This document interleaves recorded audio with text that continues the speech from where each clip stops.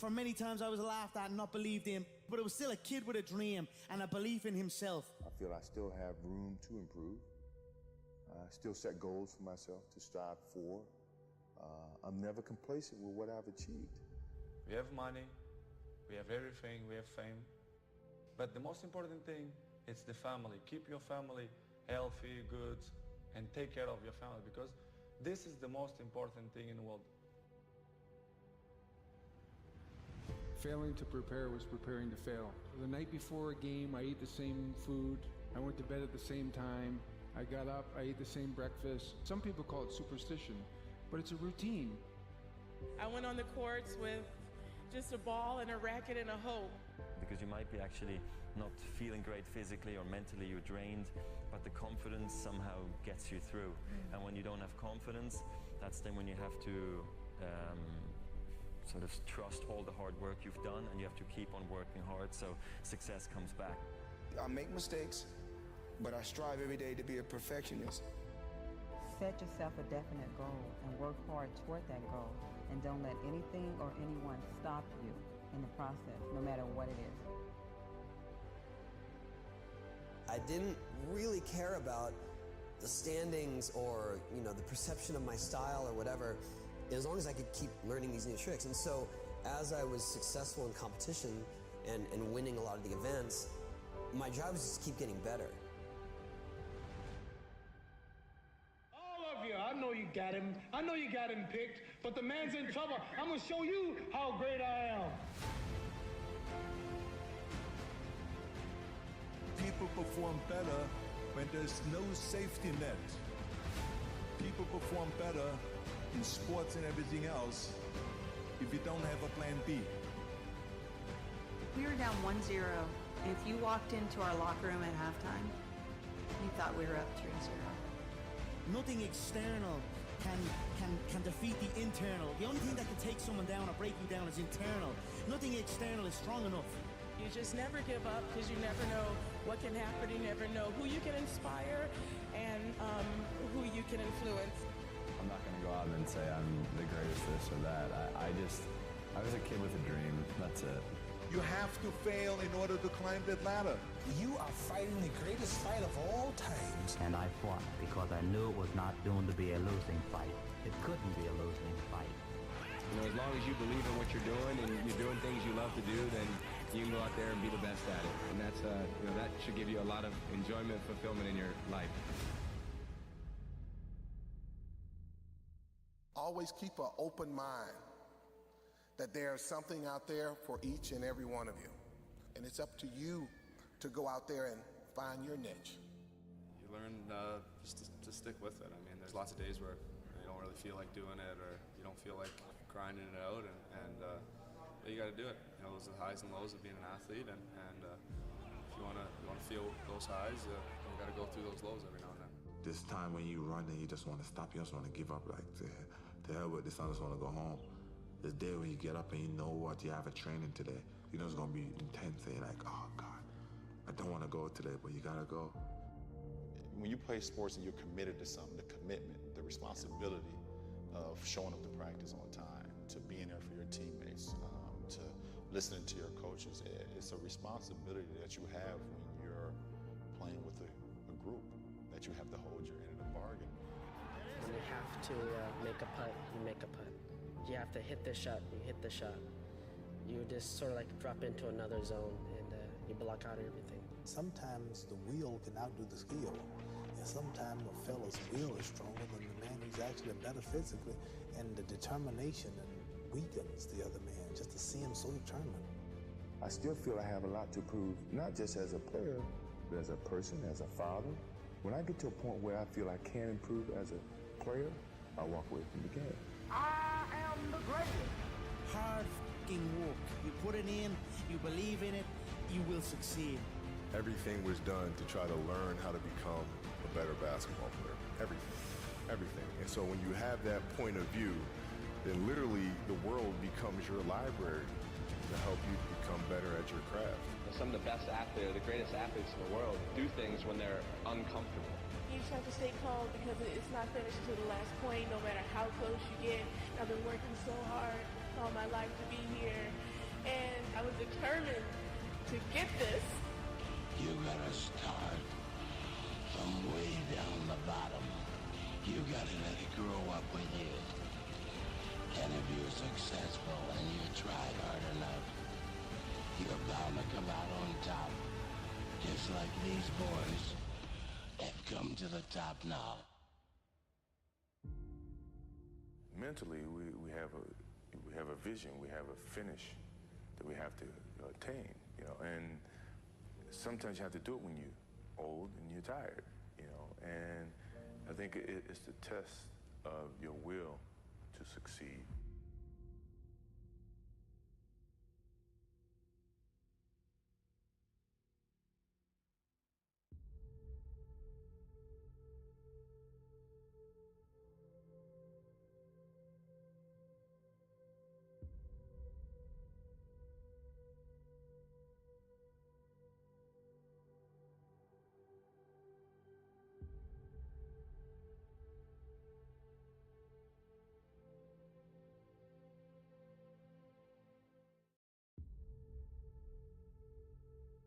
For many times I was laughed at and not believed in, but it was still a kid with a dream and a belief in himself. I feel I still have room to improve.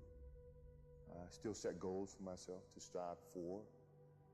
I'm never complacent with what I've achieved. We have money, we have everything, we have fame. But the most important thing is the family. Keep your family healthy, good, and take care of your family, because this is the most important thing in the world. Failing to prepare was preparing to fail. The night before a game, I ate the same food. I went to bed at the same time. I got up, I ate the same breakfast. Some people call it superstition, but it's a routine. I went on the courts with just a ball and a racket and a hope. Because you might be actually not feeling great physically or mentally, you're drained, but the confidence somehow gets you through. And when you don't have confidence, that's then when you have to sort of trust all the hard work you've done, and you have to keep on working hard so success comes back. I make mistakes, but I strive every day to be a perfectionist. Set yourself a definite goal and work hard toward that goal, and don't let anything or anyone stop you in the process, no matter what it is.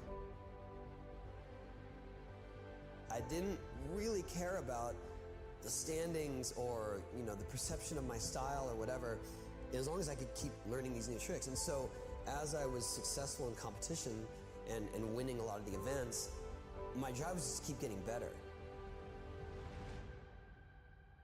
All of you, I know you got him. I know you got him picked, but the man's in trouble. I'm going to show you how great I am.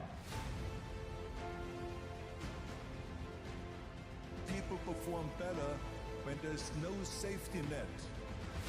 People perform better in sports and everything else if you don't have a plan B. We were down 1-0. If you walked into our locker room at halftime, you thought we were up 3-0. Nothing external can defeat the internal. The only thing that can take someone down or break you down is internal. Nothing external is strong enough. You just never give up because you never know what can happen. You never know who you can inspire and who you can influence. I'm not going to go out and say I'm the greatest this or that. I was a kid with a dream. That's it. You have to fail in order to climb that ladder. You are fighting the greatest fight of all times. And I fought because I knew it was not doomed to be a losing fight. It couldn't be a losing fight. As long as you believe in what you're doing and you're doing things you love to do, then you can go out there and be the best at it. And that's, that should give you a lot of enjoyment, fulfillment in your life. Always keep an open mind that there's something out there for each and every one of you. And it's up to you to go out there and find your niche. You learn just to stick with it. I mean, there's lots of days where you don't really feel like doing it, or you don't feel like grinding it out, and you got to do it. Those are the highs and lows of being an athlete, and if you want to feel those highs, you got to go through those lows every now and then. This time when you run and you just want to stop, you just want to give up, like, to hell with this, I just want to go home. This day when you get up and you know what, you have a training today, it's going to be intense, and you're like, oh God, I don't want to go today, but you gotta go. When you play sports and you're committed to something, the commitment, the responsibility of showing up to practice on time, to being there for your teammates, to listening to your coaches, it's a responsibility that you have when you're playing with a group, that you have to hold your end of the bargain. When you have to make a putt, you make a putt. You have to hit the shot, you hit the shot. You just sort of like drop into another zone and you block out everything. Sometimes the will can outdo the skill. And sometimes a fella's will is stronger than the man who's actually better physically, and the determination and weakens the other man just to see him so determined. I still feel I have a lot to prove, not just as a player, but as a person, as a father. When I get to a point where I feel I can improve as a player, I walk away from the game. I am the greatest. Hard f***ing work. You put it in, you believe in it, you will succeed. Everything was done to try to learn how to become a better basketball player. Everything. And so when you have that point of view, then literally the world becomes your library to help you become better at your craft. Some of the best athletes, the greatest athletes in the world, do things when they're uncomfortable. You just have to stay calm because it's not finished until the last point, no matter how close you get. I've been working so hard all my life to be here, and I was determined to get this. You gotta start from way down the bottom. You gotta let it grow up with you.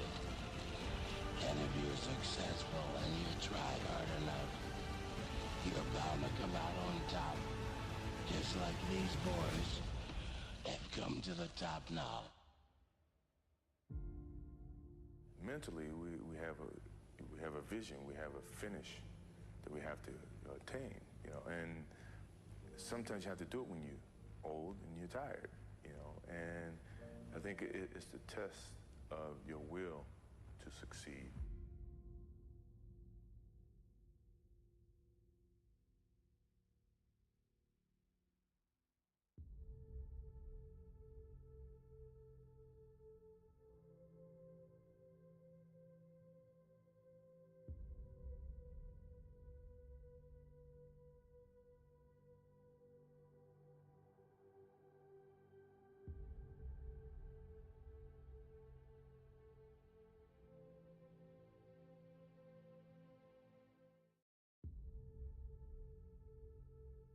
For many times I was laughed at and not believed in, but it was still a kid with a dream and a belief in himself. I feel I still have room to improve. I still set goals for myself to strive for. I'm never complacent with what I've achieved. We have money, we have everything, we have fame. But the most important thing is the family. Keep your family healthy, good, and take care of your family, because this is the most important thing in the world. Failing to prepare was preparing to fail. The night before a game, I ate the same food. I went to bed at the same time. I got up, I ate the same breakfast. Some people call it superstition, but it's a routine. I went on the courts with just a ball and a racket and a hope. Because you might be actually not feeling great physically or mentally, you're drained, but the confidence somehow gets you through. And when you don't have confidence, that's then when you have to sort of trust all the hard work you've done, and you have to keep on working hard so success comes back. I make mistakes, but I strive every day to be a perfectionist. Set yourself a definite goal and work hard toward that goal, and don't let anything or anyone stop you in the process, no matter what it is. I didn't really care about the standings or, the perception of my style or whatever, as long as I could keep learning these new tricks. And so as I was successful in competition and winning a lot of the events, my job was just to keep getting better. All of you, I know you got him. I know you got him picked, but the man's in trouble. I'm going to show you how great I am. People perform better when there's no safety net. People perform better in sports and everything else if you don't have a plan B. We were down 1-0, and if you walked into our locker room at halftime, you thought we were up 3-0. Nothing external can defeat the internal. The only thing that can take someone down or break you down is internal. Nothing external is strong enough. You just never give up because you never know what can happen. You never know who you can inspire and who you can influence. I'm not going to go out and say I'm the greatest this or that. I was a kid with a dream. That's it. You have to fail in order to climb that ladder. You are fighting the greatest fight of all times. And I fought because I knew it was not doomed to be a losing fight. It couldn't be a losing fight. You know, as long as you believe in what you're doing and you're doing things you love to do, then you can go out there and be the best at it. And that's, you know, that should give you a lot of enjoyment, fulfillment in your life. Always keep an open mind that there's something out there for each and every one of you. And it's up to you to go out there and find your niche. You learn just to stick with it. I mean, there's lots of days where you don't really feel like doing it or you don't feel like grinding it out, but you got to do it. You know, those are the highs and lows of being an athlete, and if you want to feel those highs, you got to go through those lows every now and then. This time when you run and you just want to stop, you just want to give up, like, to hell with this, I just want to go home. This day when you get up and you know what you have a training today, you know it's going to be intense, and you're like, oh God, I don't want to go today, but you got to go. When you play sports and you're committed to something, the commitment, the responsibility of showing up to practice on time, to being there for your teammates, to listening to your coaches, it's a responsibility that you have when you're playing with a group, that you have to hold your end of the bargain. When you have to make a putt, you make a putt. You have to hit the shot, you hit the shot. You just sort of like drop into another zone and you block out everything. Sometimes the will can outdo the skill. And sometimes a fella's will is stronger than the man who's actually better physically, and the determination weakens the other man just to see him so determined. I still feel I have a lot to prove, not just as a player, but as a person, as a father. When I get to a point where I feel I can improve as a player, I walk away from the game. I am the greatest. Hard f***ing work. You put it in, you believe in it, you will succeed. Everything was done to try to learn how to become a better basketball player. Everything. And so when you have that point of view, then literally the world becomes your library to help you become better at your craft. Some of the best athletes, or the greatest athletes in the world, do things when they're uncomfortable. You just have to stay calm because it's not finished to the last point, no matter how close you get. I've been working so hard all my life to be here, and I was determined to get this. You gotta start from way down the bottom. You gotta let it grow up with you. And if you're successful and you try hard enough, you're bound to come out on top. Just like these boys have come to the top now. Mentally, we have a vision, we have a finish that we have to attain, and sometimes you have to do it when you're old and you're tired, and I think it's the test of your will to succeed.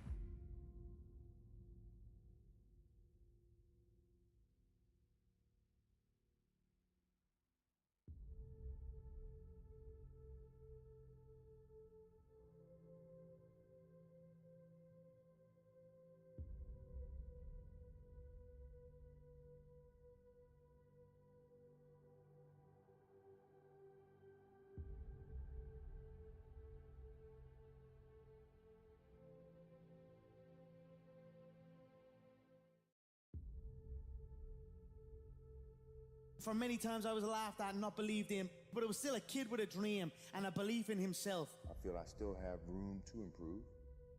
I still set goals for myself to strive for. I'm never complacent with what I've achieved. We have money, we have everything, we have fame. But the most important thing is the family. Keep your family healthy, good, and take care of your family, because this is the most important thing in the world. Failing to prepare was preparing to fail. The night before a game, I ate the same food. I went to bed at the same time. I got up, I ate the same breakfast. Some people call it superstition, but it's a routine. I went on the courts with just a ball and a racket and a hope. because you might be actually not feeling great physically or mentally, you're drained, but the confidence somehow gets you through. And when you don't have confidence, that's then when you have to sort of trust all the hard work you've done, and you have to keep on working hard so success comes back. I make mistakes, but I strive every day to be a perfectionist. Set yourself a definite goal.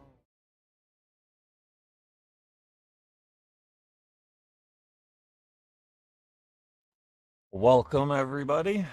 This is Lance Lisciotti with the Make a Score Tour. This is the first semifinals of the 2025 Cooper Cup. We have Team Genovese trailing 4-2.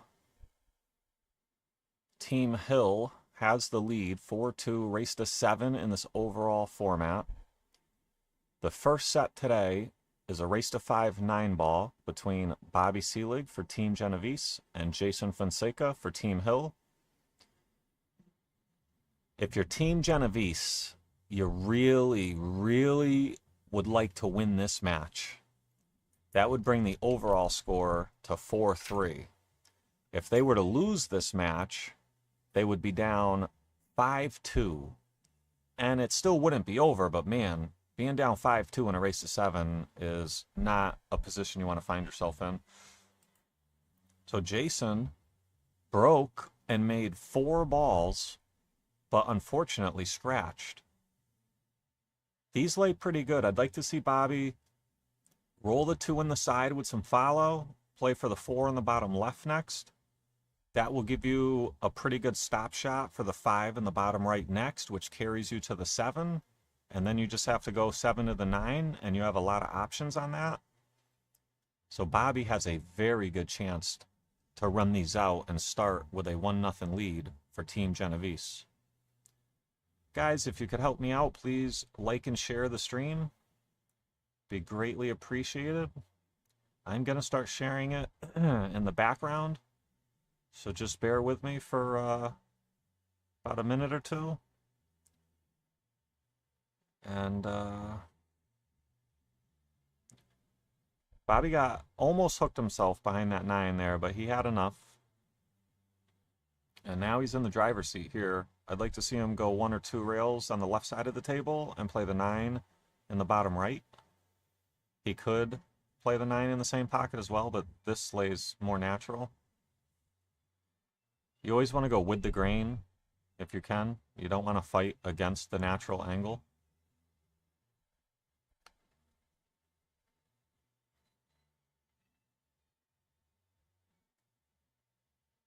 And that's just the start that Bobby and Team Genovese were looking for. Ball in hand, runs them out, 1-0 lead, and breaking.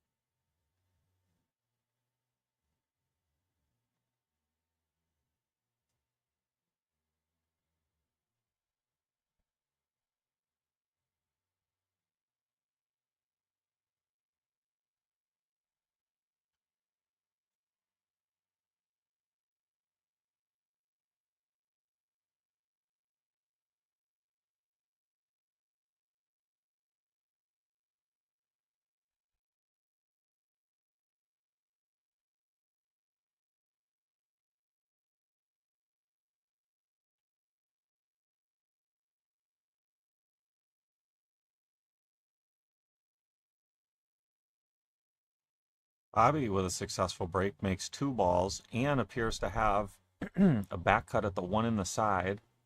Little work to do to get the cue ball around the table for the 2 ball next. But it does appear he could swing around 3 rails and maybe try to play the gap in between the 4 and 9 on the left side of the table above the 8. I think it's possible. It's very difficult. There is a potential scratch in the right side pocket because of how thin you're hitting this 1 and all the running English that you're going to gain out of the cue ball coming 2 rails. Watch outside. And needs a friendly bump, does not get it. He can see the 2, but he cannot pocket it. So we're going to have to see a safety attempt here. Garrett, thank you for liking the stream.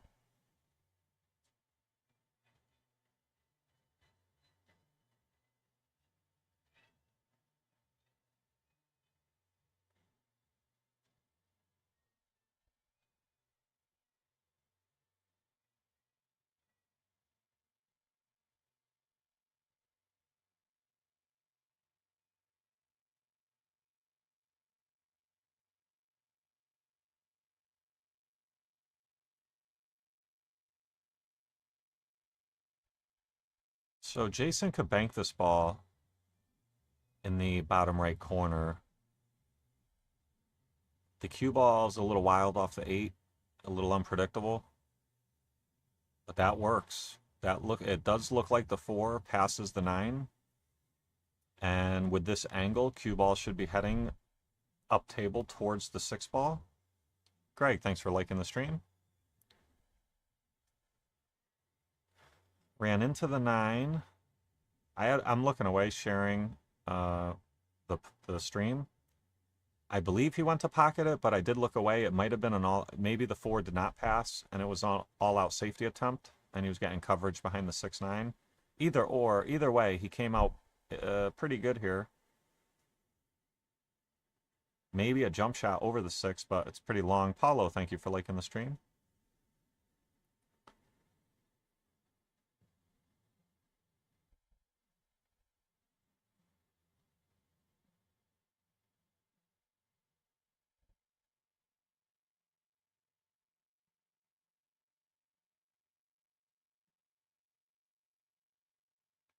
What up, what up?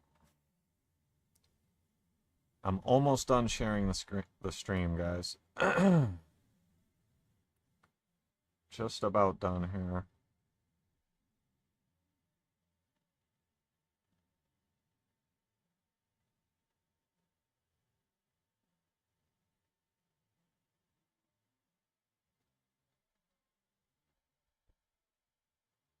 Nick, thanks for liking the stream.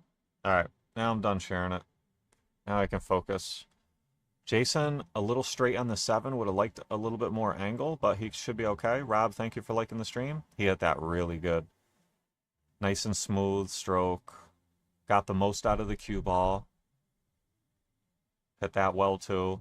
A little bit high up on the 9, but you rather be high up on the 9. I preach this all the time. You rather be high up on the 9 than parallel or below it. If you're too high on the 9, you're still going to have a cut in the corner. If you're too low on it, you're going to be cutting it into a small side pocket, or even shooting it up table in a corner or a bank shot in the side pocket. Either way, you're always better off being up table when you're shooting a money ball. Andrea, thank you for sharing the stream. Really appreciate the shares.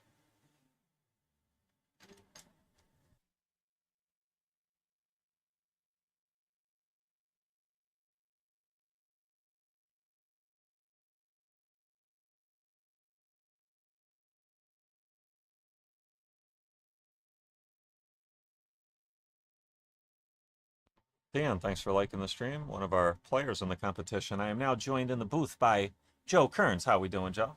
Doing pretty good, Lance. See some good pool yesterday, and it's off to another good start here. Oh, but another scratch on the break by Jay. That's back to back. Yeah, so he started the set breaking, making 4 balls, scratching in the same side. Bobby took ball in hand, ran out. Jason made a nice out to tie it at 1-1 in the last rack, but now he's starting off with another break and scratch on the side. Fortunate for him, he didn't make 4 balls. He only made 3, and the 2 ball is very tricky. Now, with ball in hand, Bobby does have a good opportunity to get to this 2. I'd like to see him go low left and play this cue ball like 3 rails to the 9. He's going to cut it and go straight to the 9. Either way, maybe a little high right on this. But... yeah, either way is fine. It's kind of a preference here. If you going this way, not too much bad can happen if you hit the 9. Going 3 rails if you hit the 9, some slightly goofy stuff could happen. He fell a little short. Might have to see a safety attempt now. Yeah, I could go either way on this one. The cut is on and natural to come back up for the 4. You don't have to do anything fancy, but it's a thin cut, so the safe might be the smarter option here. Yeah, he's got that 5 ball to potentially hide behind. Exactly, and I think that's what he's looking at. It's a little tricky, though. He would have liked the cue ball to be to the right more. Wow, look at this fantastic cut, and I think he's going to have perfect position. Let's take another look at that one. Sarah, thank you for liking the stream. This is really thin. He probably put a little inside on this to protect against the scratch. Yep, that's really the only thing you have to worry about on that shot. But tremendous speed. Look at the speed. Was like perfect. He's not on the rail. He may be able to draw. He'd like to be able to draw towards the 8 ball. The angle looks like it's going up table where he could use high left to try to go 2 rails towards the 8 ball. Yeah, I think that's what he's shooting at here. Phil, thank you for liking the stream. And he stroked that a little too good, I think. Look or at is this. it gonna... Look at this. Wow, okay. Very good. His speed is on point. Yeah, so far. at first I thought that was gonna come like almost underneath the 8-ball there, but no, he hit another perfect ball. And he's actually perfect here because now he has a natural angle to go up table a little to keep a cut on the 8. You want to be able to cut the 8 and go back and forth for the 9 in the same pocket. You don't want to get like straight on this 8. You want to be a steep angle like this. Yep. So you can go back and you can go high right 3 rails or 2 rails, or you could go low left and back and forth. Most players will do the low left and go back and forth. I like the high right. I'm playing high right if it's me. Although, you know, the only thing you got to worry about there is that you don't do something stupid like a little bit too much and come back and scratch in that side. I like the high right because I always short it and I have no chance of scratching. Sometimes when I go this way, that happens where the English catches, or I overhit it and go to the side pocket. Now he's going for the bank here. Yeah, he fell well short on this. You could tell the English didn't catch exactly how he thought it would, but this bank shot does lay pretty good. I've seen worse. Yep. And he's shooting well so far, so... Yeah, he is. He's pocketing the ball well. His speed has been very well. He just misjudged that last one a little bit. And undercuts it a little bit, but he's getting away with it. Yeah. Yeah, he missed it and got a little fortunate here. I think we're going to see Jay bank this top right. Yep. Yeah, I like that. With banks like this, I always err on the slight reverse angle banks. Yeah. I feel like it's just a little bit easier to control the cue ball, but it's not going to pay off this time. Yeah, that's going to be a sellout there. It was a very difficult shot, but Bobby is going to love this opportunity. So if I'm Jason here, I just pretend like Bobby ran out. Yep. I'm like, he was supposed to get out. I'm just pretending like he got out. Yeah. No big deal. 2-1 him. Yep. The main thing with Jason, and he's got to, when he gets back to the table, you know, he's got to figure out that break. Try to, like, you got to put some of that stuff behind you, but at the same time, remember that you did scratch on those last 2. Think about how you hit it. Maybe there's something you need to do a little bit differently, because scratching on the break in 9-ball is killer at this level. So I played Dan for the title match. Yep. Like Wednesday or something, and I was down the whole set. I go up 10-8, and we're in 9-ball now, which is the easiest game to break, right? So I said to myself, Lance, I don't care if you break dry. I don't care if you hit him like 2 miles an hour. Anything but scratch. I did it against Kevin Bourne. Same thing. I'm up 10-8. I break, I scratch. I don't think I ever got back to the table. Yep. I know how important it is, especially in 9-ball. And I still drew it right into the side. So, like, you have to be conscious of it and try to make an adjustment. But I was conscious of it, tried to make an adjustment, and still did it. So, like, it's very tough sometimes. No, it is. It is. Josh, thank you for liking the stream. What do we have there? Dry break. Dry break. Don't see no good shot on the 1. I think you just play this 1 back down table and try to get the cue behind the 8 there. Yeah, first glance, I like that. Second glance, I like going off the left side of the 1 with a bunch of left-hand English, go 2 rails and try to get underneath the 3. Yeah, okay. And it pushes the 1 to the top right. This is a much safer play. It's just easier, you know. It's way easier to execute. And my way, there was a potential scratch in the bottom right if you missed the 3. But I think this is where you're going. If you execute that 1, it's much harder. Yeah, it's very strong. Because right now, he definitely left a piece of this 1 ball, I believe. Similar to the last safe we were talking about, now you try to put the cue ball behind the 3 again. You thin the bottom side of the 1, and it naturally brings you below the 3. And you can either hit in between the 2, 3 and fall That's below. what I was looking at. It depends how you hit it. Oh, you can't even see it. I'm a little surprised. It looked like you can. Yeah. Makes a very good hit. Oh, and it's, ooh, man, no reward there. For a minute, I thought that might kiss off the 3 and in. And if it did, he's looking good on that 2-ball. Opportunity here for Jason. Can pocket the 1, can play shape on the 2, the 3-4s down table. Yep, good hit there. Yeah, he's in business here. You got to really slow roll hold this one, though. Yeah, you don't want to end up too close to that 3. It's that good. Yeah. Should be fine to just, again, kind of maybe a little bit of draw. Load this one up with left. Left? Okay. Yeah, real soft with a lot of left. You can put a little draw on it, but the draw can get away from you. Yeah, because worst case scenario, you don't want to overhit this and wind up behind that 6-ball, yeah, which he did. He used draw there. The draw is tough to predict. Yeah, that's one that you almost want it to kind of die right when you're hitting the object ball. Yeah, But that's hard. It's that's why I like the spin, because you can hit the object ball really full and let the spin throw the ball for you instead of actually cutting the ball. Ooh, and he skimmed the 6 ball there. But yeah, sorry, not to interrupt. I agree. Yeah. Ball now, in hand for Bobby Seelig. And you got to expect he's just going to play a safe here behind the 9. Little stop shot there.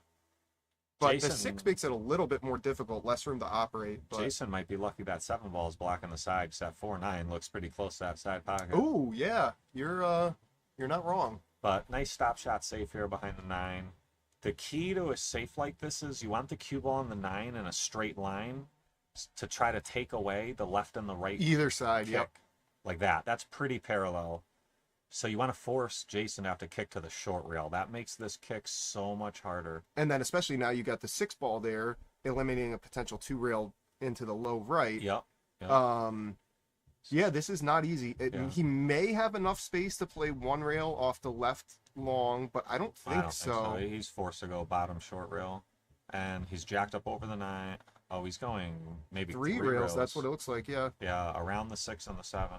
Well, wow, that's a great effort there. Yeah, that was a very good effort. But that's going to give Bobby ball in hand. And not a ton of problems. The main thing here is going to be getting 5 to the 6 around that 7 ball. If he manages that, he's got it. Yeah, these lay pretty good. It's just the 5 ball is a little tricky, but he's got ball in hand to get there. He's going to play on the high side. Little more angle than he was looking for. Yep, it takes the 7 ball out of play here, but now what do? Do you play this with speed and bring the cue ball, try to bring the cue ball over across, kind of back to where it is now? Back and forth, yeah. You could, yeah. So on his previous shot with ball in hand, he played to get that cue ball too close to the object ball, in my opinion. You have to be more precise the closer you are to the object ball. So you think it maybe play it up in the corner instead? No. Same thing he did, but like double the distance between the cue ball and the 5. Yep. Because the longer you are away from the object ball, the wider or basically the more straight in that makes sense. Angle becomes. The closer you are, the wider it gets. And he wanted to be on the straight side of life, so he should have favored farther away from the object ball. Now, Jason getting away with that one a little bit. I definitely don't think that 5 ball is going between the 6 and the 9. It's close, Joe. It's worth looking at. Yeah, and you know what? If it doesn't go, you could kind of slow roll the cue onto the 6 ball there. Maybe it does go. See, or unless he's playing the combo. Oh, wow, I was wrong. Okay. It happens every once in a while, Joe. Every like 10 years or so. I get it. Something like that. Work to do on the 7. 7 does not appear to go top left. Draw. He's gonna have to load this one up with draw and come back for the 7 in the side. That's what it looks like, yeah. He wants to get to the side pocket or higher. He doesn't want to fall too far below the side. That's a good shot. This is very good. Very good. Now we can roll this in and still have a little bit of an angle on the 8. He could even use some low left to make sure he keeps an angle. You don't want to be straight on this 8. No, I probably am playing a little bit low. The key is you just don't want to overdraw that. Yeah, that's perfect. Just like that. Perfect. Yep. He can go high right. He can go low left. Once again, now this is one. This is kind of dealer's choice. This is where I just always favor high right on these because there's no low scratch. Left. You don't want to risk scratching on that right side pocket. Right. It looks like he's also going high right. Now you do end up with a longer, slightly off angle look at the 9, but who cares? No, he's leaving himself a shot and he's pocketing balls well. That's the best he could hope for there. That was really well struck there. And this is a big match for Team Genovese here. Yeah, before you joined the booth, I did speak on that a little bit. Don't want to go down 5-2. No, but 4-3 is a game. Especially it's a fresh day, and they finished yesterday on a big win with Pete Brown and Ben Parker shooting very well in doubles 8 ball. Big Ben in the chat. Thanks for liking the stream. Haven't seen you forever. Was just talking about you recently. Hopefully see you soon, buddy. Hope all is well. All right, now we got Bobby up 3-1 on Jason. Jason set to break again, scratching, I think, in the same pocket the first two racks. Really need to make sure we don't see the same happen in this one. Yeah. Brandy in the chat, how you doing? She says, nice out. Sure was. We got Mark Almeida in the chat saying, vamos, Fonseca. All right, anything but a scratch we're looking for here. Wow, a lot of Six balls ball. tracking up to that corner. 6 ball, makes a ball. Not sure what he's going to have with the 1 here. If he's feeling real aggressive, he can maybe take a swing at the 1-9 in the side. It would be pretty aggressive. Yeah, but, I don't love that. But if it lays good and you're down 3-1, there might be a backup safe because you could bring the cue ball down be behind table. the 8 ball? Yeah, well, the cue ball's begging to come way down table, and the 1 ball's begging to stay Is up that table. the angle? It almost looks to me like the cue ball is going to be coming up to the top short rail. Yeah, it is. And the cue ball's going to be coming down table. So you're going to get separation. So it might be a free swing. You got a ton of blockers with the 8-4-7. Oh, yeah, I see you. Okay, yep. If he should draw the cue ball. Yeah, he hit. Yeah, that was perfect because it was like a free swing. Yep. Not much bad could happen there. And now you expect Bobby to get the hit here. Yeah, you could kick left rail or top rail. You always want to kick usually top rail in this position here to try to create. Easier to get behind the 8 ball and get the 1 down table. That's a fair point too. That the 8's there, but you want to create separation. You don't want to leave the balls close. Odds are your opponent is going to be able to see the object ball, so you want to at least create distance and reduce their options. The closer you leave the balls together, the worse you're going to end up. See, and I especially don't like this way because it brings that top left corner into play depending on how you hit it. Yeah. And he went for it. Okay. He might have got away with it. Yeah, I think he did. And I'm not even sure, Jason could maybe swerve this ball around the 8. I think that's what we're going to see here because there's not a good kick with the 4 and the 3 there. Maybe he could go 1 rail to the left of the 8. Yeah, I think a little swerve here. Yep. He may be able to pocket the ball, which is all he needs to do with the 2 ball hanging. Great shot. Very nice. Well controlled. Now he's sitting a little close to the rail, so can't do too much with the cue ball on this, but he can just tap that 2 in and then have the 3 down table. Yep, just like that. Yeah, roll up here a little bit for the 4 on the side. Stop shot, 5 in the bottom right corner. Almost a stop shot for the 7 in the side. Yeah, he's got a great opportunity here. Balls are open. Overrolled that just a little bit now. I think he can still back cut it in. Yeah, you back cut this with a little low right, and cue ball goes to the top short rail and comes back towards the 5 ball. He's still okay, but you got to hit this sweet. And he didn't get. As long as it gets past the 7, he'll still be okay. Yeah, he basically only used draw there. He was missing the right hand English. It would have brought him more on the right side of the table. side of the 7 so that he didn't have to deal with it. Now, I think he's okay. I think he can still pocket this ball. It's very close, but I think he's okay. Even if he can't cut it in, which I think he can, the bank is definitely available. Yeah, he's still still in the driver's seat. Oh, and perfect speed there. Yep. Now he's looking real good. Yeah, this is very good. He felt very good on the 7.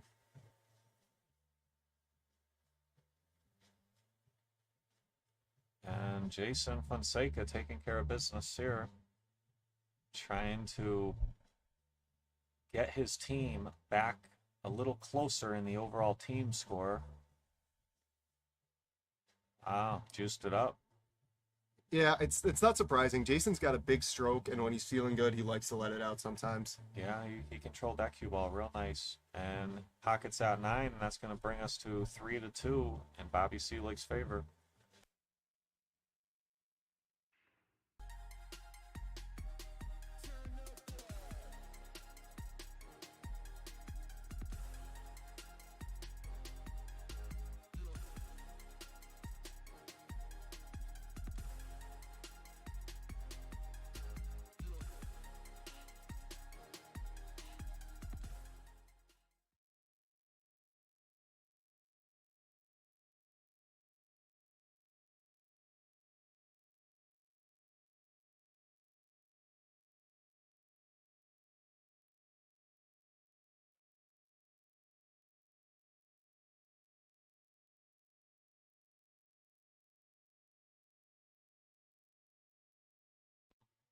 All right, as the plot thickens, we got Bobby Seelig with the lead, 3-2, and breaking.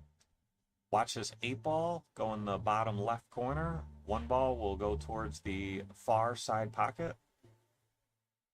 May make both of them, but probably definitely the 8. 8-ball in like a rocket, 1 comes short. Yeah, he fired at those. Oh, he's going to have a look at the 1 too. And then if this should lay pretty good. 1 back to the 2, I believe. Yep. Yeah, a little thin on the 1. Cue ball is going to be a little tough to control here. Play this with just like a little bit of left, maybe low left. Yeah, if you play this with some left, your cue ball, because of how thin you're hitting the 1, it looks like you'd be lucky to let the cue ball settle by the 4. It's going to be hard to keep it up table farther than that. You know, it might be a little reckless, but you could pocket the 1 with just about center ball and try to hit the left side of the 7 so that it clears the 6. Scoots it out a little bit. Yeah. What about playing high right? Yeah, And trying to come to the right of for everything. the side. Yeah. This the 9. Yeah, then you 9 gotta ball's deal with getting the big 9. there, yeah. And even if you were above the 9, where you could pocket the 2 on the side, your angle's bringing back you to the 3, yeah. kind of away from the 3. You'd have to go 3 rails around the 9. Now, I got to expect he's just going to jump at this one. No, he's going to kick. Okay. Alex Bosch in the chat, how we doing? He said this is a huge swing set for both. Completely agree with you, Alex. That look kicks like a mule. Now let's see if he's going to do it again or if he's going to get that jump cue out. You know, I actually don't know if Bobby jumps too much. I assume he does, but I don't. I can't recall actually seeing him jump. I believe he does, but I don't think he does it super confidently. Yeah. So I don't think he like a jump here. You'd have to really be a confident jumper to tackle this one. Yeah, for me, like I hate when I'm even a little bit stretching into the middle of the table, which Yeah. this isn't too bad, but it'd be enough to make me second guess. Yeah. If these were set up to where you could put your bridge hand on the rail somewhere and elevate higher, Yep. maybe you go for it. But yeah, being in the middle of the table, you have to be a very, very good, proficient jumper to pull those off. We saw some good jumps out of Ben Parker in the last set yesterday. Yeah, Ben jumps very well. Okay, so Jason with ball in hand, 6 balls left on the table. The balls are open. Big opportunity here. He'd really like to run out and tie it up 3-3 and put some pressure on Bobby. You got to think Bobby, actually, no. Yeah, he just wants to tie it up and put some pressure on Bobby. Agreed. Yeah. And with that too, with the way the balls are sitting with ball in hand, you have to worry about if he were to not get out here, he's going to be beating himself up about it a little bit. Yeah. I haven't played Jason a ton, but he doesn't strike me as the guy that's going to let his emotions bury him if things aren't going his way. He strikes me more as a guy that's just going to fight to the end no matter what's happening, which is a very good characteristic to have for pool. Yeah, I was actually just talking to Kevin about this yesterday, because both Jason and Dave Sheehan were on his winning team from last year. And you know, one of the things he said is that they're so good for team chemistry because even if they play poorly, they lose a set, whatever it might be, they let it go. They don't bring it back to the team. He fell perfect on that 6 ball. Yep. And very nice on the 7. I think he's going to use the top rail with some high left and come back to about where he is now, but 2 feet down table more. Watch outside pocket. He's okay. Doesn't want to get too close to that rail. This is very good, though. He can bridge it pretty comfortably. It's a little longer than he wanted, but nope. Watch out, cue ball. No, he's okay. And Jason runs him out, and that's going to tie it up 3-3.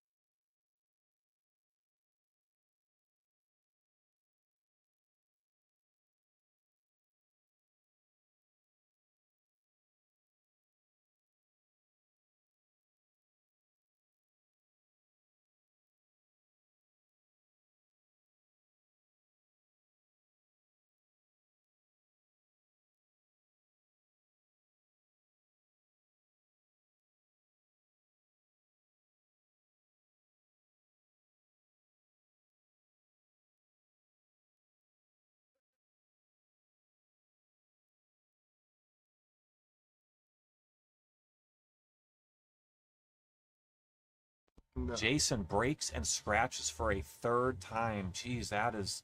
Yeah, you can see him shaking his head too. Yeah, he pocketed 2 balls, and let's see how they lay here.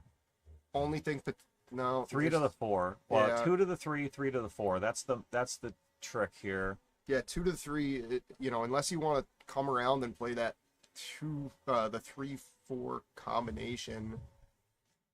Like, I think you just have to play smart here, tap this in, and play the 3 down. No. Yeah.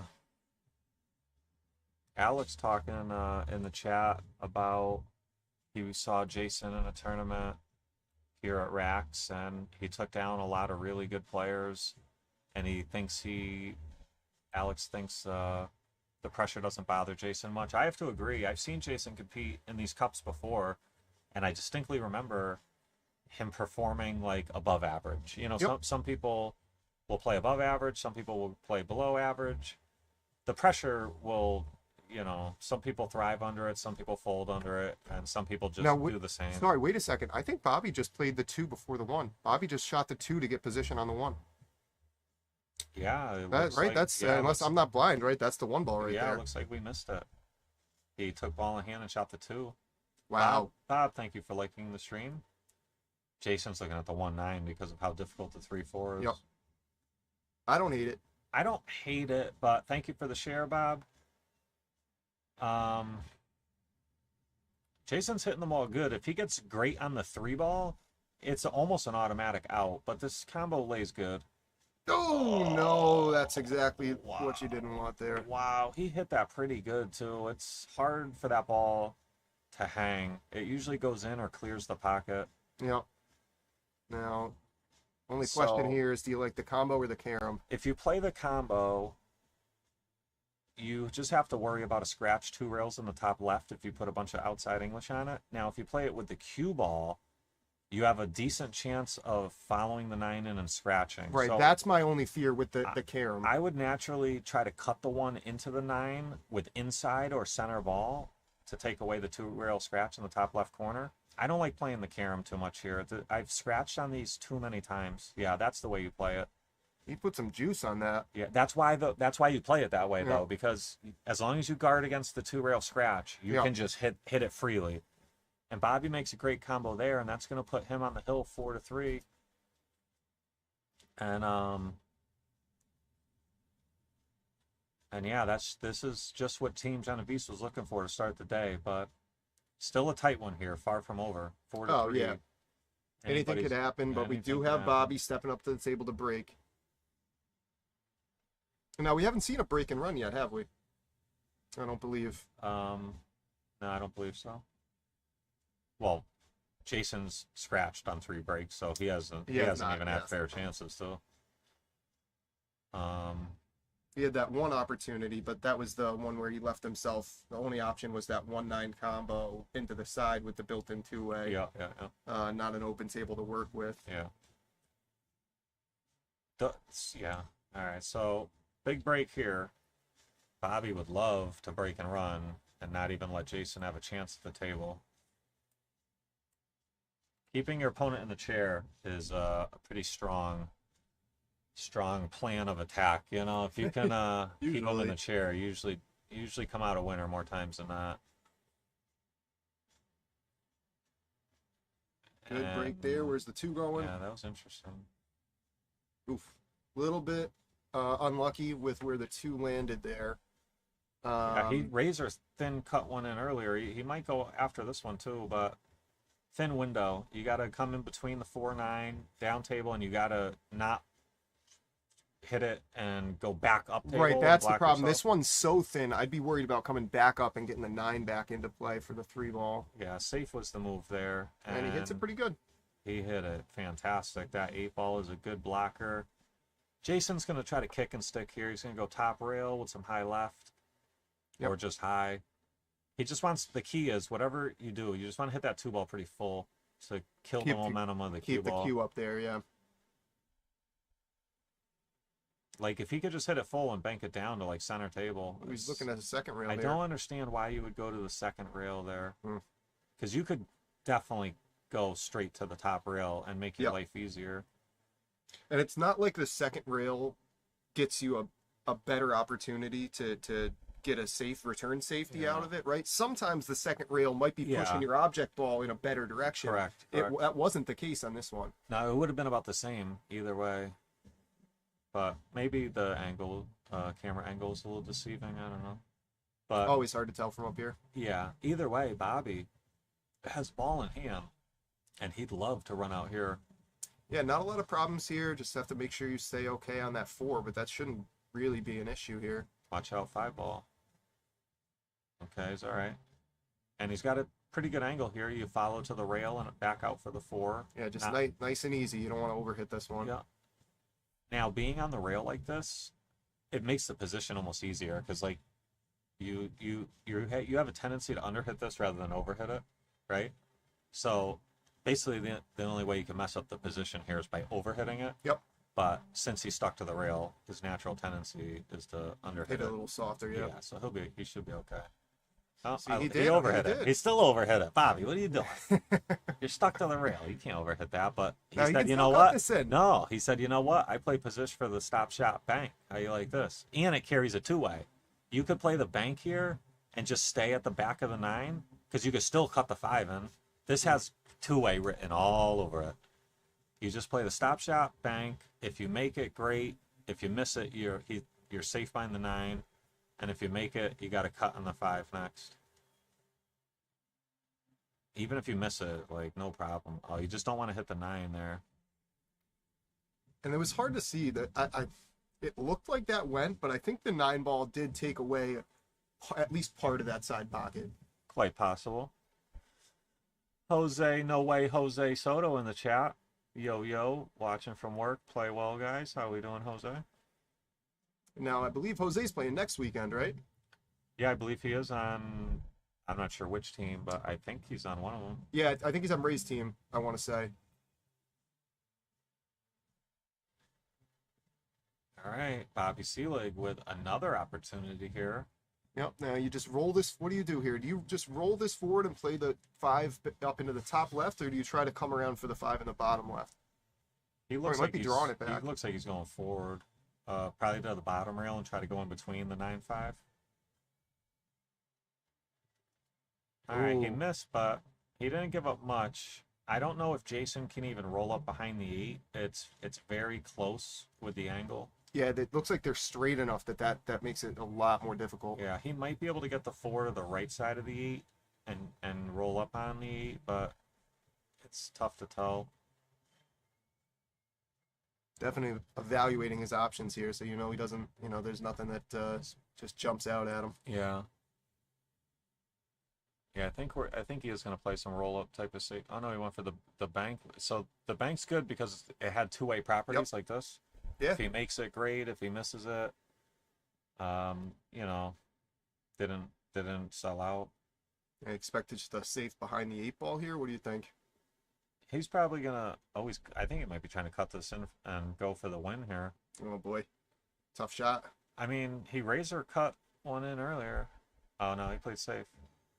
He's not going to like is he the... getting it? No, he ain't No. gonna like that.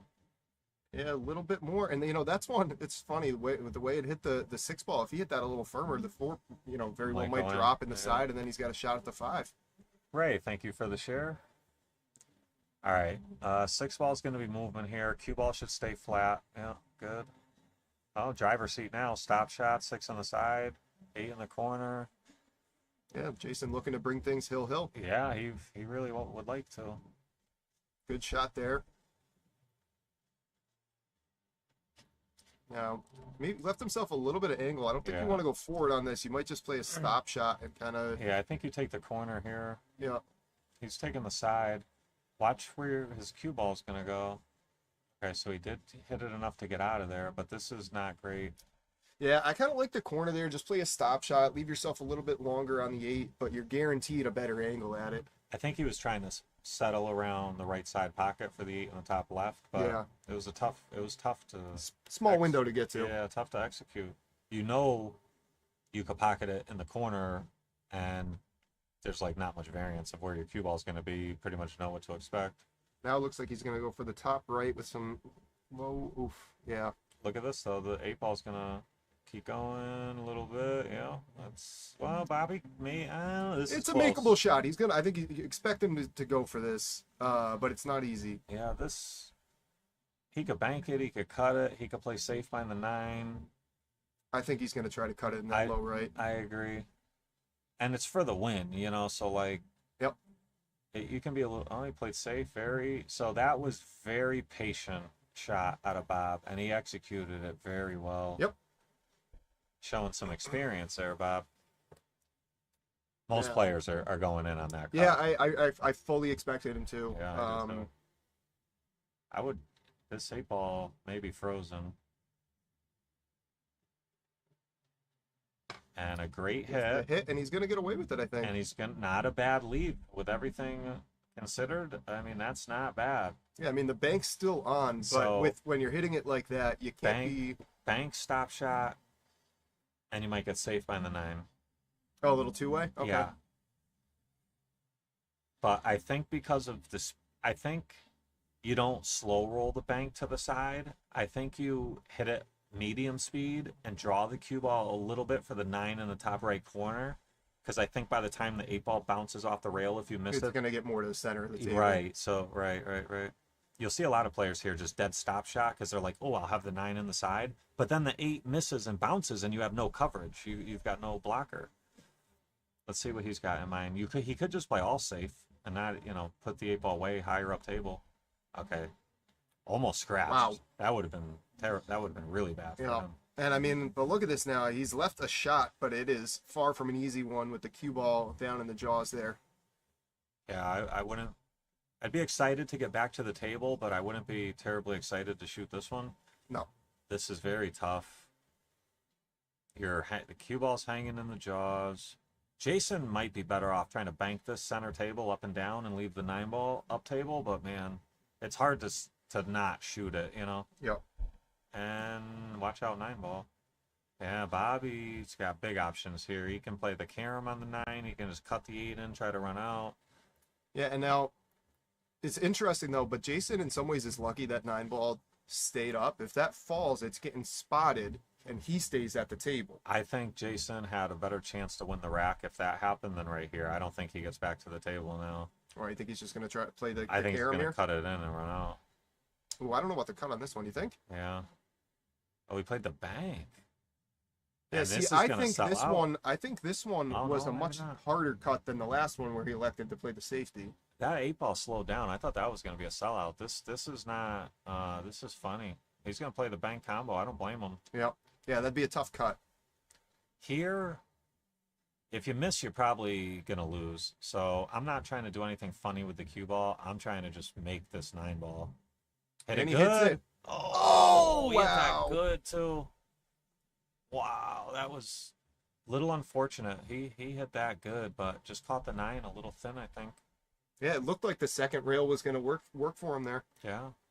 When the ball was in motion, I would have bet it was in all day. I mean, he hit that good, but it looks like Bobby is going to pocket this 8 and 9-ball, and he's going to win this point, and Team Genovese is going to get 1 point closer here, and that's going to bring us to a 4-3 overall score in favor of Team Hill. Bobby Seelig defeats Jason Fonseca 5-4. 5-3. Huge set for them. Our next set coming up is going to be Bobby and Kevin versus Jason and Dan. So both players coming right back out there. And you know the routine. We're going to take a quick little 5-10 minute break. We'll be right back with you.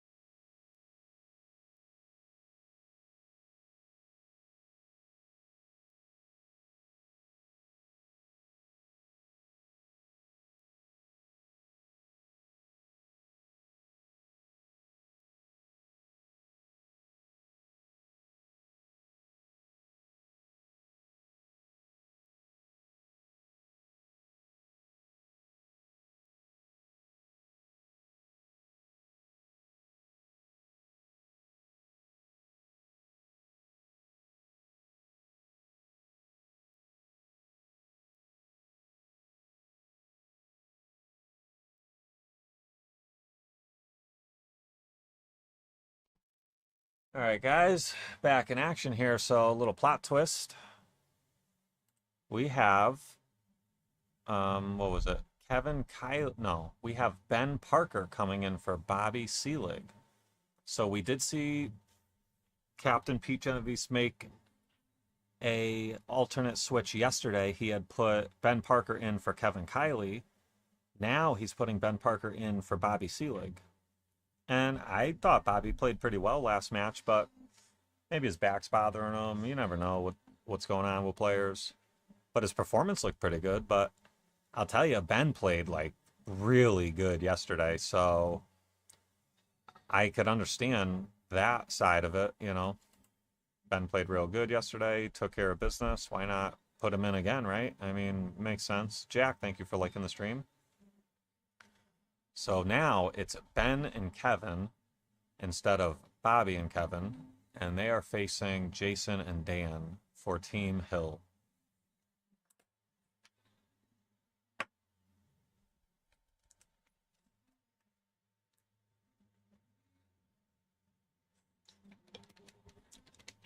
Looks like he got safe there. 6 and the 7, little tied up now. 7 might be wired to the top right corner.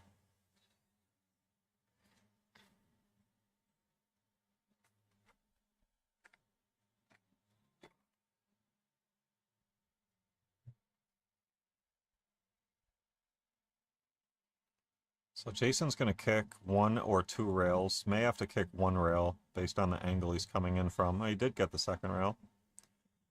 Makes a good hit. And did not leave too much for Ben here. I think we're going to see a safe out of Ben.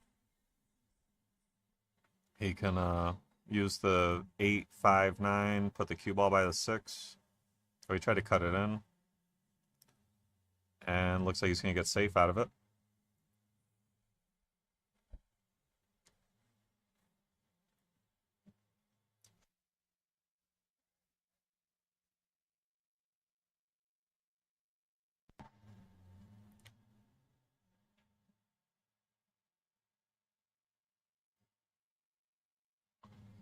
Dan gonna call the 9 in the bottom right.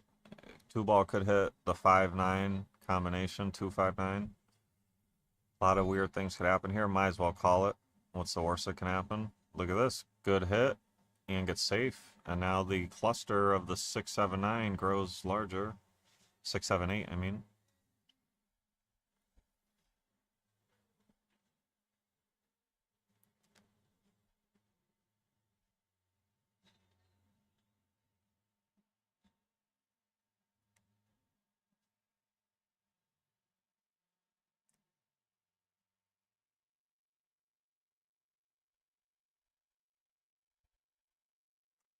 Kev gonna try to jump here. Very tough jump. And he nicks the 9 and fouls. And that's gonna give Jason Fonseca ball in hand. Might not be a bad decision to try to 3 foul here. But you can run them out. You could pocket the 6 in the bottom right, break the 7-8 open with the cue ball, but it's going to be tough to have a good look at the 7 afterwards. The safe, banking the 2 ball and freezing the cue ball behind the 9 looks pretty good. You could even bank the 2 into the 6, 7, 8 to break them up and try to freeze the cue ball behind the 9. They're going to try to run them out. And like I said earlier, the key to this run out is going to be the 6 ball. This is tough.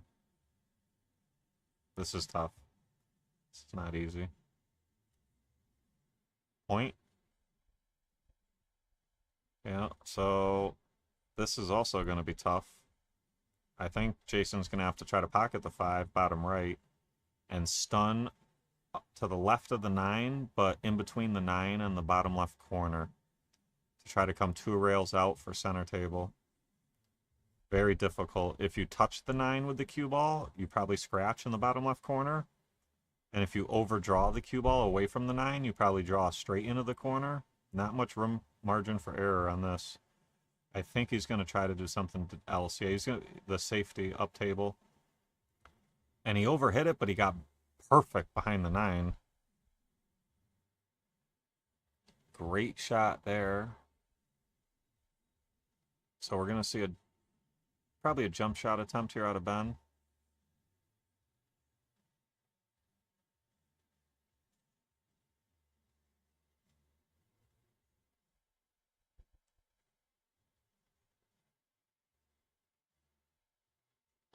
Great hit there. That was a very difficult jump. And look at this, cue ball going to be jacked up over the 9. Yeah, Alex, he hit that. Perfect. So tough here. You can try to make it in either corner, and you'd probably have a look at the 6, but very difficult. You could bank the 5 up and down and just leave distance.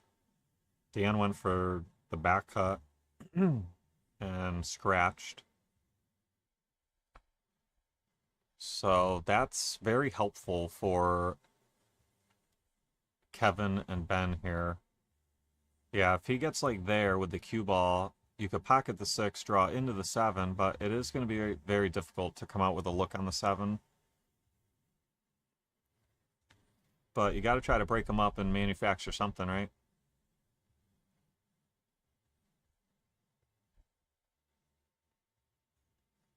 Yeah, I was actually noticing his backhand when he did jump. His arm barely moves. It's all in the wrist. Only his wrist is going back and forth, and his arm is like steady.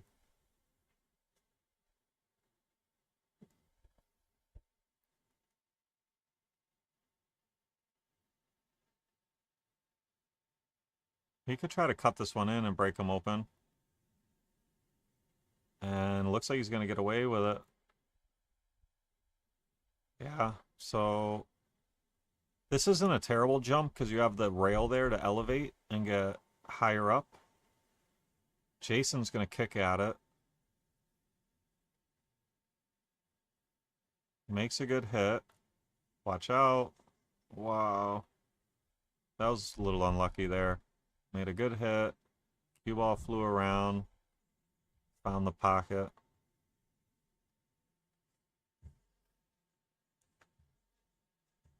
Kev could play for the combo, or he could play in between the 7-8 for the 7 in the top right corner next. He's gonna leave Ben the combo. You want to really float this one in. You don't want the 7 to leave the pocket. Good shot there. Had to be careful the 7 didn't also go in. Kev overcooked that one a little. Watch out, pocket. Boy, Kev flirting with those side pockets, back-to-back shots. And this is not automatic. Yeah, that was... Oh, might get away with it. Might get away with it. I think Dan is going to have to spin this one in rail first. If he makes it, he should be okay. I don't think he'll scratch in the top left corner if he actually goes rail first. Cue ball should probably go to the short rail at the top. This is tough. He's probably the favorite to make it, but it's tough.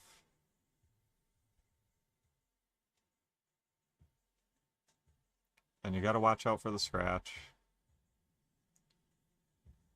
Oh, the cue ball did get to the left rail, but great shot there. Dan makes it. And that's going to put Jason and Dan up 1-0. I don't know why the score says 4-0.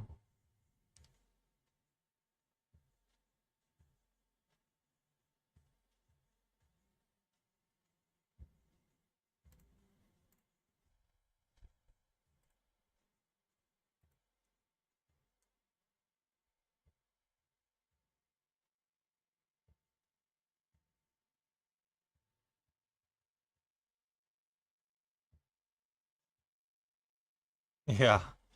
Yeah, I think they had a little issue out there keeping score, but we're all good now.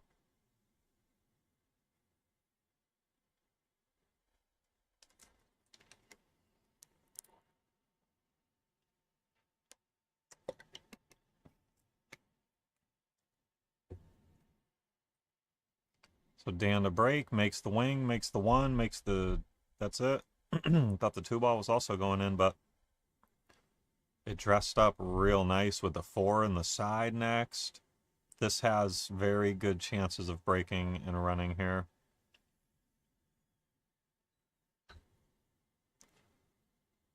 Pretty good there. Dan can most likely pocket this 4 in the side and draw a cross table for the 5 in the bottom right next. Wants to get to the right side of the 6. Might even bump the 6, but probably gets away with it. Oh, he went to the low side. He had too much angle. And he got Jason really good for the corner. Jason can stop here for the 6 in the top left corner next, or he can roll forward for the side. Either one's not bad. I may roll forward here because the angle on the 6 is not super important. You can play the side from either angle, either side of the 7. So he overrolled, and now Dan has the corner, and he can draw to the left long rail and leave him the 7 in the same pocket. If he can go, where he's looking now, I don't think he can just use follow and go below the 7. I think he's got to stay above it.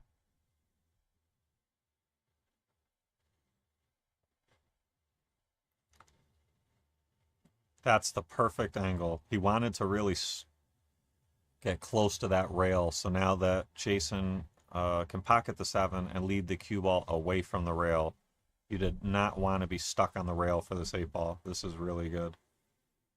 Now Dan should pocket the 8 top right corner, swing the cue ball to the right long rail and back to where it is now, but even a little lower. Looks like he has that angle. Yep, very nice. How's the speed?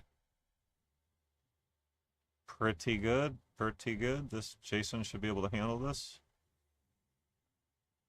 And that's going to put Jason and Dan up 2-0. And I believe that was a break and run. So now we're going to see Pete. Thanks for liking the stream. Captain of Team Genovese. That's going to bring Ben up to break, it looks like.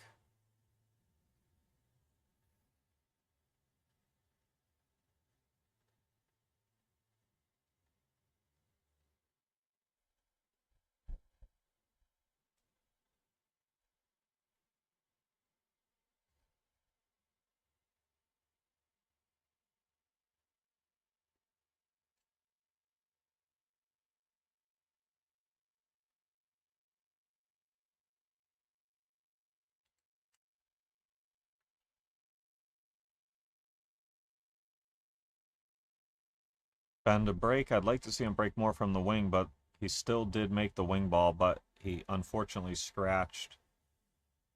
He made 3 balls, but unfortunately scratched. Wayne, thank you for liking the stream. Now, fortunate for them, this 3-ball, it may go in the side off the 7. I believe it does.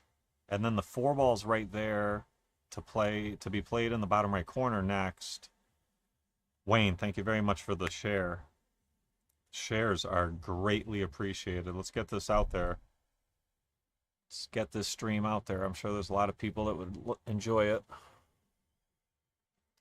All right, so Jason's going to play the 3 off the 7 into the side and keep the cue ball there for the 4 next.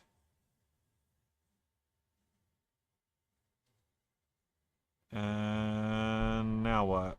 You could pocket the 4. Cue ball's a little tricky, so maybe able to roll forward in between the 6-9 and set Jason up for the 6 in the side next, where he's shooting from. Just float over to that left long rail. Yep, just like that. Greg, thank you for sharing the stream. Greatly appreciate it. So, little off angle here, but it's okay because you're going to have a good angle to go from the 7 to the 8. Yeah, see? So, very nice. Natural angle going towards the next object ball.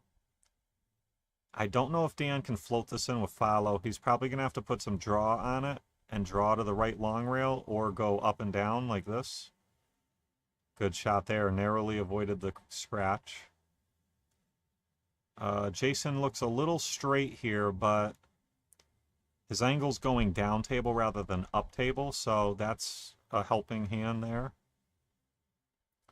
Probably can draw this straight down to the bottom right side of the table. Just below the side pocket. Oh, so the angle is above the side pocket. So he put some low right on that and hit it very good and set Dan up fantastic. So great out there, great positional shot on the 8 to the 9 there by Jason. Karen, thank you for sharing the stream. She's watching her man out there, Jason, taking care of business.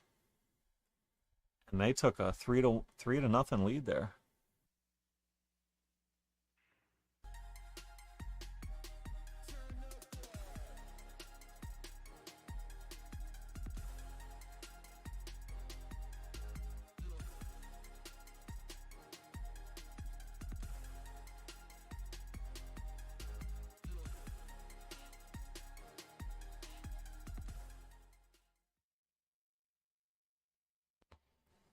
All right, here we go. Jason and Dan, 3-0 lead in this race to 5 Scotch doubles 9-ball. Phil Dupuis, thank you for sharing the stream.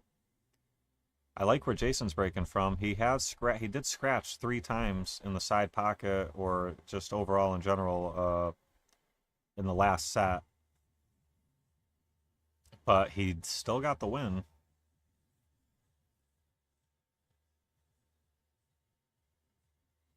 Oh no, I'm sorry. It was Bobby Seelig got the win. What am I thinking? Bobby Seelig got the win, and then they replaced him, which is pretty surprising. But you never know. Back could be tight, neck could be tight, whatever. And like we said, Bennett played like perfect yesterday, so I don't mind it.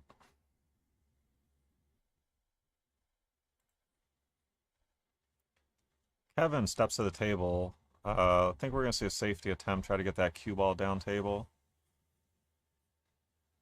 Yeah, that's pretty good. I think all Jason can do is kick at the top short rail and at the 1.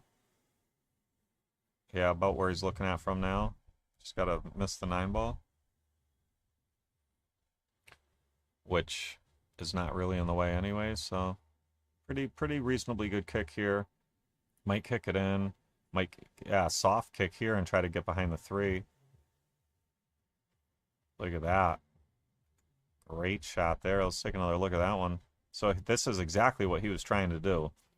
Soft kick, hit the 1, and use the 3 as a blocker. And it looks like he hit it perfect. That was a fantastic shot.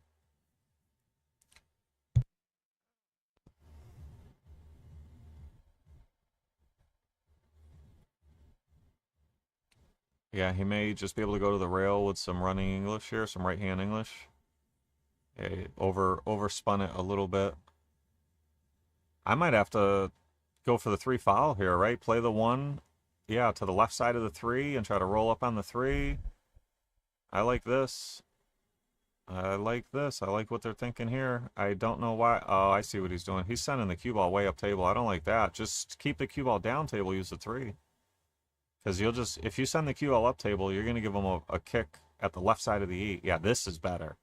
I think Jason spotted it and told Dan, no, do it like this. Now, how do you hit this ball? The only kick here is in between the 8 and the 5, really close to the 5. And you got to go 1, 2, 3, probably even catch the 4th rail. You got to go like 4 rails. So yeah, where you see the shaft, like right there, and then short of the side pocket, and then top short rail, left long rail where Kev's hand is now. Yeah, this is very difficult. And he might even have to put some reverse on this ball, because it might be too tight of a 4-railer if you don't put reverse on it. Oh, he can go 2 rails tight out of the corner. This is going to be really close. Yeah, wow. So, really good attempt. Surprised I didn't see that first. That was by far the best kick. All right, so now they're on 2 fouls. Jason's going to shoot the 1 down table and try to wedge the cue ball in between the rail and the 3, or basically behind the 6-3. You don't have to get super perfect to wedge him here, but you really would like to get him on the 3. He's using the 6, and that's not going to work. He's going to overhit it. And Ben really just needs to make good contact here. He can play safe, put the cue ball behind the 2 at the bottom rail. Just like that. And it's got some good separation between the 2 and the 5, so if they get ball in hand, they have a much better chance of running out. If they were to get ball in hand from here, might even see a swing at the 1-9 in the top left corner, based on how difficult it is to get from the 2 to the 3. But Dan's got a good chance of hitting this ball. If he does not hit it, it will be close. Yeah, see how close that was?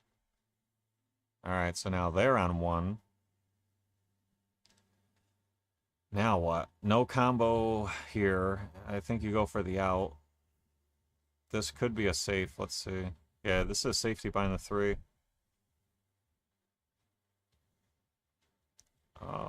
Anderson window, but yeah, so it's going to be a kick off the bottom rail in between the 5 and the 8. So yeah, that was a little unfortunate. Had he got behind the 3 or the 6 there, this would have been a super difficult ball to hit with a really good safe behind the 5 next for a potential 3rd foul. So Jason and Dan really got away with one here. They should have been buried really bad. And now look at this. A kick, yes, kick safe. There's going to be a reasonable kick here. Left long rail, 1 rail. 1 ball might even go in the side or the corner.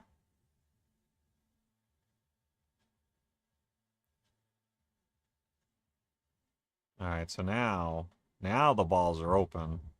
And Dan has a shot at the 1. Cue ball going down table towards the 2, but it's going to be very difficult. You're going to have to go into the 3 ball and manufacture something. If you split the rail in the 3, oh, look at this. Perfect. That worked out really well. Jason's got a great look at the 2 with an angle to play shape on the 5 next in the opposite corner. Just got to worry about that 7. You can just hit the 7. You could play to hit it, which I think is what he played for, is to hit it. And he nicked it, but this is not great. Elise, thank you for liking the stream. Dan has an easy kick off the bottom short rail. If you wanted to get aggressive, this is not a terrible jump because you can elevate on the rail. You can elevate off the rail here. But it is a tough jump. You really don't want to give a ball in hand either. But they do have a 3-0 lead. Let's see. Oh, look at this. Look at this. Oof. Almost got away with one there, but the ball did hang up. And now Kevin Kiley and Ben Parker with an opportunity to run these out and get on the board. They are trailing 3-0 in the set and 4-3 in the overall race to 7 format. And they fell real good here. This is a formality at this point.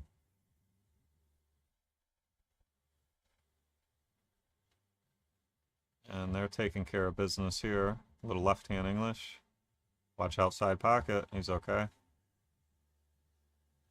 Yeah, Kev's not going to be super happy being that close to the rail, but should be able to take care of business here.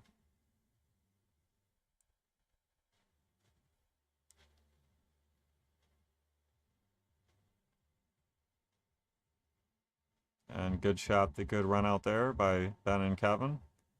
And that's going to bring us to a 3-1 lead, 3-1 score in favor of Jason and Dan.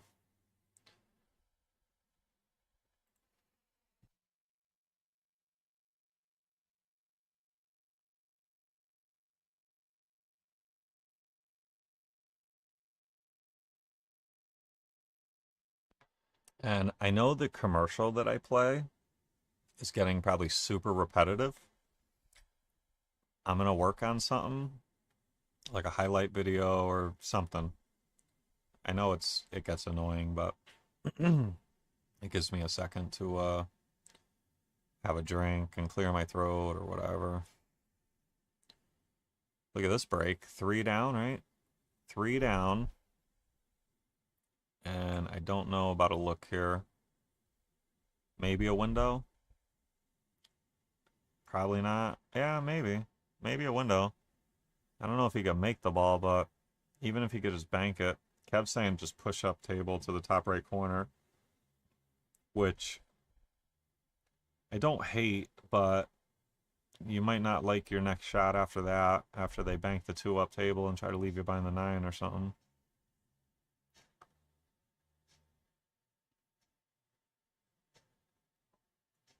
Colleen Sappho Hunt, aka Bobby Hunt, thank you for liking the stream. Hope all is well, my friend.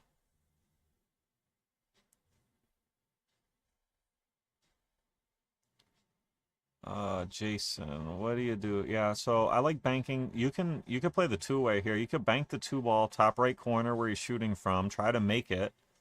Cue ball runs into the 3, hopefully pushes it towards the bottom left corner. If you miss the 2, you should get coverage behind the 9, 8, 7. And if you don't get coverage, you're leaving 7 feet. They are down 3-1. I don't mind being a little aggressive here and trying to make something happen. It's not a do or die shot. There's a lot of 2-way properties to it. I'd probably go in on it personally, trying to make something happen here. Yeah, basically that exact shot, except for the 2 ball goes up to, you favor the 2 more than the 3, but makes the 3 ball. Dan is going to double bank this. He's going to bank it almost like straight in, and it's going to go to the left long rail and then the middle of the top short rail. No, he's playing cue ball up table in between the 7-4. And he gets a pretty good rub off the 4. Looks like he's safe behind the 7-8. Great shot there.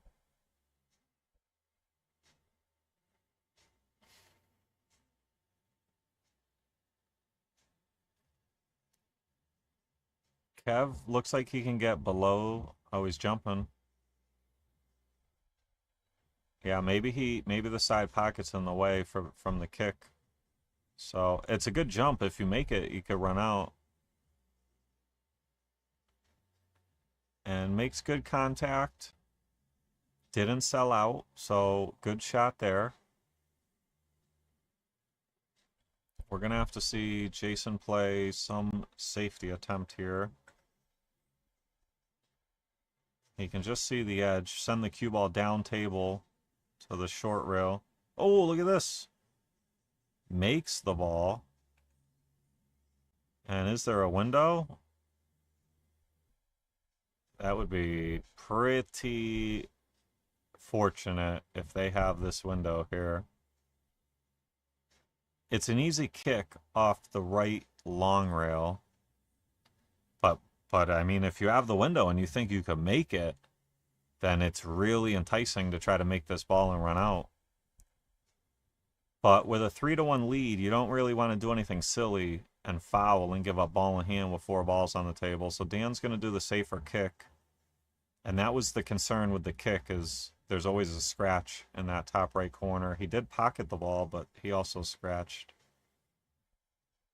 And that's just what Ben and Kev were looking for. Ball in hand, 3 balls on the table, run them out, get a little closer to 3-2. They're talking about what's the best way to go. I think they're saying play the 7-8 in the same corner. Or no, he's going to roll forward for the 8 in the side. I'm not a fan of the 8 in the side here. But he did get really good on it. The only reason I'm not a fan of that is if you just roll a hair too much up table, then you got to go down table. It's no good. If you play for a corner, you know that's never going to happen. But they got perfect, so no problem. They're going to run these out. And it's going to be 3-2, just like that.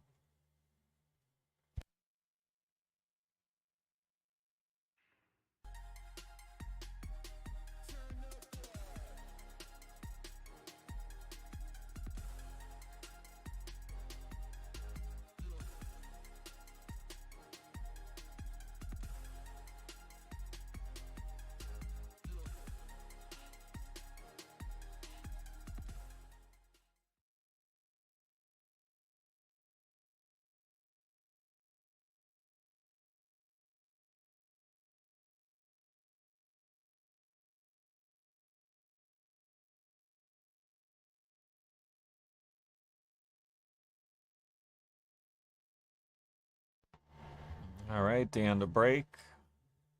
Dan makes all sorts of balls. 2, 4, 5, makes 4 balls, including the 9. 9 is going to come up and spot.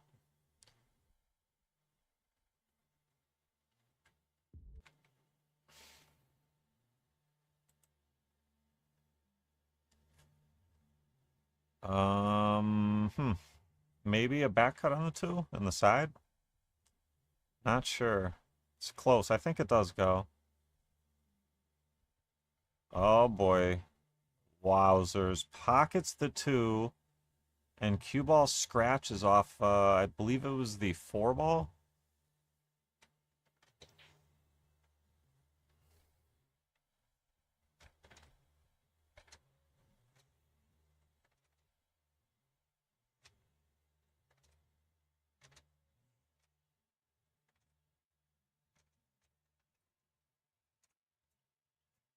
One second, guys. The printer's going off real quick. Hold on.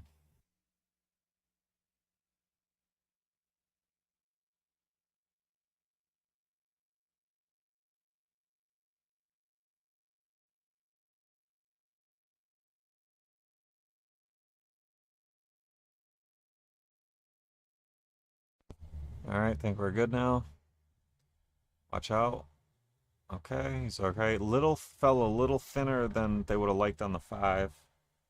But it's still very makeable. Cue ball, you may have to swing around like 4 rails here or 3 rails. I don't know. This looks too thin to stay up table. I think you got to go up table, down table, and back to center. Yeah, just like this. Oh, catches the point. And that could have been worse. Ben has a cut in the side and can bring the cue ball up and down back towards the 9. That's what he's looking at now. Little tight to the rail makes this tougher. It's very missable. Yep, just catches the point. Watch out, cue ball. Wow. Wow, Dan might be able to cut this in. I think he can. The concern here is the cue ball is going to be flying back at you 100 miles an hour, and you have to get the cue out of the way quickly to prevent the foul. And you're stretching or leaning over the table. So I think we're going to see a safety attempt here. I think Dan should position his body to the bottom right corner and come off the top of the 6 with a bunch of right. And just let the cue ball go left long rail, right long rail, and back up to the center. All right, so unless he can cut it in. If you can cut it in and try to run out, then that's what I would do. Oh, hit it. Very good. And look at this. Gets a friendly bump on the 9, sets Jason up great, and they're going to get to the hill. And 4-2 in favor of Jason and Dan. Great shot there by Dan. A little fortunate to bump the 9 and set Jason up perfectly, but you know, shooters get rolls.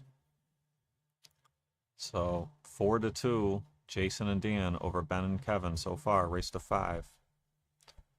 Let's take a look at what we got lined up here. So we are going to be headed into match number 9 next, which will be Pete Brown, owner of Rax Billiards here, versus Eli Belly. And that would be a race to 5 singles 8-ball. And we got some Scotch doubles after that. Pete and Pete, double Pete, versus Eli and Dave. And Scotch doubles 8-ball. And then we'll get there when we get there, because you never know with the score. Team Genovese has to win some points. And look at this break. Monster break. Makes 2 balls with a great opening look. 9-ball really close to that side pocket there, but unless something goofy happens with like a ball in hand or something, I don't see that being an early 9.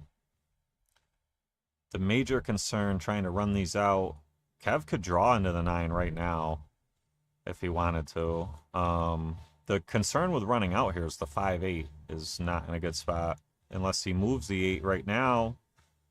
Look at this. Now they look a lot better.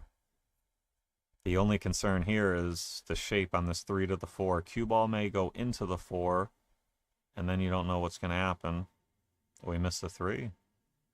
I think he was so concerned with the cue ball, he took his eyes off the 3.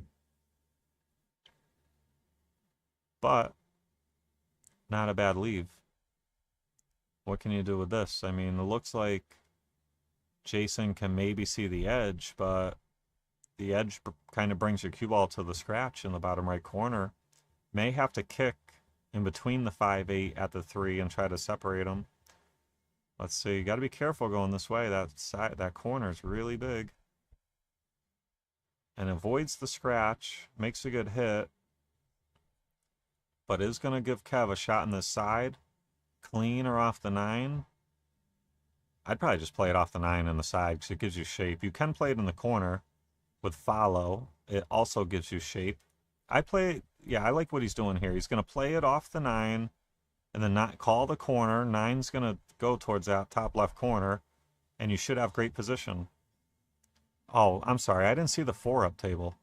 I thought the 5 in the bottom left was the next shot. I didn't see the 4. So, great shot there. Got Ben pretty good on the bridge, on the 4, but anytime you use the bridge, things get missable. Ben hit that really well. He might have put a little bit of right hand inside English on that. And he set Kev up real good. They're trying to go down swinging here.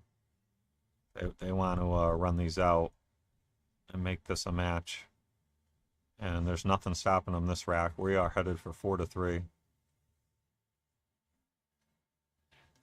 Little straight here. Kev can probably go high right inside 2 rails. The only issue with that is don't scratch in the right side pocket. The 9 ball is favoring the high side of the pocket, so you can't leave the cue ball too far down table here. All right, so it's going to be a back cut in the side here. Oh, boy. Back cut in the side. Yeah, it actually looks a little better from this view. Watch the side. Yeah, he's okay. Oh, boy. Oh, boy. Oh, boy. And that's going to be... It's going to be for the match. They're going to spot the 9. Ball in hand here, and Jason and Dan are going to win this match 5-2. And that's going to put Team Hill up 5-3 in the overall race to 7 format. Unfortunate there.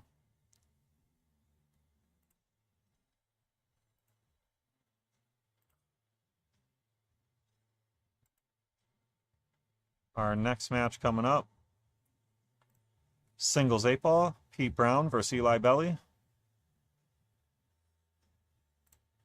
Don't go anywhere. We'll be back with you in about 5 to 10 minutes, guys.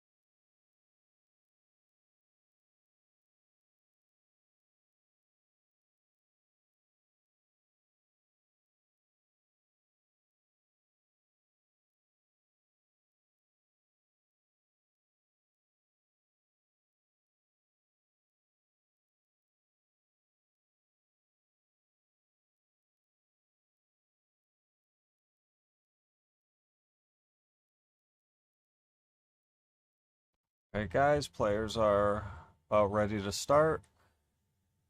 We have Pete Brown, owner of Rax, versus Eli Belly.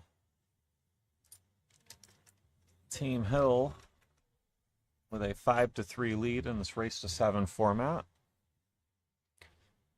So a lot of pressure on Pete here. He really wants to get the win, make it 5-4. Going down 6-3 would be tough. You know, you go down 6-3, you're forced to win 4 in a row. We've seen crazier things happen, but it's definitely not a position you want to find yourself in. You want to play the odds, you know. This player's about ready to lag here. It's going to be race to 5, 8-ball. It's going to be call shot 8-ball. Ball in hand anywhere after the break on a scratch. Open table at all times after the break. Looks like a close lag here. And Eli is going to win the lag in the opening break.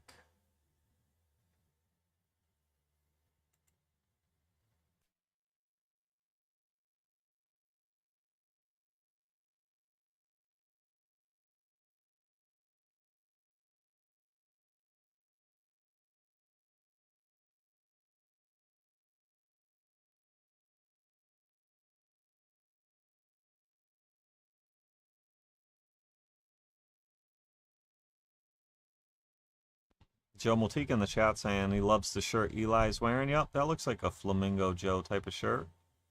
It's like some Tommy Bahama or something.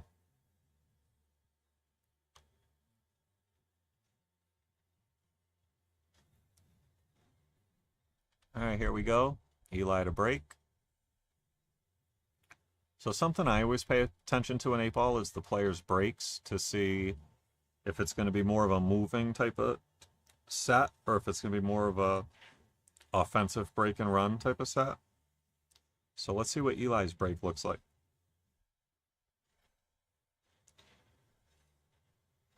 Hit those very square.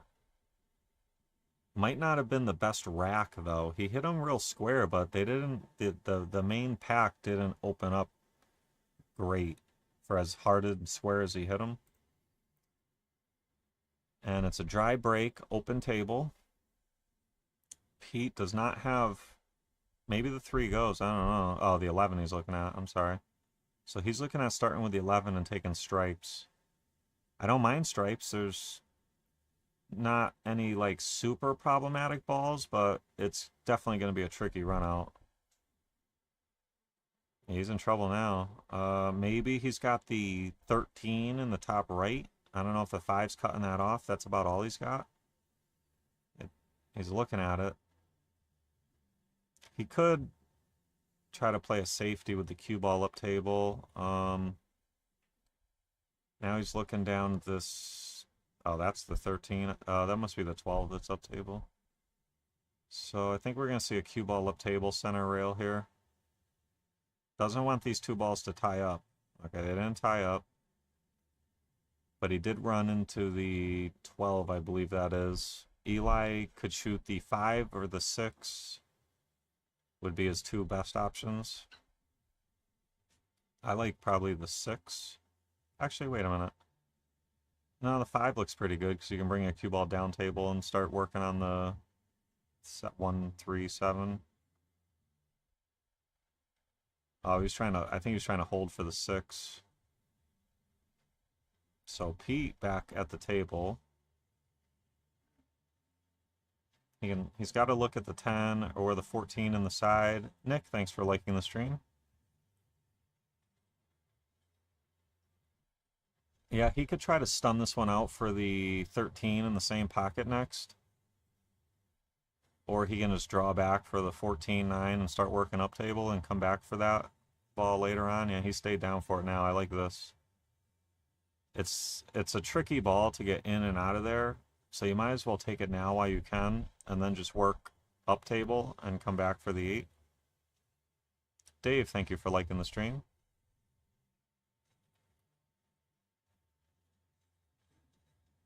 All right, so 14 next.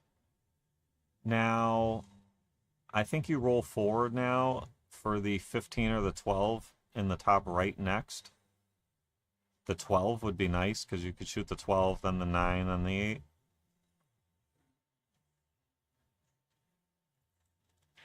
Yeah, a little. He would have liked to have been up table a little more. I think he's okay though. Cue ball can softly bump the 15, and they both go to the top rail.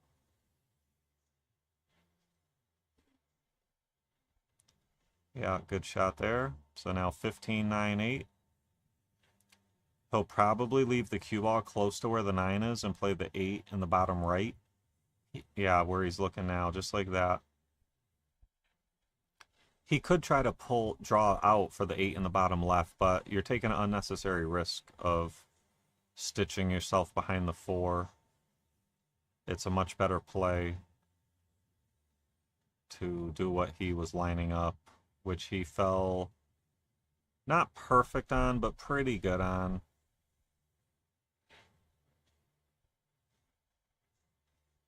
It's not perfect. It's a little thinner. He would have liked to have been a little straighter on this. Now he's... Let's see what he's doing here. He might be drawing. Okay, so he went into the 4, and now he's got a good look at the corner. He is going to be elevated over the 1 ball. Makes this a lot trickier to pocket the ball. You got to worry about the foul, and you're elevated. But still the favorite to make it. And great shot there, and that's going to put Pete up 1-0. Trying to get Team Genovese back in this match here. Mike, thank you for liking the stream.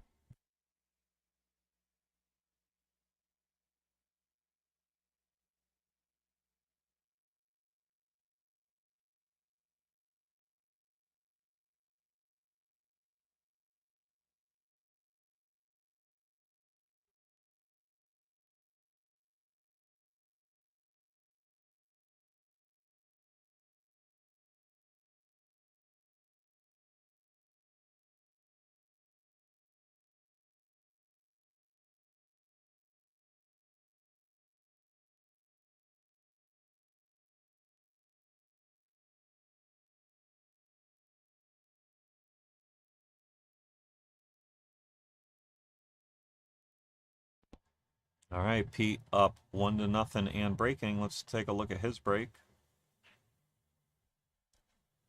I'd like to see him be a little bit closer to center table to try to get a better spread, but if he crushes them from there, it's fine. Yeah, he hit those pretty good.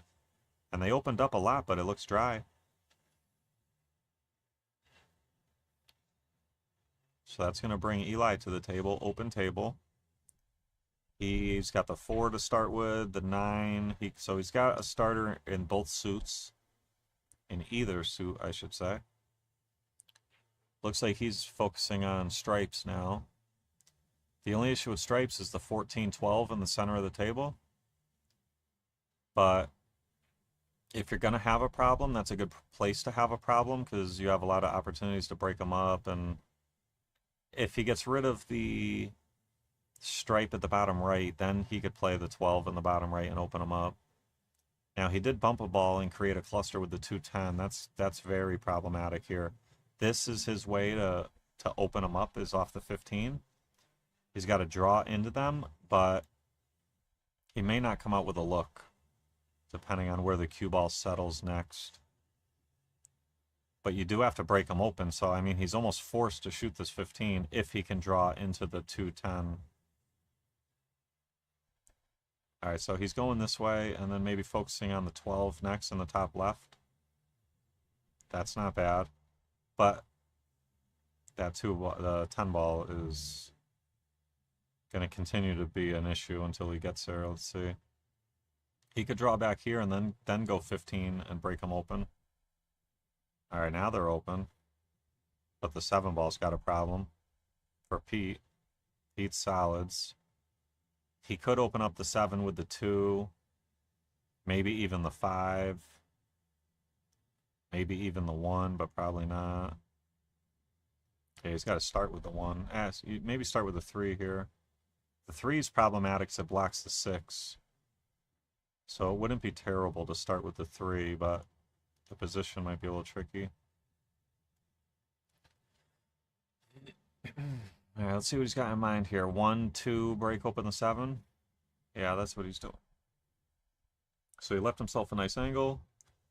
So now we can pocket the 2 ball, have the cue ball come off the left long rail and into the 10 or the 7. I'm probably aiming for the 10 compared to the 7.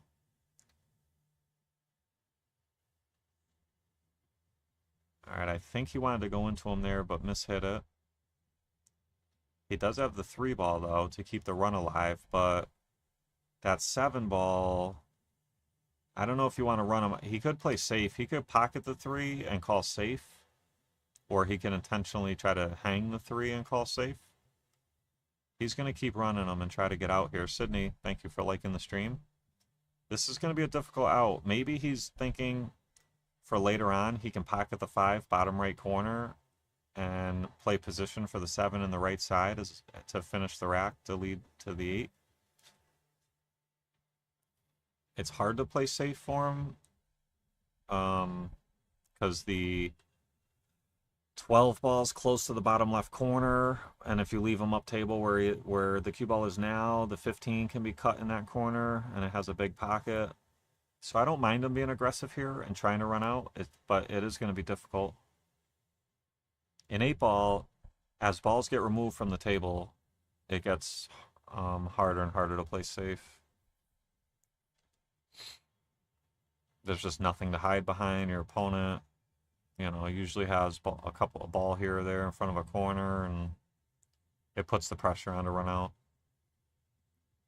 All right, so this is where things are going to really start getting interesting. Needs some jumpage. He got it. All right, he's still in business here. He can either cut the 5 in and come across and try to break him open, or he can try to just come across and fall in between the left long rail and the 7 underneath the 10. That's very touchy. You have a big chance of hooking yourself there. Let's see what he's going to do. I think he's just going to have to try to go into him. Oh, he's playing for... Oh, nice. This is actually good. Hey, you play position for the cross-side bank, and you just take your medicine on the 8. He just doesn't want to make the bank and be jacked up over the 10. That would be bad. I think we're going to see him draw a little bit away from the 10. And then if he makes a 7, that should give him a good look at the 8 in the top left corner next. Bank lay's pretty good, but once you're trying to do a lot with the cue ball at the same time, it makes it a lot more missable. Hit it great. And he stunned forward. Instead of drawing back, he stunned forward, and he got perfect on this 8. It's about as good as he could have asked for, considering what he had to work with.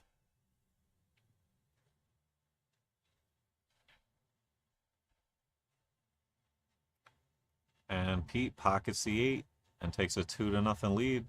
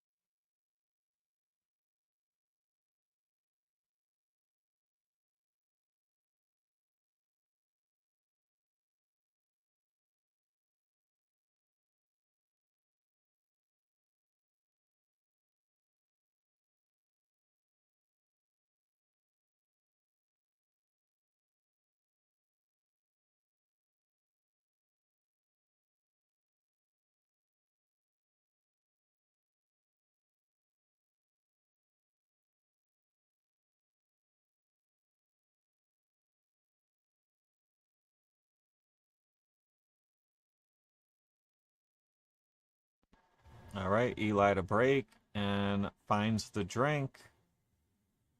And that's going to bring Pete to the table, ball in hand, and a 2-0 lead. So far, if you're Team Genovese, things are going your way this set so far. And they desperately want a point here. This is a big match. They do not want to go down 6-3. 6-3 or 5-4 is a world of difference. Pete gonna try to start with solids, the 5 in the side. Tough opening shot even with ball in hand. Jacked up over the 11 into a thin side pocket. He's going to try to draw the ball for the 6 next, or the 2. I think the 2 ball is what we're going to see. 2, and then maybe the 6. Might be able to bump the 4 a little bit here. I don't know if it helps you or hurts you. Don't want to bump it onto the 10, that's for sure. Yeah, that gap right there, if it kept going a little bit farther, would have been a little better, but it's probably still in a better spot now. It goes in the top left corner now. He could come across for the 4 next in the top left corner, but that's only if the 7 goes in the bottom right corner. If you have to play the 7 in the top right, you got to play position for it next. And he is stretching and jacked up, which is going to make this a lot tougher. Well, he still has the 7. I think he wanted to come across for the 4 based on the speed he hit it, but got hooked by the 11. But he does have the 7. He could even try to play safe and just put the cue ball at the bottom of the end rail here and give Eli, you know, a tough shot on the 11 or the 15. It's tough to cut this one in, top right corner, and still run out. The way the balls lay, there's just a lot of traffic in the center table. So I believe he called that in the side. And look at this, fell good on the 4. If he could pocket this 4 and roll forward, well, I don't know. I was going to say he'd have the 1, but then your cue ball's really touchy to try to get to the 3. But I don't see any other options. What else could he play position for? Yeah, this is what I'm talking about. So he does have the 1, but maybe with some left-hand English, he can avoid the 13 ball, the stripe. He's got to be careful running into that. If he runs into the stripe, he's going to draw out of it. Drawing out of it's okay. Let's see. Is he stunning maybe to the rail? Oh, yeah, that was the shot. Stun to the rail. And you get the side or the corner on the 3. But it's really tough shooting that ball, stunning it like that. It's tough to pocket the ball. And that's going to bring Eli to the table. Doesn't really have a great starter. Maybe what is this? It might be playing safe, just bringing the cue ball down table.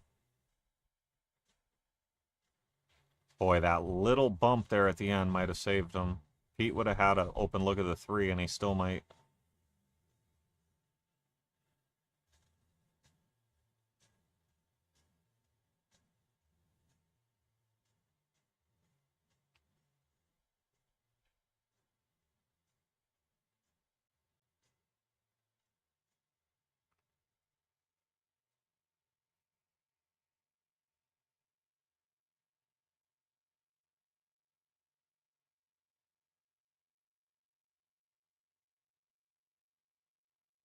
Look at this. And Pete with a great shot on the bank shot on the 3 and position on the 1 in the side.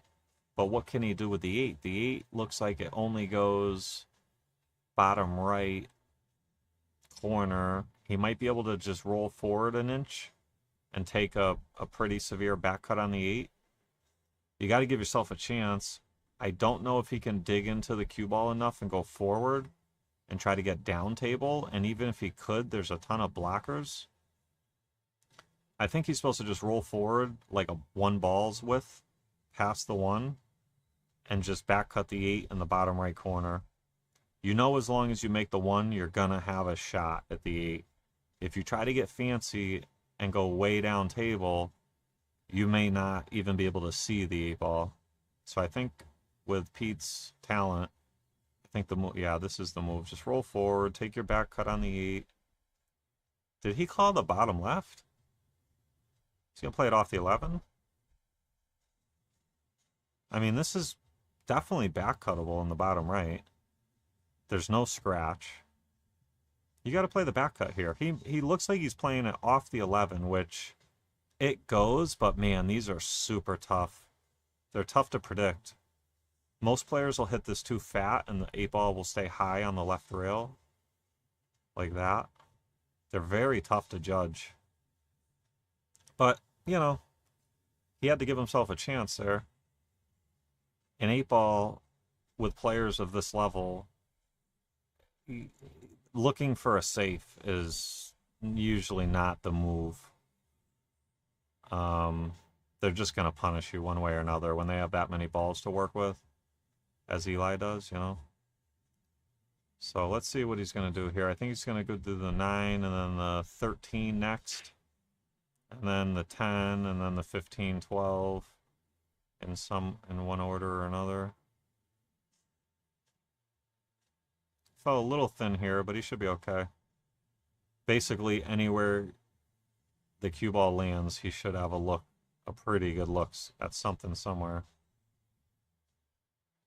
Yeah, this is going to look like the 10 in the side. Yeah, 10 in the side's good here if you make it. You should end up with a shot next. Cue ball goes to the top rail back to about center table. We'll hit it a little fat, but it's okay. Because not giving up much here. I don't think Pete can see enough to bank it to the top left. I think he can only see the edge. He might not be able to see it at all. I might have to kick. But I think he does have the edge.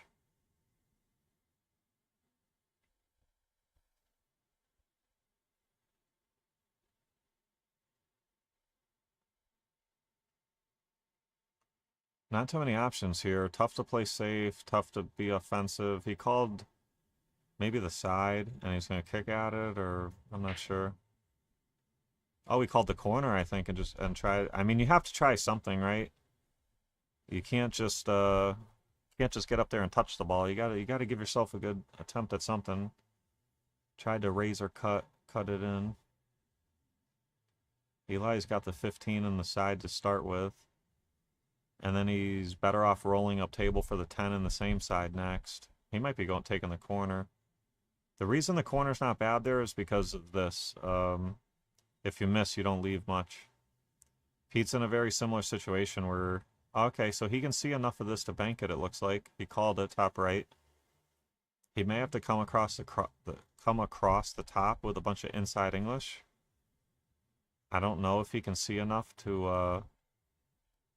Yeah, he's drawing the ball, so he must be able to see enough to check this one up. He's probably going to have to hit it very firm to try to shorten it. Great shot there. Center cup. Let's take another look at that one. So there's a potential kiss. He put some draw on it. Defeats the kiss, and I mean, he hit that as good as he could hit it. And Pete Brown with a 3-0 lead over Eli.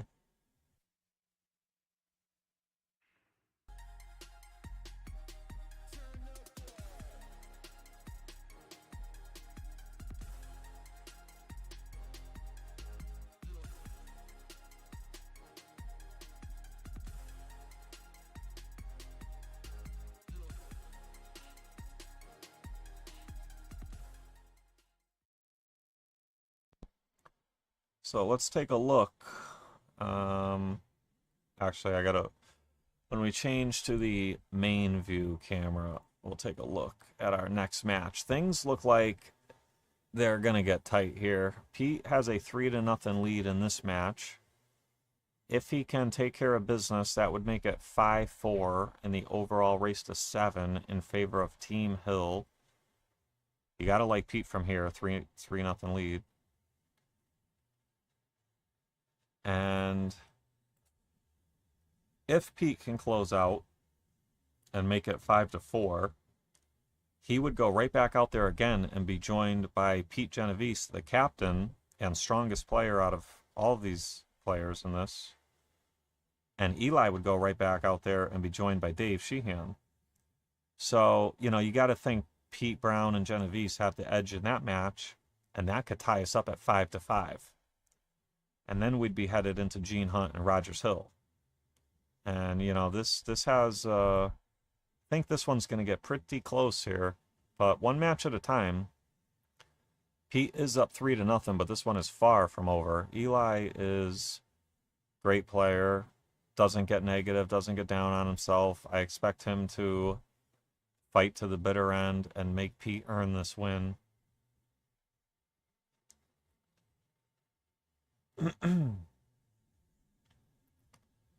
So let's see, 2, 4, 6, 8, 10, 12, 14. So there was a ball down on the break. I believe Pete is stripes. It might be open table still, but I'm not sure. Oh no, it should be open table. 1 on the break and then a miss. So Eli is going to take stripes, which I like stripes. They're all right here below in the lower half of the table. And they all have a pocket. No combos have to be played. He's got a good chance to run these out, but he hasn't had a lot of table time. He hasn't really had a chance to run too many balls and get loose. And you have to be careful in a situation like this when all the balls are close in like half table. You got to have a good cue ball and good pattern play. I think he's going to go 10 and then the 9 next. Stop right here for the 9 next. Good shot. Now we can go 9. And then he'll probably have to go 15 next unless he falls like perfect on the 12 in the top left corner. I don't know if the 12 even passes the 15, so you might have to try to go after the 15 first. The issue is the 12 only has the top left and the bottom right.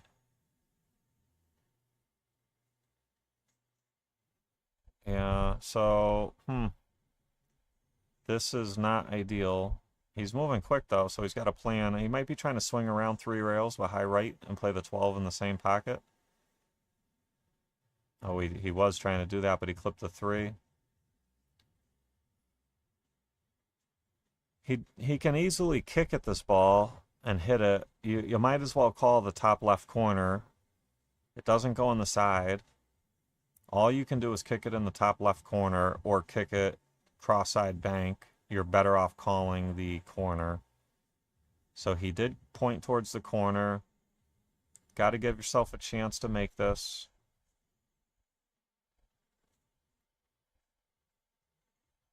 Not a bad attempt. Kept the cue ball on the table.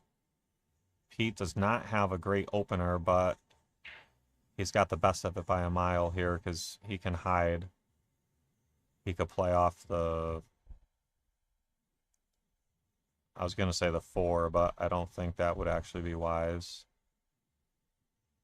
He could play off the 3 and hide behind the 2-4, which I think he's doing. Oh, no, he might just stop there and hide behind the 7. Just don't knock the 8 in the hole somewhere. Oh, he went. Yeah, that'll work just fine. No problem. Eli in a world of hurt here. I don't even know how he makes a good hit here. If I'm him, I'm probably intentionally fouling and tying up Pete's balls. I'm probably like shooting the 2 ball right at the stripe and just trying to create a larger cluster, and your cue ball hits the 4 and gets it farther away from the side, so you actually beneficially move 2 balls in your favor and you create a bigger cluster. It's nice to have 2 different clusters because they have to burn ball in hand to solve one, and then they still have another one to deal with. Eli made a good hit, but lost the cue ball off the table. And that's just what Pete was looking for here. He may start with this 4-2. It's a little funny. 2 on the side. Yeah, this looks good. You can leave the 4. You don't have to take it next. After the 2 ball, the next issue is his 5 ball. You can't play the 7 because it's blocked by the 3, which leads you to the 5, so you got to figure that out. It'd be nice to go straight to the 5 next, but it's a little touchy. He's going to play for the 6 or the 4 next. Probably the 6. Yeah. Well, now the 4. You could just leave the 6 for later. It's in a good spot. You got to go after this 5 ball at ASAP. I would draw over to it right now. Basically try to draw towards the 7.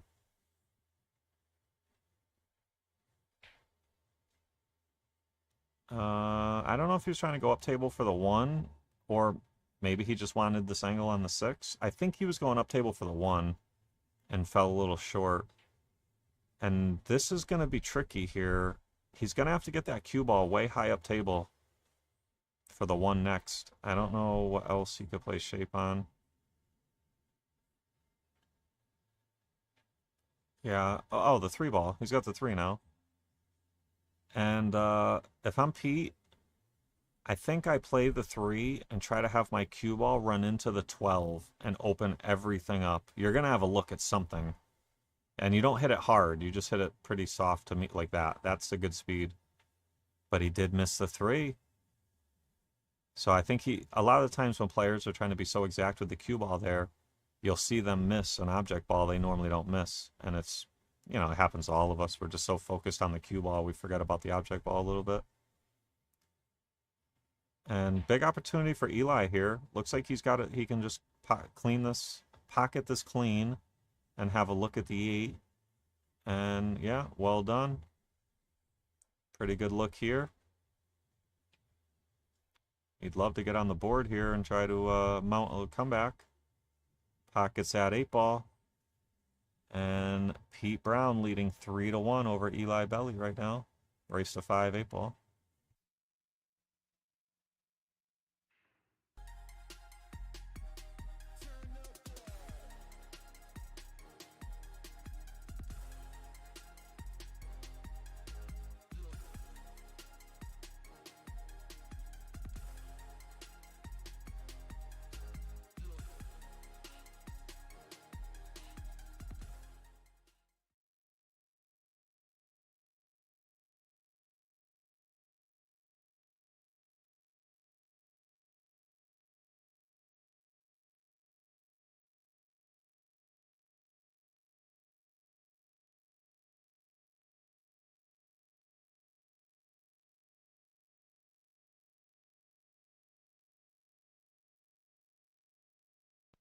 All right, here we go. Eli to break, trailing 3-1 in this race to 5. Don't like where he's breaking. Oh, he's probably second ball breaking, yeah. Yeah, that's okay. Yeah. You know, Eli might be better off here with this style of break. I think Pete has better odds to run him out from the break. So if Eli breaks second ball, it's going to make it more of a moving game, multi-inning type of game where I think he's got a better chance. You know,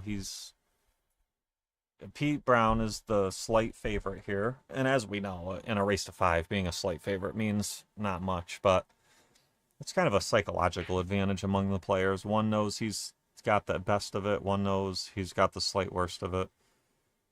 And whatever happens on the table happens on the table, but it's definitely a big psychological thing when both players are on the same page but conflicting feelings.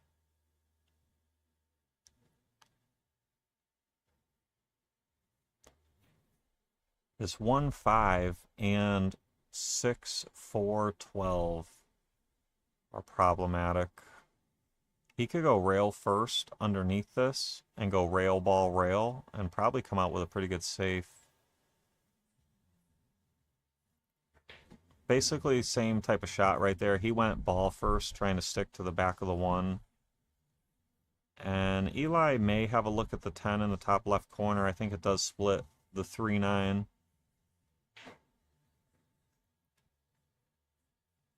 Oh, you know what? Shoot the 4. Oh, no, he stripes. I'm sorry. Yeah, I think we played the bank. A little surprised, but that ball locked up with the 7, so a lot of issues here. I don't think we're going to see any runouts for a little while, at least.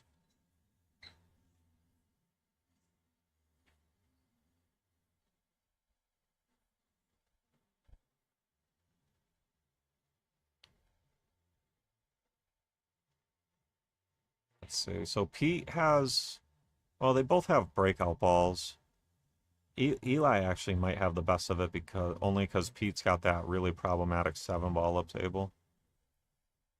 So I think that's a good shot by Pete. If I'm Pete, I want Eli to try to run out here because this is such a difficult out. I want him to just clear balls off the table and make my life easier, and as long as he doesn't run out, right? If he gets out, then you hate it. But if he gets out from here, believe me, he earned it. This is going to be a very tough out. He's got 2 different clusters to solve, and the only breakout, his real breakout ball is the 9, and he's about to use it right now. So there goes his breakout ball. He should really look to play a safe as soon as he can. If he continues to clear balls off the table, I don't think he's going to like it. I just don't see how you can get out from here.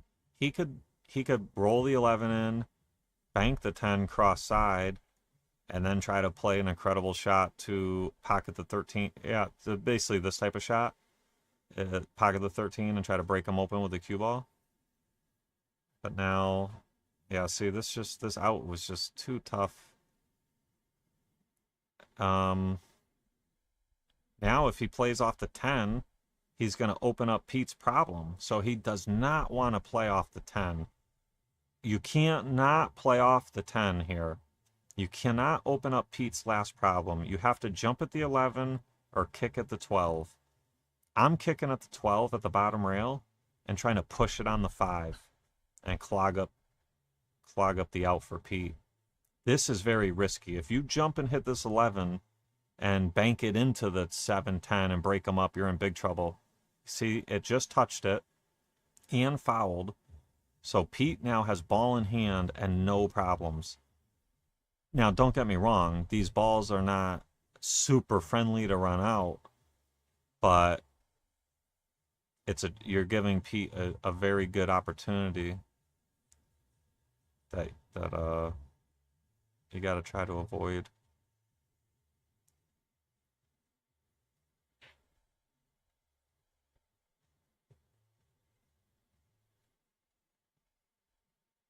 So Pete wisely getting rid of that 5 ball. That was always going to be kind of a headache to deal with. Once he gets rid of the 7, he's really in the driver's seat. I'm surprised. To me, it didn't look like the 7 went from here, but obviously it does because that's exactly where he was trying to play position.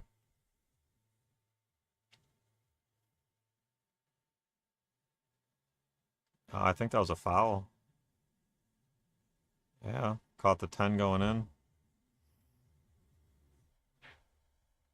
So Eli, back from the dead here. He's got a great opportunity to run out here and pull within 3-2 instead of 4-1.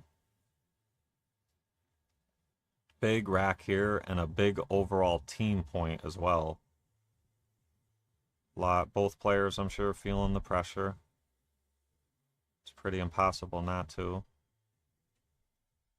Eli fell real thin on the 10, so he's going to have to go after the 11 and draw back to where he is now, but beyond. He wants to get close to that right long rail. Oof, he's okay. Now he's going to have to roll this one in and take the 8 in the bottom left corner. I don't think you try to get too aggressive with the cube. Wow, that was really well done.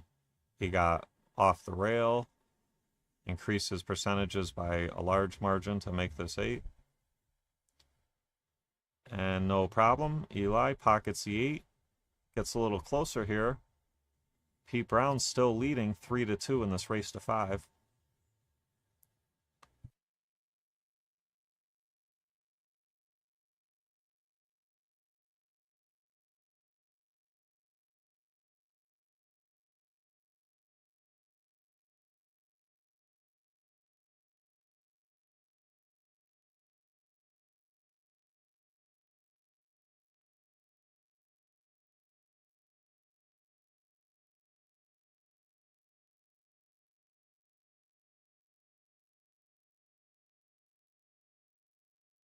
Looks like Eli hitting the bathroom real quick, so it might be a quick little 1 or 2 minute pause till he returns to the table. But players are playing at a nice pace. yesterday as well. Everybody's been it's been a real nice, enjoyable pace. A lot of running out, you know, so that helps keep the pace going.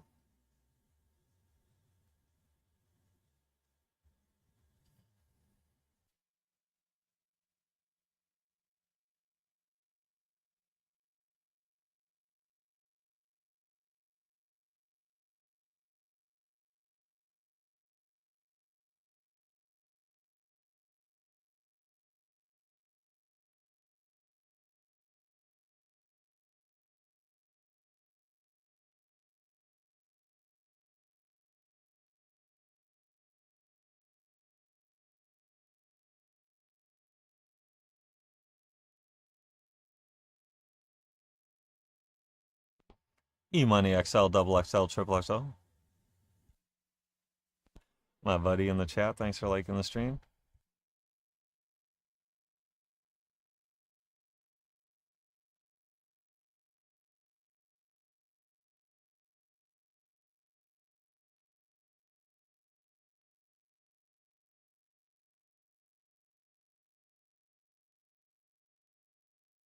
All right, looks like Eli back from the bathroom here.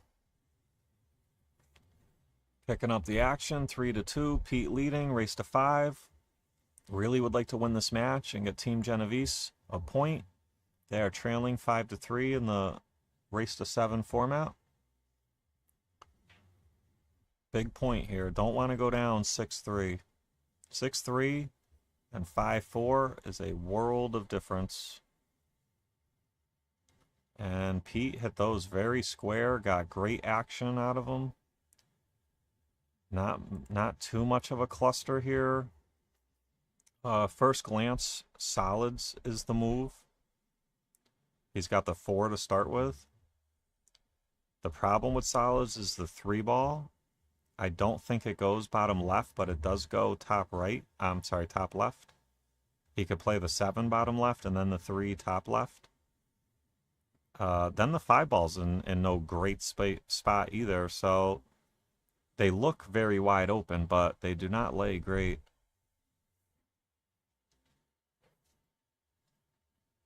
If the 3 goes in the bottom left, I mean, that changes a lot. He could play it right now, maybe even drag over and bump the 8 or the 5 and free it up just a little bit.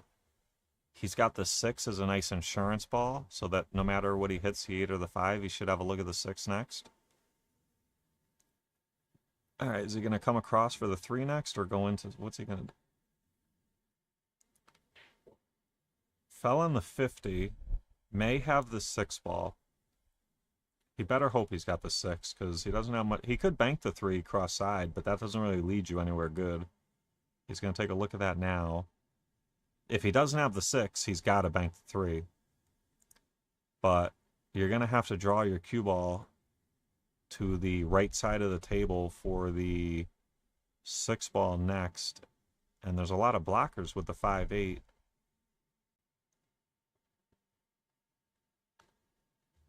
Oh, not a bad attempt. But catches the point. And big opportunity for Eli. So Eli trailing, he was trailing, I think 3-0 at one point. If not 3-0, 3-1, but I think it was 3-0. And now he finds himself with a nice opening look on stripes, trailing 3-2. If he could run out here and tie it up 3-3, Pete, you got to think Pete would be feeling some pressure here, not just because of the 3-3 tied up score in this match, but mainly because of the 5-3 deficit in the overall race to 7. You know, you get to feel the pressure of your match plus all the other ones.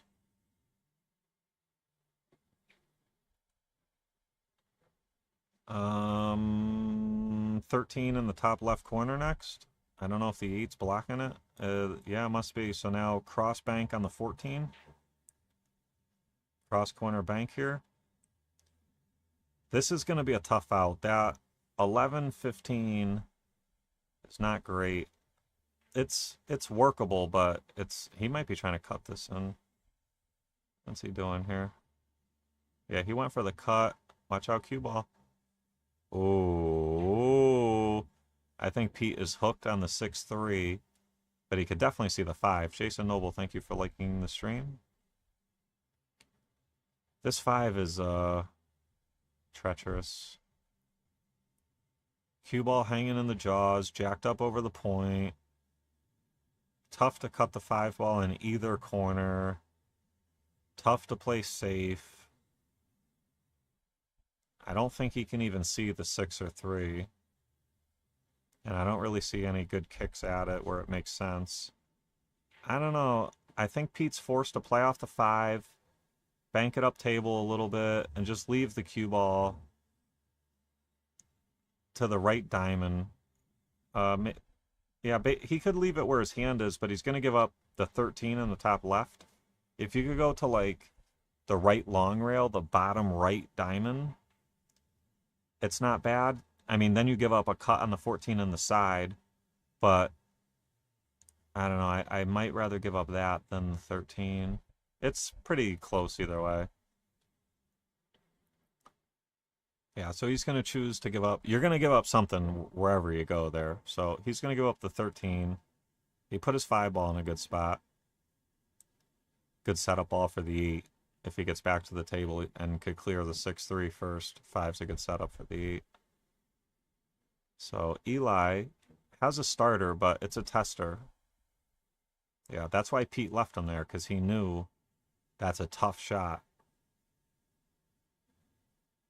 Now, Pete would love to be able to get rid of this 6 ball. He could probably pocket a top left corner where he's looking now and use some low right and draw off the right long rail and back out for the 3 in the top right next. Finish with the 5 and then the 8. And he'd love to run these out. This is going to be the toughest one, as long as he executes the position. This is the shot right here that sets up the rest of the run out. It might even be too thin to go low right. I think he's going high right. Yeah, he was trying to come back out for the 5 or the 3, either one. It was too steep to draw it. And that's going to bring Eli to the table. And if Eli could shoot and pocket this 15, I think that's the 15 on the bottom left side of the table along the left long rail. Yeah, if he could get this ball off the table, he's in business. And he pockets it, and now he has... How many 15 balls are on the table here? I swear both of them look like the 15. This must be the 13. Yeah, that's looking like the 13. That's looking orange. And Eli gets a nice bump off that 5. Now he's got the 11. Oh, he's looking at the 14? Actually, yeah. Yeah, because the 14 leads you to the 12, which is his another problem ball. I didn't look ahead enough. He would have liked to have gotten a little bit further to the right side of the table so he had a natural angle going to the left, but he looks like he can follow off the top short rail. Gets a nice bump off the 6, a little helping hand, and he fell really, really good on this 11.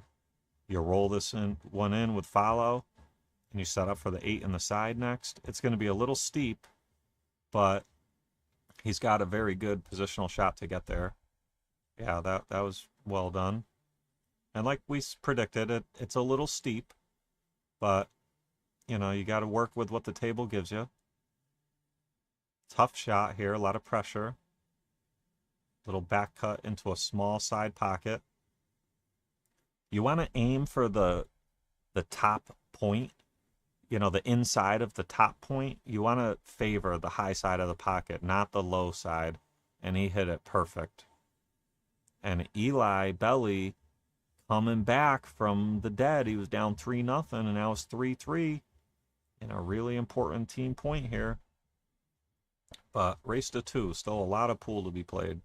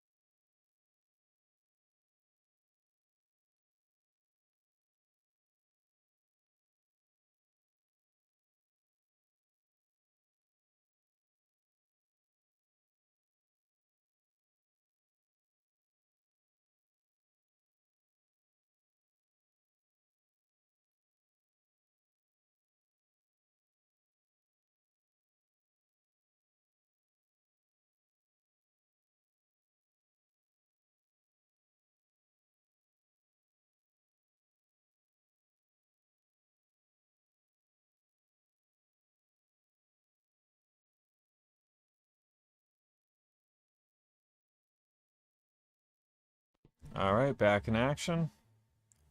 We got a sweat fest here. 3-3 in a very big point.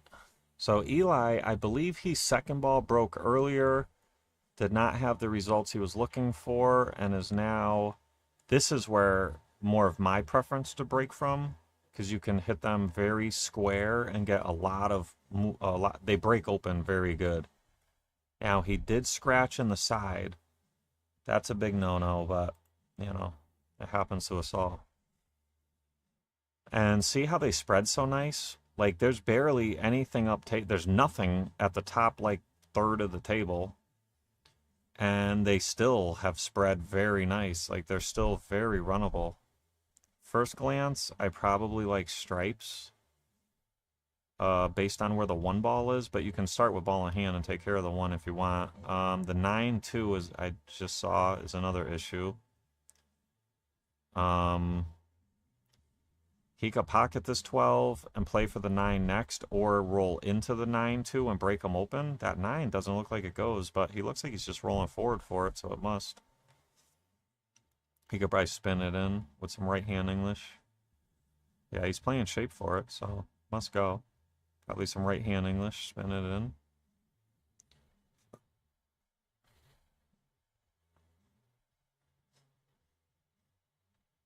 Yep, good shot. All right, so now, oh yeah, this lays nice. So 10, he's a little flat to come out for the 14, so it's probably going to be 10, 15, 14, 13, 8. 10, 15, 14, 13, 8. So the problem with that is the 14 to the 13 is not going to be easy. He may have to take the 13 first. Let's see. Yeah, I think you got to shoot the... well, he could draw back. He felt good on the 14. If he could draw straight back to where he is now, you play it like this. If the 1's in the way, then you have to play the 13. He looks like he's not even looking at the 13, so he looks fine, like he can just draw straight back and miss the 1. You could tickle the 1 and still be okay. You just can't hit like half a ball. Oh yeah, he had the angle going away from the 1, so he felt perfect on that, and he felt perfect on this 13. This has got run out written all over it now.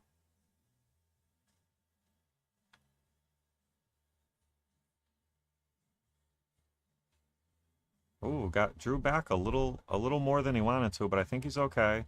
The only issue with this is being stuck to the rail. With a cut like this, about a half a ball cut, you have a tendency of hitting it slow and hitting the 8 fat, and the 8 hitting the top point. So if you're going to slow roll this, you want to aim to overcut it just a hair. I mean, just a tiny amount. And Pete hit that perfect. That was a great run out. Big run out for Team Genovese. And it's his break. And Pete on the hill, 4-3 lead.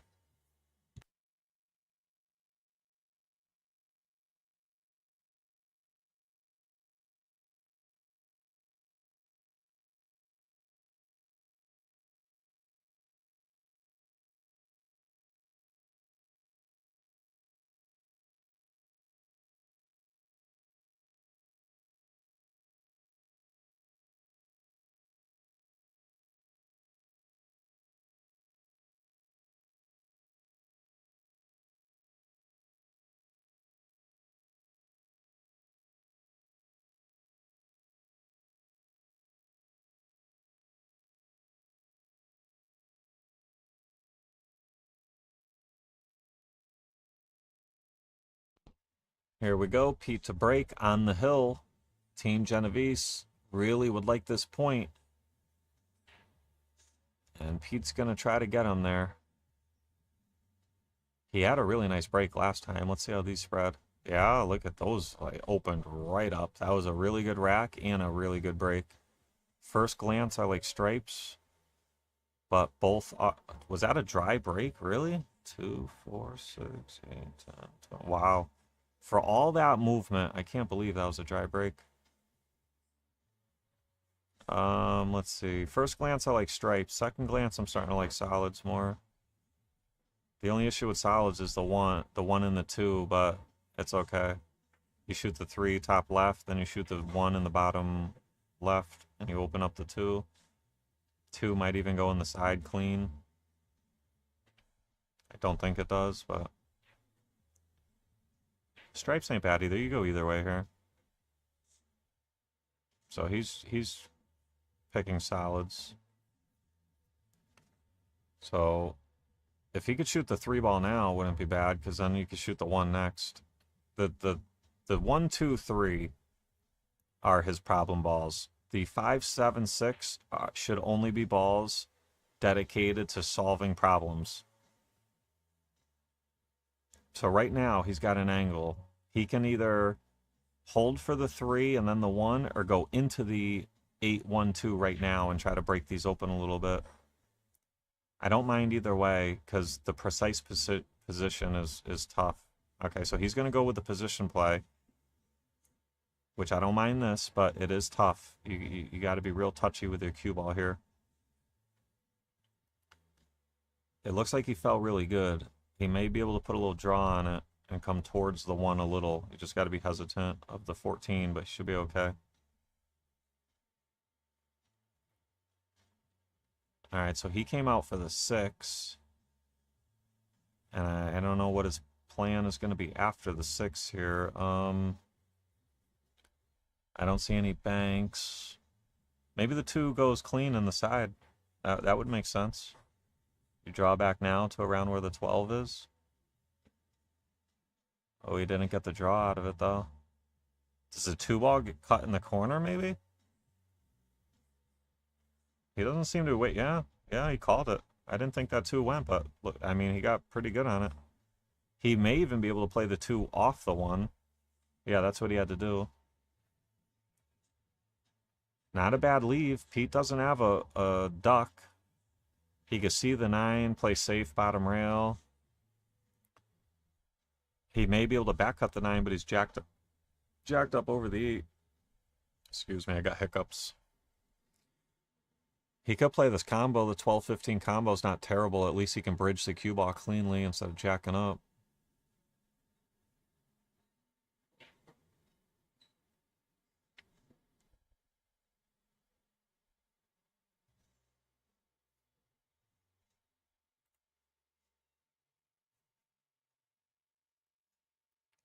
Yeah, I think he's going to eyeball this combo here. With the lead, he can be a little bit more aggressive, you know. And the combo does not lay bad. He might be playing safe off it as well. But I think he's going in on it. Yeah, it laid pretty good. Good shot there. And now Pete has a pretty decent opportunity here. These balls don't lay great, but they don't lay terrible either. The run out is definitely there. But you're going to have to pick the right pattern and execute. So he's going to go 11, and then I think the 14 in the side next, or the corner. And once he gets rid of those 2, he's really in the driver's seat.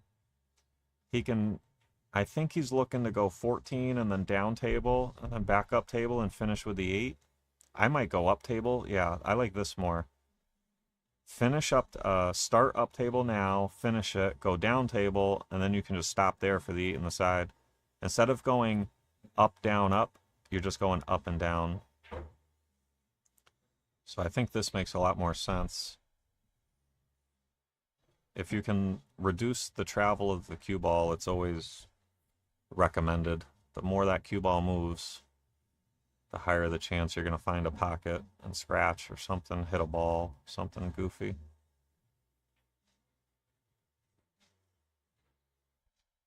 Yeah, so he was very steep on that 14. He would have liked to have been a little closer to it from his previous position. Hitting it that firm and that steep, you really have to hit it like super perfect. And he just caught enough of the point to miss it. And now Eli with a big opportunity. And got a little bump there. I think he's good enough where he can just roll this in and take a slight back cut on the 8. Similar to what we were talking about before, players have a tendency to hit these fat. And he hit it perfect, and we're headed for Hill Hill, guys. Eli gets it done, runs out, and that's going to tie us up 4-4 Hill in a huge point for the overall team event here.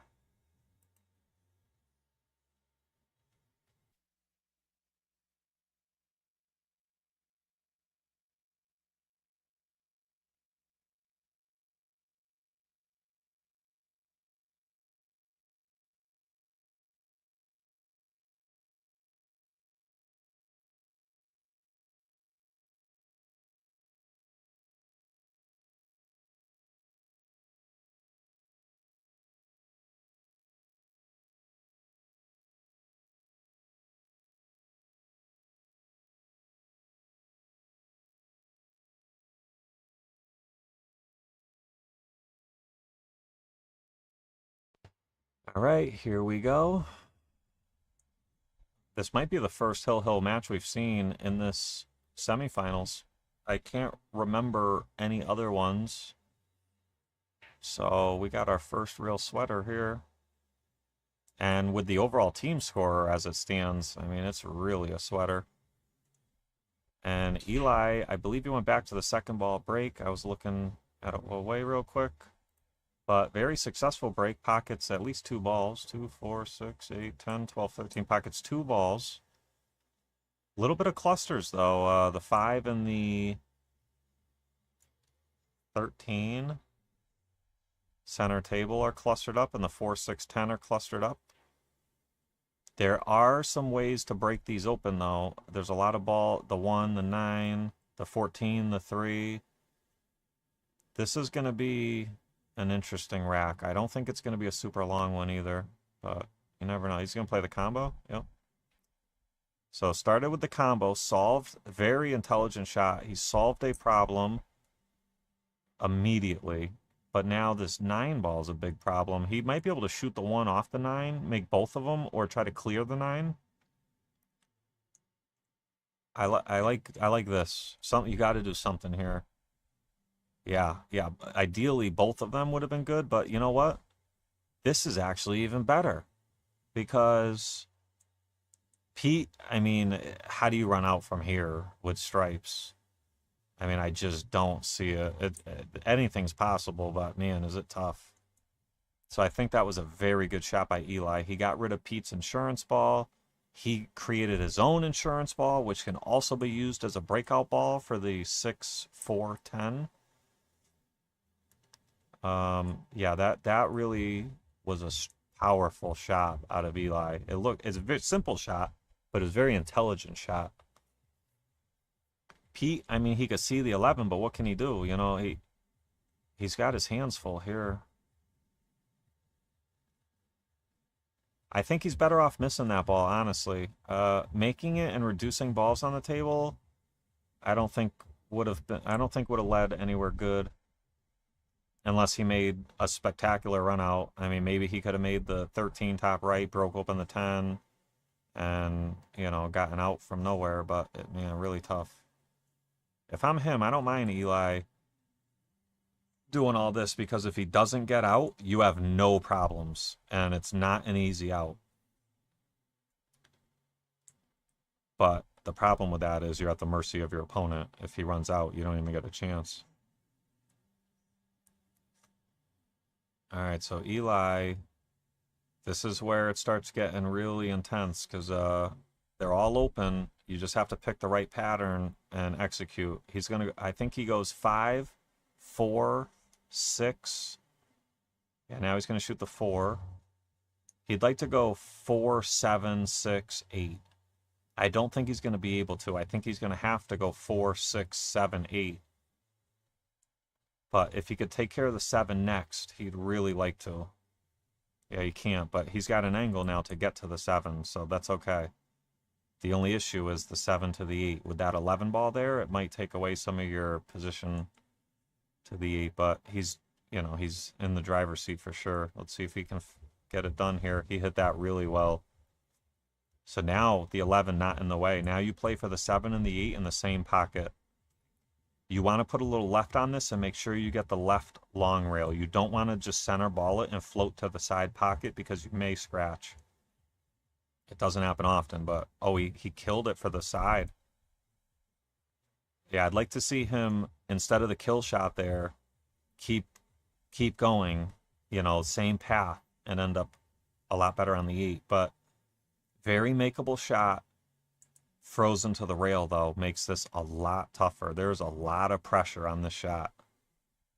You basically have to think you're betting the whole match on it, because if you miss, you're not supposed to get back to the table. It looks like overcut. Yeah, and it was tough. I mean, being stuck on the rail like that is brutal. And now Pete, huge opportunity. All the balls go. He can start with the 11 or the 14.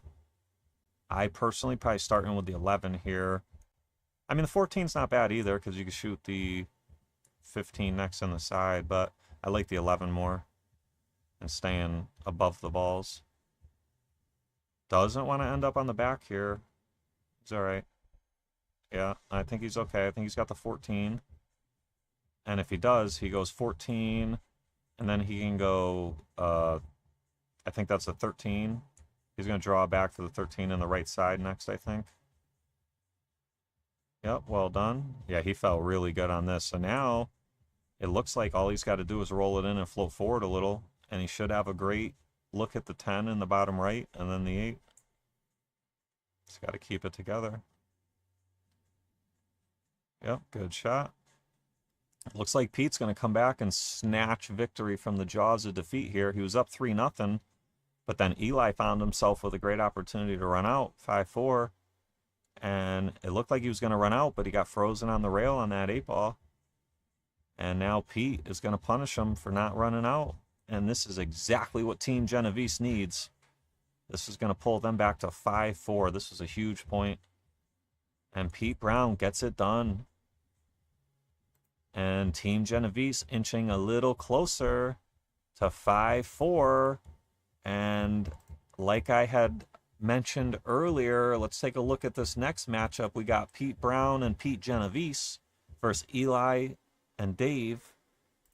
And it doesn't mean much, but I think it's a very fair statement to say the double Pete team has an advantage and is definitely going to be looking to try to tie this one up 5-5.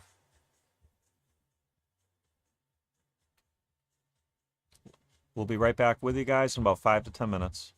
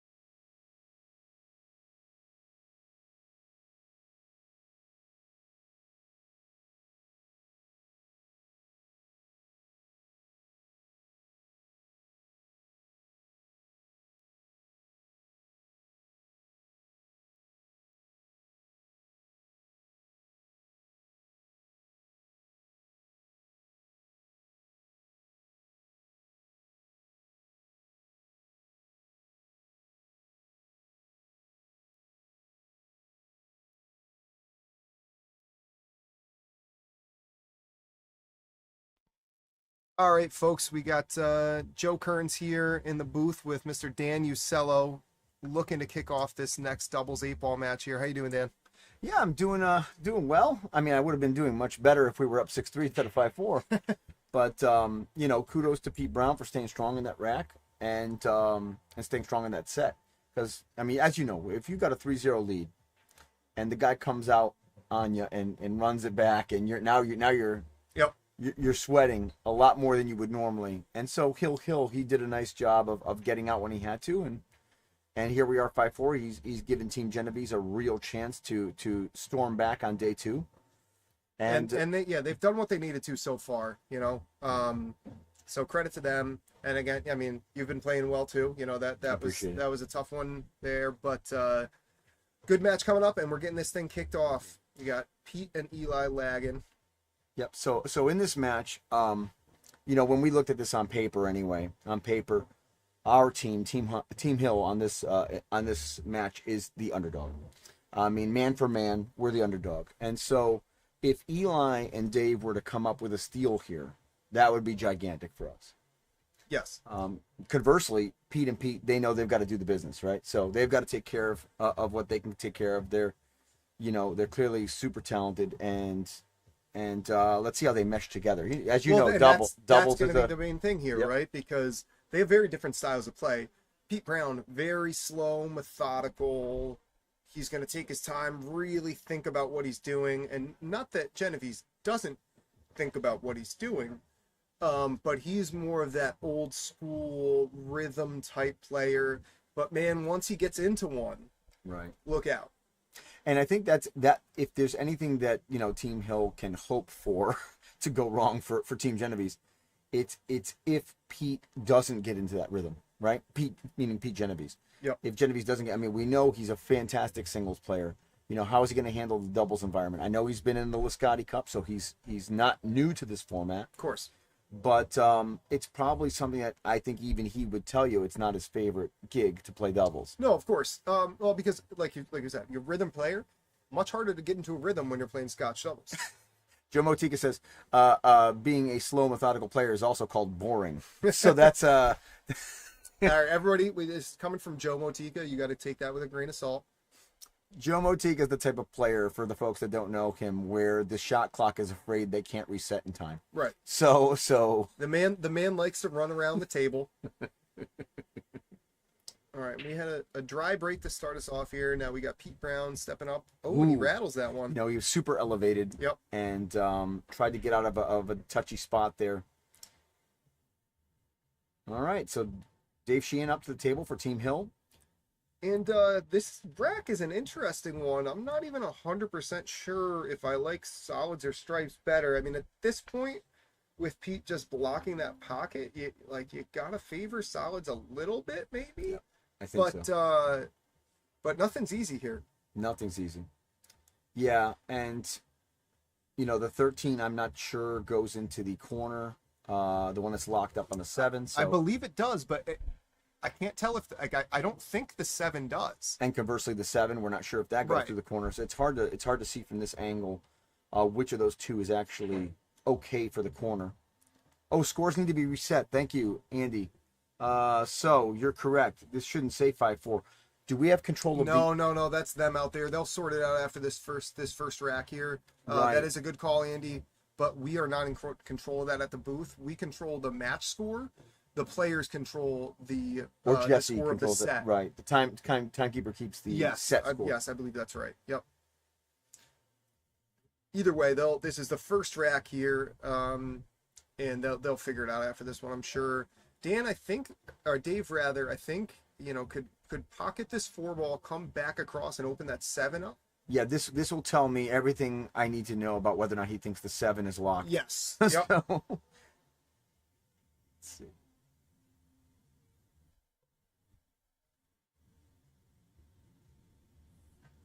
Okay, he hung it. So he didn't go after the hit. Which that makes me, the 7 must be available. Yep. Yep. It's always so hard to tell from in here. To me, it really looks like the 13 goes, but the 7 doesn't. But agreed, the way that Dave, I don't know why I keep saying that because I'm talking to Dan here. The way that Dave played that makes me think that the 7 is available. Right. But now this makes things interesting because now obviously the 13 is blocked by the 4. Okay, looks like he's gonna back cut that 9 ball. Maybe take the 4 out right now. Take the 4 out with it. Yep. Oh, he missed it. He missed it because he was worried about the kicking that 4, and he got neither one. So advantage to, I think, Team Hill here. Although that 1 ball still worries me. Yeah, the 1 doesn't look like it has a home right now. Yeah, maybe to our side pocket, but you have to get on that side of the table perfectly, right? Which is, and they don't have really a good ball to get there right now, unless it somehow goes down in the top left corner. And I'm gonna flip the views here really quickly. It looks more helpful. Yeah, it looks like it does go in the top left. Oh, but Eli just missing that one. Not doing them a ton of favors here. I'll tell you what, Joe, with this view, the 7 clearly does not go in that corner. Right. So maybe what Dave Sheehan and Eli Belly are thinking to themselves is, well, we've got the 3 balls a breakup ball. We've got their 13 on lockdown, and let's keep that problem for them. That might be the philosophy there. And it looks like Pete's going to cut this one in. Maybe he can run into the 3. I think he's going to, oh, now that's a smart shot there. Yep, reestablished control of the pocket. Eddie Santiago, thanks for liking the stream. For those who are just joining, welcome to the Make a Score Tour and the 2025 Cooper Cup first semifinal between Team Hill and Team Genovese. And so far your impressions of the tournament itself. What do you think? I mean, it's always a great event, right? And I was talking about I commented on a couple of matches yesterday, and I know I'm not the only one to say it, but man, is this strong field this field strong this year. I think by far the strongest field of any Cooper Cup to date. And I believe, is this the fifth annual? I believe it's the 5th annual. Yep, that's right. 5th annual. And you have multiple captains, previous captains that are not this year, yourself included. That's right. Right? You have Gene Hunt, who was another captain last year, playing from the other side Pete this Brown. year. Pete Brown has been a captain. And then you have Pete Genovese, the opposing captain this year, who has played in the Lisciotti Cup before. Right. Right? So you have a lot of guys that have they've all been there before. Obviously that doesn't take the nerves out of play here, right? You can see it time and time again. The nerves are almost impossible to avoid. But great event so far, and it's looking to keep it rolling here. I agree. No, the talent pool this year, and it made for. So Tracy, the score. Unfortunately, we don't have control of it. It is 0-0 in this set, although the team score is correct. 5-4 Team Hill leading Team Genovese currently. Once they finish this first rack, the timekeeper will realize that it should be reset to 1-0. So whoever wins this rack will be up 1-0. Yep. And now this is an interesting one. Not a lot of options on that 3 ball, the 7 ball rather. It looks like Dave's going to just elect to play a stop shot for the bank, or maybe draw it back a little bit. Yep. That's interesting to me. I probably would have played for the side pocket, our right side pocket, but okay. You would have had, I think that was available, but you really have to punch that forward. He was pretty straight on the 3 ball there. Big shot here. And Eli. Big shot here. Ooh. Yeah, tough shot. Yep. The thing I don't like about that is that you're risking your entire life on a bank. If you have 2 balls left, and if you get the bank, and clearly actually if he got the bank, he wasn't out. Right. He rolled it forward a little bit. I think he wanted to play the stop for the 8 ball in the top left corner pocket there. But now what happens is you've given Pete a free ride here. Well, he's made it a little interesting. He got the bailout in the ball, top right. Yeah. Yep. And that's sort of my point is, if you don't believe you can get out with 2 or 3 balls left, you just shouldn't attempt it. Tie something up. Make sure you're keeping the match tight. But if maybe Dave and Eli were feeling like, I got this bank. Don't worry about it. So and Eli's a strong banker. Yeah. I don't hate the selection. Eli just didn't play it with the confidence I would have expected. He kind of rolled it up there a little bit instead of I was expecting a stop shot or even draw it back an inch. All right, so Pete Genovese has given Pete Brown that 10 must go through the window, I'm guessing, because he's lined up right. Okay. Yeah, otherwise, if it didn't, you still have the 11 there. Right. I was just about to comment on. Oh, okay, there wasn't the window. Yeah, so that was a tough. I was just going to comment. That's a tough lead because he can't take the 15. He's going to run into the 8, and there's danger there. And so Pete Brown was really forced into a tough window there. Now on this shot, Dave's just going to try to drift over with a little bit of stun. Hopefully get Eli for the corner on the 8 ball. Yeah, that's definitely the move here, and I think it should be pretty straightforward. Oh, maybe he's got the side available. Maybe yeah, because he held that a little bit more. Yeah. Okay. Yeah.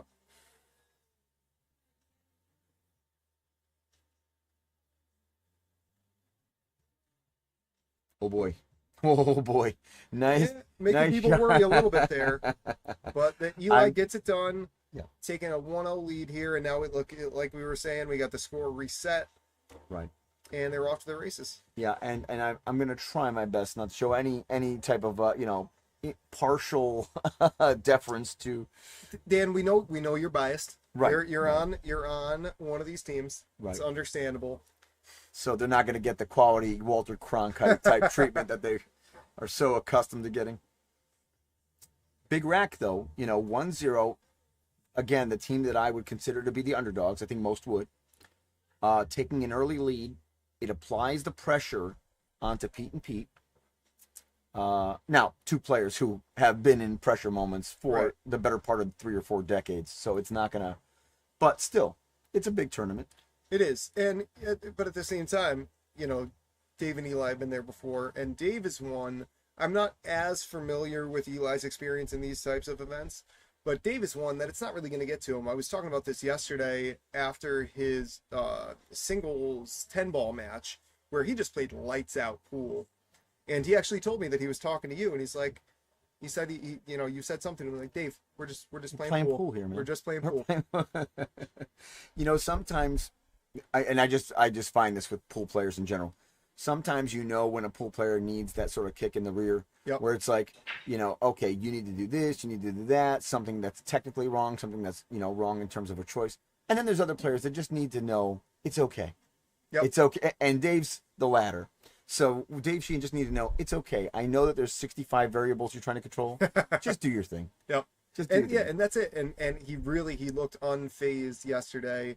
A little different in the doubles to finish the day yesterday, but either way, now they're stepping up. Pete Genovese, very big break there, jumps the cue ball off the table, and we have a wide open rack here with ball in hand for Eli and Dave. Now I think Joe Motika just made a comment about Eli was on the first team that won. That's right. Yep. Now, Joe, we don't talk about that. So Joe and I were teammates when we lost 7-5.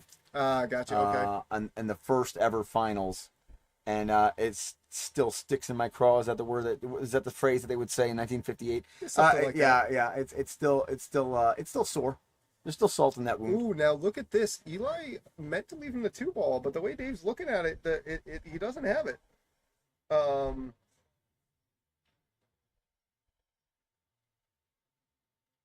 Nice Great shot by Dave there. Does Eli still have the 1 ball? I think he does. And if he does, he can run right back and run into the 10-ball there. A little bit of top right maybe, just kind of soft, bump into that 10 and leave the 2. I think so. There it is. Just like that. There it is. Oh boy, did he just get He might have an unfriendly roll on the 14? I think he did. Are you kidding me? Well, okay, so Dave's figuring out the angles and math here. Yeah, okay. He doesn't like it. Can he spin out of it? Checking to see if they're frozen. Checking out all the shadows. Oh, that's right, Joe. Yeah, Ray did beat you 5-4 in the final match. Hey, you know what? We don't bring it up, man. We don't bring it up. Oh yeah, Dave and Eli. All right, so they reset the score, but then they didn't give the point. You know what? Let me Nice great shot by Dave there, but does he leave it? I don't think so. It is a jump shot now. Oh wait, he called. What? Oh, he did touch the 14. He must have bumped the 14 a little bit on the way by. Do you want me to leave the here? I'll go take care of it. Okay. Dan, I'll leave you. Okay. Running the show for just a minute. Sure. Sounds good. All right, so now Pete Brown up to the table. Clearly the momentum shifted in this rack. I fully expect, it doesn't look like there's any real problems. It's just, cluster management. I fully expect Pete to get out of this one. Pete Brown started with a 9-ball, looks good.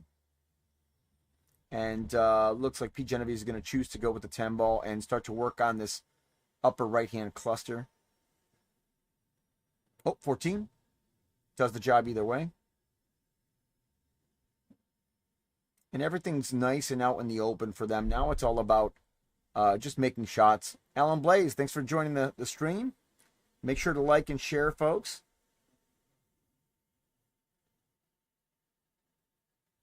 Nice confident stroke by Pete Brown. And now it's just dink and dunk and making sure that, you don't end up in funny situations where you're tree topped over a ball or something along those lines. And just managing your cue ball a little bit. Looks like they'll be taking the 15 next, if I'm not mistaken. Now, there is some tricky play here. He's going to be heading to the right-hand side of our screen and towards the pile of balls. Okay, just decided to slow roll it, give Pete Genovese a 7-footer, 6-footer maybe. And why not? I mean, Pete Genovese is somewhere in the 680 Fargo range. This is certainly in his wheelhouse to make. There he goes. Gets a nice friendly bump off the 3. Clears the path for Pete. Pete's going to probably try to go off the top rail, up and down to get on the good side of the 8-ball for the side pocket. He doesn't want to be in that weird scratch angle up towards where the 3 is.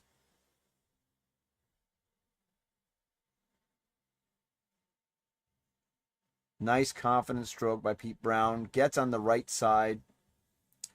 And this is looking like 1-1, folks. And it sure is. 1-1 in this really crucial set of doubles 8-ball. Team Genovese fighting right back. We welcome back Joe Kearns into the booth. Hold on, it's not updating here. It's not updating here.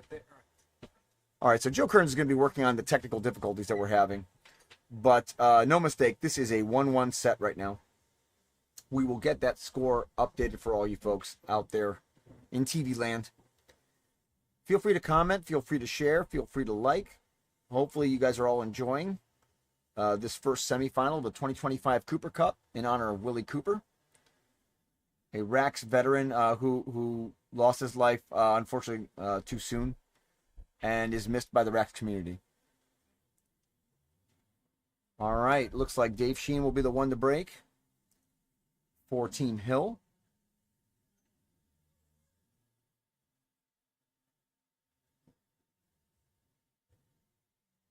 Looks like Dave's going to be looking at a 2nd-ball break.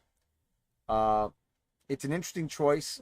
It's something that I ended up going to as well late in the day yesterday because I found that I was scratching too much. Maybe Dave's just trying to avoid the scratch. Or maybe he wants to turn this into a moving game. Nice break. Pockets one in the bottom right-hand corner. Things are fairly spread out. And I think I like solids. I think I like taking that 6-ball. And then if you can get out of that cluster, everything else for solids seems wide open. Now, conversely, you could also take the 14-ball and handle the cluster. You just have to be careful with the 15 and the 9 and how you approach that. Okay, so Eli's going to go stripes. 14 first, probably to the 12 next. Now here's where it gets tricky. You just have to handle this 15, 9, 8 cluster. And if they do so, they're looking like they're the favorites to get out of this rack.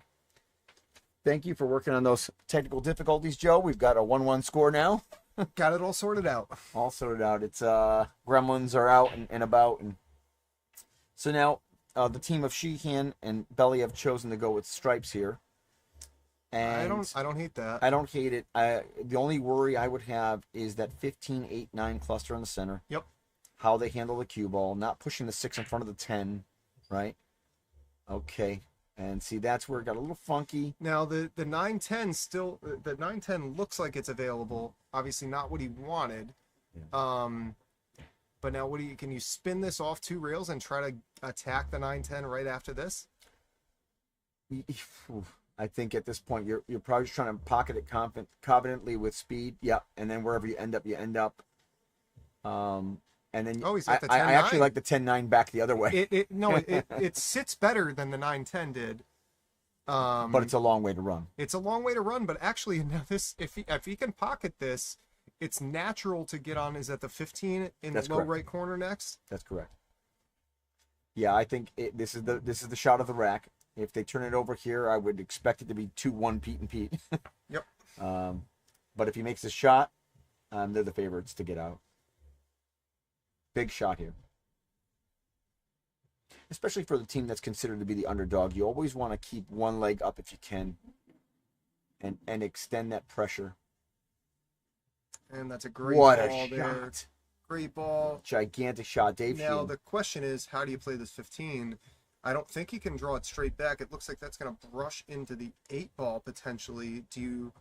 I wouldn't mind cutting the 10 all the way up and running into the 15. Yeah, shoot the 10 next, right? But if he thinks he has a favorable angle to bump into the 4. Yeah, if you can draw back into the 4 without hitting the 8. Right, and that might be okay. Oof. It I seems don't like really he settled for the bank again. They're betting their lives on a bank yet again in the second consecutive rack. And this one's even tougher because now, like, if you're going to bank this back in the side, you have to try to avoid the 6 ball. And then come back. There's a lot of traffic there to get back on the 8. It's not the worst bank back in the side, I don't think, or if that's even there, is the 4 in the way. I'm pretty sure extension was just called. Smart move by Dave. Give yourself an extra 60 seconds? 40 seconds, I'm sorry. It goes up to 60 seconds, yeah, I believe. This is an interesting, though. I'm not sure what Eli was going for there. Yeah, I think they're settling for the bank. They have to. They may even get a little bit of love from the 3 ball that might sort of nick them in. True. But I think this is all cue ball. I'm not worried about Dave being able to make the ball here. It's just tough shot. Unfortunate. Yep. And like I said, at this point, with all of the traffic out of the way, I fully expect Pete and Pete to finish this rack off. Yeah, the only thing that could be it looks like he's got to shoot the 3 ball first, and he's on the rail. If he were to miss this, the cue ball's tracking to where it's going to leave a shot on the 10, unless you just decide you're going to say, forget that, I'm going to play it safe and brush off the 1 and bring the cue ball down like behind the 6. It depends how aggressive they're feeling here. I don't So think if I'm the 1 Pete, goes I'm by shooting the 6. 5 in the side because I think it goes by the 10, and I think he has enough to cut it. It is a nervy shot. Oh yeah, is the 2 not in the way of that? Okay. So it's a nervy shot, but you just got to bear down. Yeah, and that's what Pete's going to decide to do. Yeah, when I first looked at it, I thought the 2 was in the way, but nope. Good call. Good shot. And now they're really the favorites to get out. Yes. Yeah, no more problems anymore here.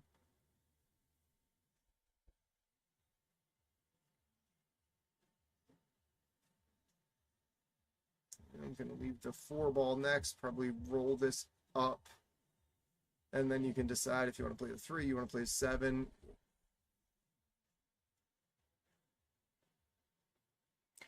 The thing I like about what Team Genovese is doing here is that they're not moving the cue ball around a whole heck of a lot. They're trusting each other to make the 6-footer, the 7-footer, and just standard type pool. Rich Verizzi, thanks for liking the stream. Yeah, and now this is just connect the dots at this point, right? Yeah.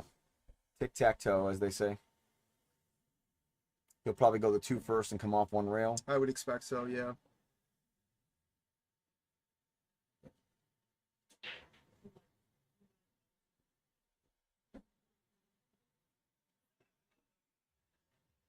Yep, and that should be 2-1.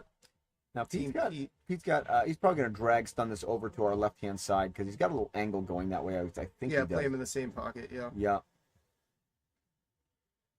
Now Pete Genovese is elevated over the 10 a little bit, but it shouldn't bother him that much. That's not going to be a problem. Yeah. And there it is, 2-1. That's a big turning point. 2 racks in a row where the underdog has gotten themselves, to a bank shot of getting out, and yet failed to do so, and now instead of 3-0, it's 2-1 the other way, right? It's tough, but at the same point, I don't think Eli and Dave, I know you've said underdog several times now. Right. I bet you Dave and Eli aren't sitting over there thinking that they're the underdogs. They're just sitting there thinking we're gonna go out here and win this thing. Yeah, as a player, you can never think about, what's Han Solo say? Never tell me the odds, kid. Right? Like exactly. You always have to have that mindset. Especially it's a race to 5 alternate break. Right. And they're both very good players, and I think that they're generally speaking, I think they like Dave and Eli, their styles kind of fit with each other pretty well.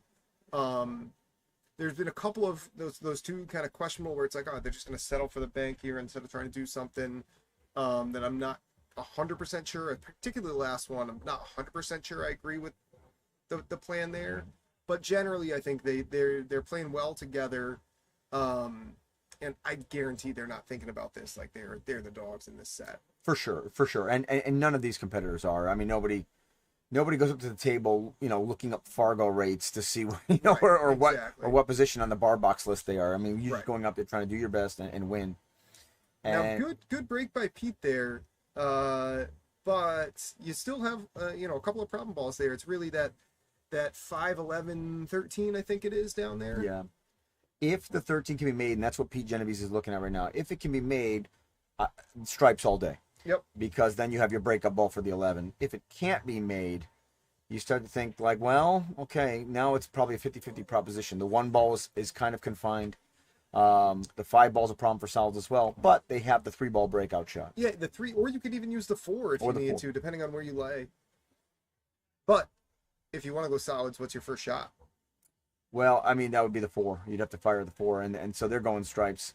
It's probably, I said 50-50, it's probably 55-45 stripes. Yeah. Well, and now, I can't tell if he's left a little bit too much angle. If you want to just, because you could play that 9 in the corner and use that to run into either the 11 or the 13 and split those out a little bit. You know what I think they're talking about possibly doing is they're going to use the 10 to get to the 12 side, and then use the 12 with angle to break that up, because I think that they've decided that 13 does not go. Yeah, it really doesn't look like it does. Unless they're going to hold a ball up and make a breakup ball. Okay, well, maybe it does go. Looks like Pete Genovese is going to fire at it. He's definitely looking at it. Okay, we're going to find out in real time. Okay, he's just going to play the long game. He does look shocked that he didn't go. Honestly, yeah, you see him kind of rubbing his ear a little bit there. Right. Maybe he thought he could just rub it off the 5 ball and go and have it play in. Right. But man, that was going to be a tough shot. Now, Solid still has the additional problem of the 1 ball being kind of trapped. I don't believe it goes by the 8. It doesn't look like it. It goes by the 10. Okay, but that's a tricky window to hit with the cue ball. Yep. And what's your starting ball here? There's nothing. There's cutting nothing the 3 back in the corner. Yeah, that's what he's looking at now. The good news there is with the 11 where it is, you don't have to worry about the cue ball flying around the table so much. Right. And that's Nice a great shot. ball there, although you just made the 6-2 a little bit tougher. And I don't mind when that stuff sort of happens when you've got a problem of your own to deal with. Yep. Because now there are 11 balls confined, right? They can only make it in the side or corner. So they will have to deal with that 6-2 combo, or if they can clear the 2 out first. Yeah, if you can get off table, but it's not easy to get up there unless you can get relatively thin on the 1, maybe. Right. But job 1 here is a stun shot to get good on the 5, and that's not easy at all. Okay, he got neither the 5 nor the 1. I think they're gonna have to fire at the 1 anyway. Yeah, but see, I don't love that, because now if you make the 1, now you have nothing to get yourself back in the 5. Yeah, this is one of those moments where you start thinking about bailing. Yep. Yeah, I think you kind of have to here. Now, if he fires away, then let's see if they can run this out. Sometimes you can outshoot the problems, but yeah, I don't love it though. I almost I'm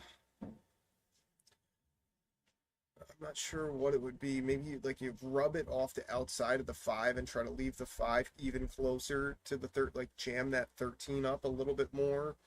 I'm not sure, but I don't like firing here.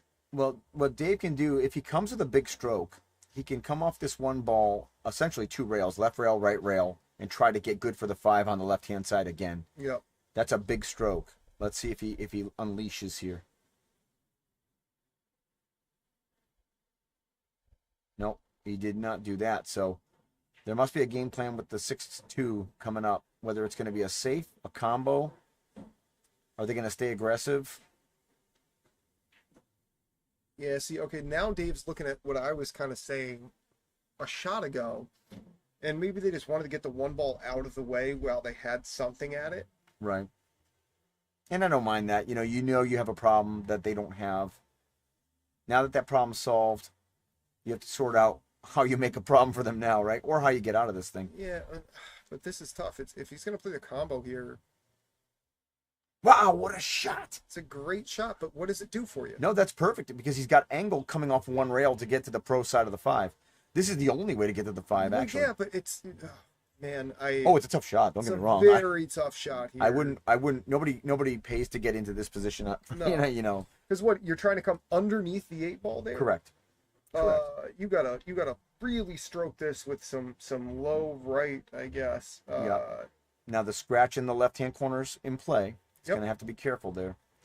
That's why Dave's taking his time. He might even want to call an extension if he hasn't already. And here we go. There's a lot of things that can go wrong with this. You overstroke it, now you're behind the 13. Oh, he hit it good. He hit. See, that's what I was just saying. Wow. That's what I'm just saying. Oh, because it's hard to hit it much better than that. You know. I know. A bump on the 8 scratches you. Yep. But I know what you mean. That's so tough. Now All it looks right. like he's 2 gonna rails. play- Smart that's a smart play there. Smart play. Eli Belly, just tie up the 13. Because I don't see an easy path back there. And then what's the benefit? You do hit it. Now you open everything up for them anyway. Right. You know. Well, with ball in hand, if I'm Pete, I'm talking seriously about maybe using the 15 to crack it open. If you miss the open up shot, well, okay, fine. What does the other team have, right? Right. But you can set up the angle you want right now with ball in hand. You have enough balls on the table where if you don't get it, you can still just play another safe and Exactly. figure it out next time. Exactly. So yeah, I agree. I think you got to take a swing at it here. All right, so let's see if Pete can make the breakup happen. And I think you want a reasonably, like a pretty big stroke at this one. You don't want to just tap it. Oof. It didn't come, but like you said, it didn't come off. Okay, fine. We're just gonna play a safe. Yep. Maybe get behind the 11 by tapping the 10, Yeah. something along those lines, and trying to prevent the long rail bank because that's really all that Eli and Dave have going for them right now. Okay, he was trying to lock onto the 10. Now, See, I don't really get that. You didn't need to do that. well, who am I to question what Pete wants to do here? I like this by Dave. Just get the 11 He out. doesn't there. have the right angle for the long rail bank. Get the breakup ball out of there. Make them make a decision. I Yep. like that by Dave. That's a savvy play. And now this is one, depending on if Pete hits this a little bit too firm, only thing Pete doesn't want to do here is push that 5 into a one rail kick into the side.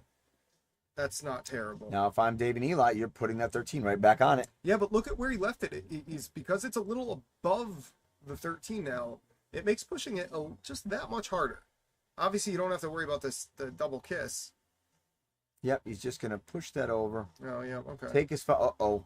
He really hit that hard, though. There's room now for a ball in hand make.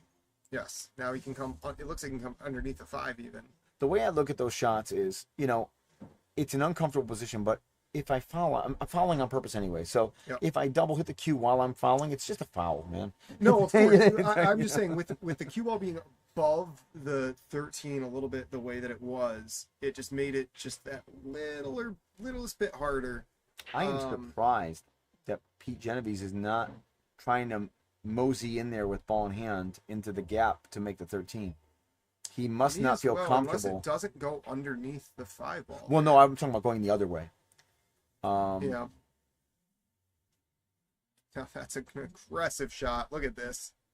Wow. Well, that's some confidence for you. They've decided that it does go by the 5.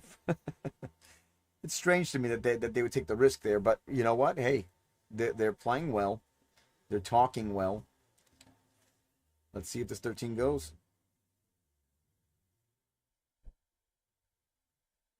Sure does. It's left Pete slightly challenging shot. It's a back cut. When you're 680, whatever it is, Pete Genovese, I'm not, he's a heavy favorite to make this shot and leave good shape on the 8. Of course. Just like that. Smooth stroke. All right, Pete Brown to shoot for the 3-1 lead.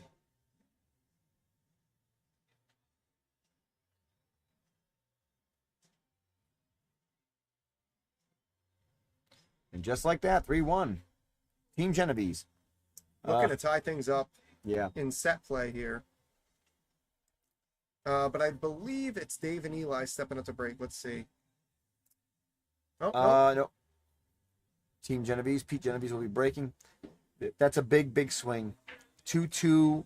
Pete and Pete are still feeling the heat a little bit. 3-1. They're going to be feeling loose, and you don't want that to happen. No. if you're Dave and Eli. Well, and you saw that firsthand yesterday, right? That's you were right. up. You were up 2-0. I was up 3, and then 2-1, up 3-1. Then 3-1 after Pete scratched. Miracle scratch. Yeah, it was a miracle scratch. Yep. But then he started to get comfortable, and you didn't have a lot of chances after that. Yeah, in fairness, at 3-1, I scratched on the break. He ran it out and then broke and ran the next rack. Right. And so, yes, I wish I didn't scratch, but Pete was just doing Pete things. I think that's exactly what I said when I was talking about that set. I'm like, well, then it got to a point and Pete just did Pete things. Right. Pete Genovese decided, I don't want to be in this set anymore.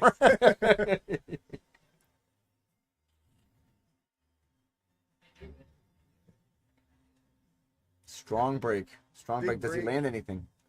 13's headed. Yeah, it's going. All right. That helps. They got no problems on the table right now. Now, Pete Brown and Pete Genovese have to be salivating over this break. Yep. All you have to decide is what's your starting point. I personally like stripes better. I think maybe they start with the 10.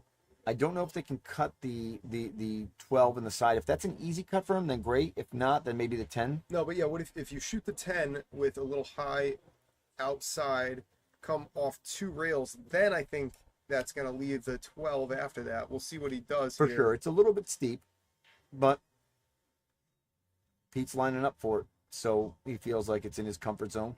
Nope, and it wouldn't even have to be the 12 next, right? You can come over and back, and then you have the 14 down on the low right? The only real problem ball they have, if you want to call it a problem, is going to be the 11, where it has to be made in the same corner he just went at. Now it'd be. I mean, you know what? You're right. I think the 3's probably in the way of the low right corner. You could cross bank it, but I mean, you don't want a rack to sit on a cross bank if you don't have to. No. Now Pete might just, if he's got the angle, he maybe could just draw this straight back and take the 11 next. Right. And that's exactly what he's trying to get at. He knows, he sees the danger. And he hit it pretty well. Maybe another inch would have been perfect, but that's not far from it. Yeah, I think Pete Genovese is probably not super excited about that. He wanted to get, Pete Brown another inch or 2. Yep. This has now become a difficult shot. And, he's going to have to go. If he gets it, if he lands it, they're out. He hit that pretty nice, and he gets it. Now there's really no problem here. No. You want to make sure that when you make this 14, you're not behind the 9 on a combo. So long as you can see the 15 after it, you're okay. And he does. Yep. This should be good. You're gonna have the 9 in the low right, and then probably come in between the 3 and the 4 there for the 8 in the low left. Right, and Pete Genovese just asked for him for a back cut angle so that he can lift it up above the 8, and that's what he gave him. Oh, he's just going to draw it straight through. Yeah, and that's looking like a good run out. Pete Brown for a 4-1 lead here.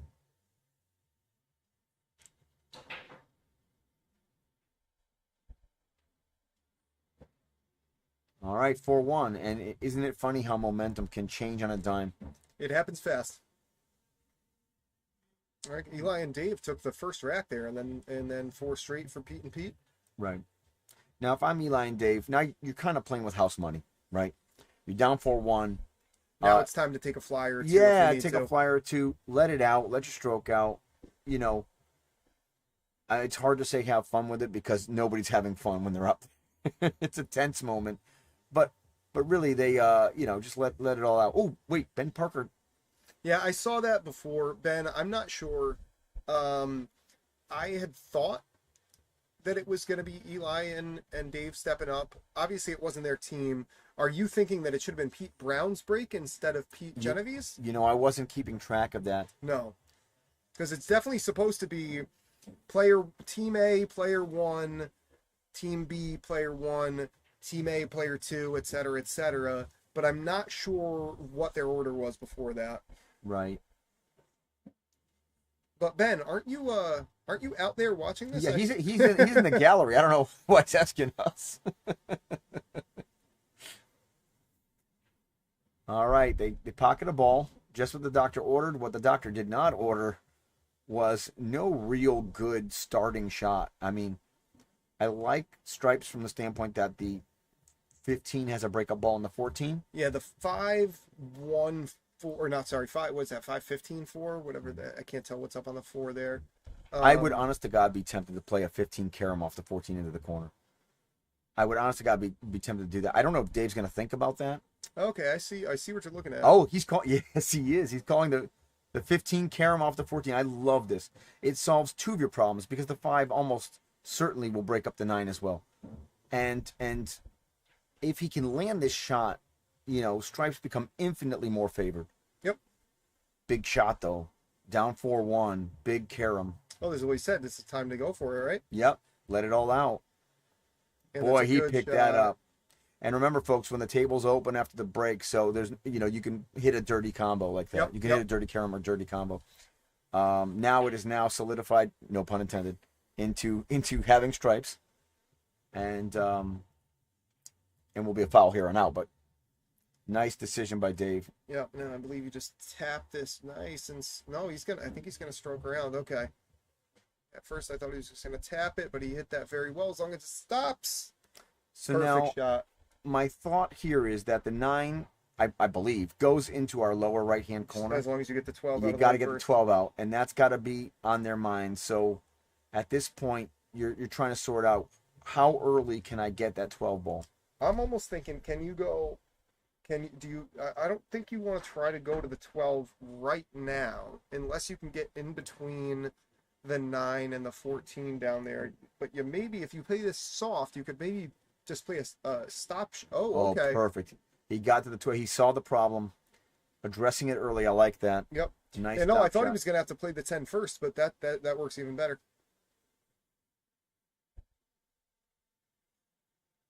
Nice job using the 6 ball as a break.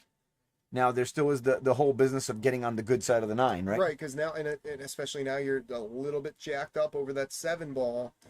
And what are you doing to get back on this 10 and then back to the 9? If they've decided that they can no longer get on the good side of the 9 based on where they're at, I would think about playing a safe. If that 4 ball doesn't go in the corner, I would start thinking about playing a safe. Yeah, but where? There's a lot of solids on the table. Coming down to the bottom rail and just sitting. All right. Well, they're gonna fire away, right? Now, so they're got to go 10 ball next, and you've got to hope you can get back. No, for that but 9. I kind of saw Dave looking at something. Do you think they try to tap this and leave the cue ball frozen on the 4? Dave was Not a kinda bad looking, play. Dave was kind of looking down there. I know Eli, and he's going to want to stroke it, but I don't know how the heck you're going to try to get back down there if you shoot the 10 right now. Actually, Ray, so I got to give you a correction. The timekeeper is not the ref. The timekeeper is only being asked to be the timekeeper. So, Jesse, they didn't want to put the extra, pressure of having to sort out fouls and things along those lines with Jesse. He's just the timekeeper today, so we don't have a ref today. Well, Eli did all he could to get there. And that's the thing. I don't know that it was possible unless the only thing, if he rubbed that 1 ball and ran it down table, that's the only way he's getting there. And now Dave, I think, is just going to freeze him on the floor. Yep, just like that. Oh, you got to get the rail, though. Oh, no. Oh, my, oh, my. Ooh. My, oh, my. That's tough.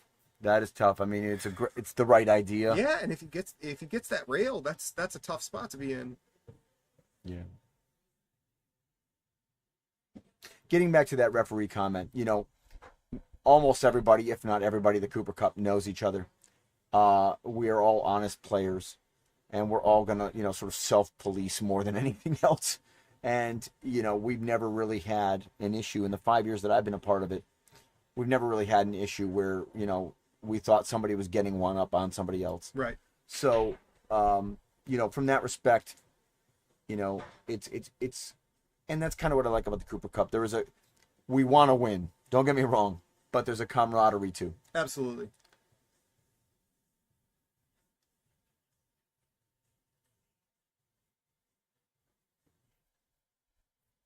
Joe Motica's offering his services, I think, as a referee. If somebody flies him out, pays the airfare, we'll get the Flamingo Kid out here. What do those tickets cost, Joe? Yeah, what's the cheapest you can get on a Velo? And then drive down from Maine. Good shot by Pete there. Now this should be all she wrote. I'm thinking stop shot on the 4, back to the 6.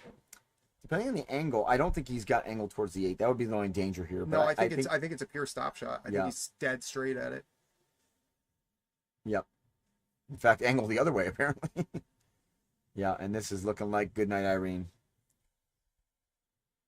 Oh, he got a little close to his work, huh? A little closer than he wanted to, but I don't think that's going to be an issue. I think Pete Brown pockets this one.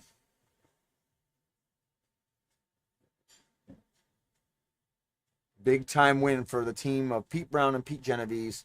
We are now looking at 5-4. No, 5-5. 5-5. I'm sorry, 5-5. 5-5. I'm sorry, 5-5. All tied up in 5-5. match score. 5-5 in this race to 7. And now we have Gene Hunt stepping up against Captain Rogers Hill. And Gene was a captain last year. Those two are no strangers to one another. It's not just that. They've been part of the Springfield area Massachusetts scene for years. Yep. I'm sure this is match number 1,586 against each other. And and so familiarity breeds contempt, but I don't know who it's breeding it for. So they know each other really well, know each other's games. They're going to both be comfortable from the standpoint that they believe they can win. They're going to be uncomfortable from the standpoint that they probably remember the 65 times they lost to each other. Yep. And we'll see where this goes. No, it should be a good one. And you guys know the drill here. Quick, 5 to 10 minutes, and then we'll see you back here. All right. Thank you.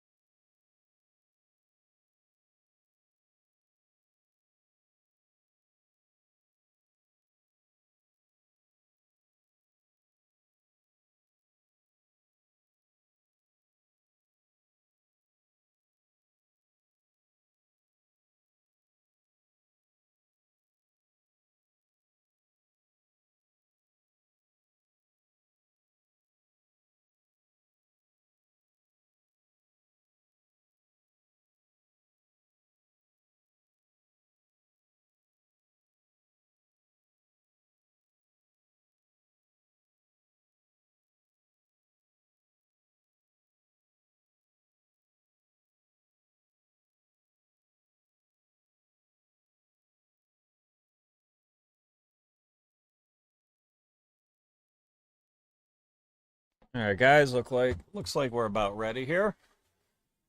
Back to the action, and Team Genovese not going down without a fight. They have tied it up 5 points apiece in this race to 7 overall format. Up next, we have Gene Hunt for Team Genovese versus Rogers Hill, the captain of Team Hill, in singles 10 ball. They are playing call shot, call safe 10 ball. And it will be a race to 5. Every point's pretty big from here, you know. Whichever team wins this point will be on the hill, and the opposing team will have to win 2 sets in a row.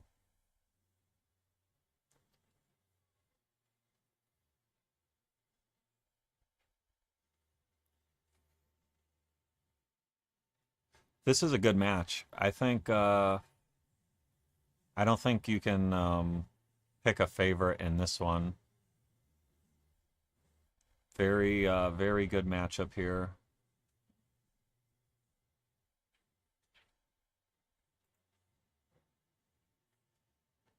Rogers to break.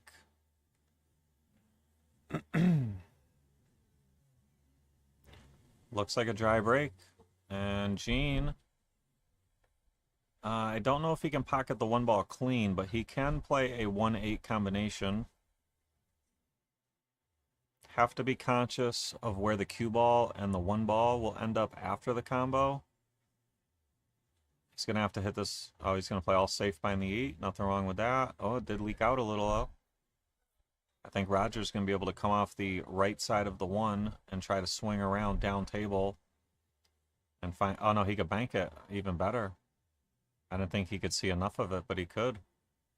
And great safe there. Gene's got his hands full with this kick. I don't see much. You can go off the top rail, maybe, but you're going to hit the bad side of the 1 that puts you in the side pocket for a scratch.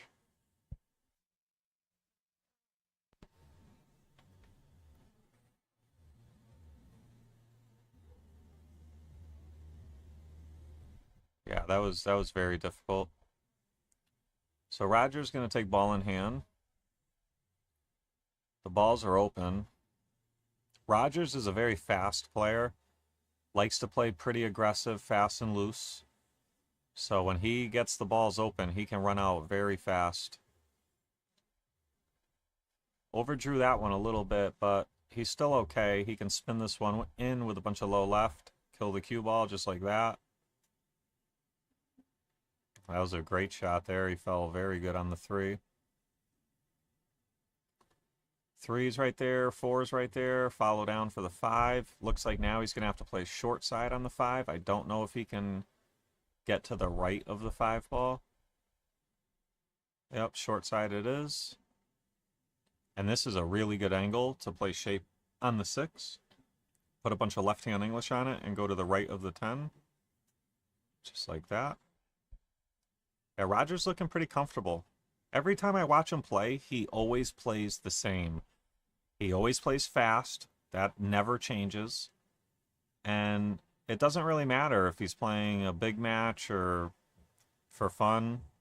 He seems to always play the same way, which is a really good habit to have. I'm guilty of it. I find myself not bearing down and concentrating enough sometimes. And that's really a terrible, terrible habit to have. You really, if you hit the ball, you should do it and build off of the same routine you're going to use, whether you're gambling, whether you're playing a tournament, a special event like this, any form of league. You just want to build a routine. And Rogers has a beautiful out there from, I believe it was from the 1 ball with ball in hand. And he ran those out. Very nice. And he gets on the board 1-0 in this race to 5.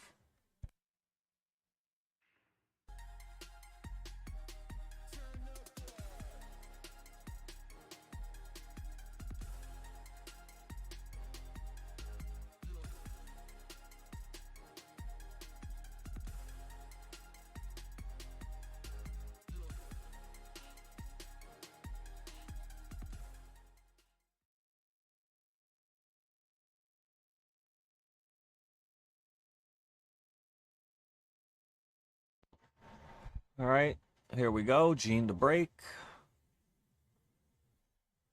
Let's see if Gene can answer back. Makes the 1 ball, makes the 3 ball. 2 ball, needs to keep going. I don't know if it did. 2 ball may go in the bottom left, but I don't know. If it's frozen to the 9, it does not go. If there's a tiny little gap, it might go. Chances are it probably does not go. There's not a bad save here. You follow the cue ball to the bottom rail and bank the 2 up table. Just like that. Because the 4 gives you a little protection on that corner. You know, they can play the combo, but it's difficult. Brandy in the chat saying, Rogers is a great shot, but his warm-up practice stroke speed makes me dizzy. Yeah, you know, in pool, there's not just one way to do it right. You'll see a million different strokes over the course of the years as you play more and more and travel around. And yeah, he's got a unique stroke, but it clearly works for him, you know. And I know you're not knocking it. I know you're not saying it's a bad stroke. It's just unique. And you're right. It is unique. You know, former world champion Francisco Bustamante, who was commonly regarded as the #2 world player in the world for many years behind Efren, he's got a crazy stroke that is so unique. It's unbelievable. And he was, you know, world champion, top of the pyramid. So, you know, pool's a funny thing. You'll see players like Fedor Gorst, and they'll have absolute perfect mechanics. And then you'll see, you know, a Bustamante or even Joshua Filler. He's the highest Fargo in the world, and he's got, you know, a couple interesting things in his stroke as well. So it's kind of like whatever works for you. You know, my opinion is you want to stay as close to fundamentally sound as possible. And then if you have to tweak it a little, you do. But, you know, as long as you run out. And Gene, he's running out too. He's saying, look, Rogers, you ain't the only one that can run out, buddy. This is not going to be an easy match. He's a little steep on this ball, but he does have a nice natural angle to come up 1 or preferably 2 rails for the 10 in the top right next. Oh, hit the 9 a little off. And that's a little uncharacteristic miss for Gene, but it is early in the set. And it's not how you start, it's how you finish. So, and Rogers ain't out. Yeah, this is no gimme. Watch out 10 ball, watch out cue ball. Yep. And that's going to be 1-1. Gene's going to take ball in hand, deposit this 10 ball. And we are headed for 1-1.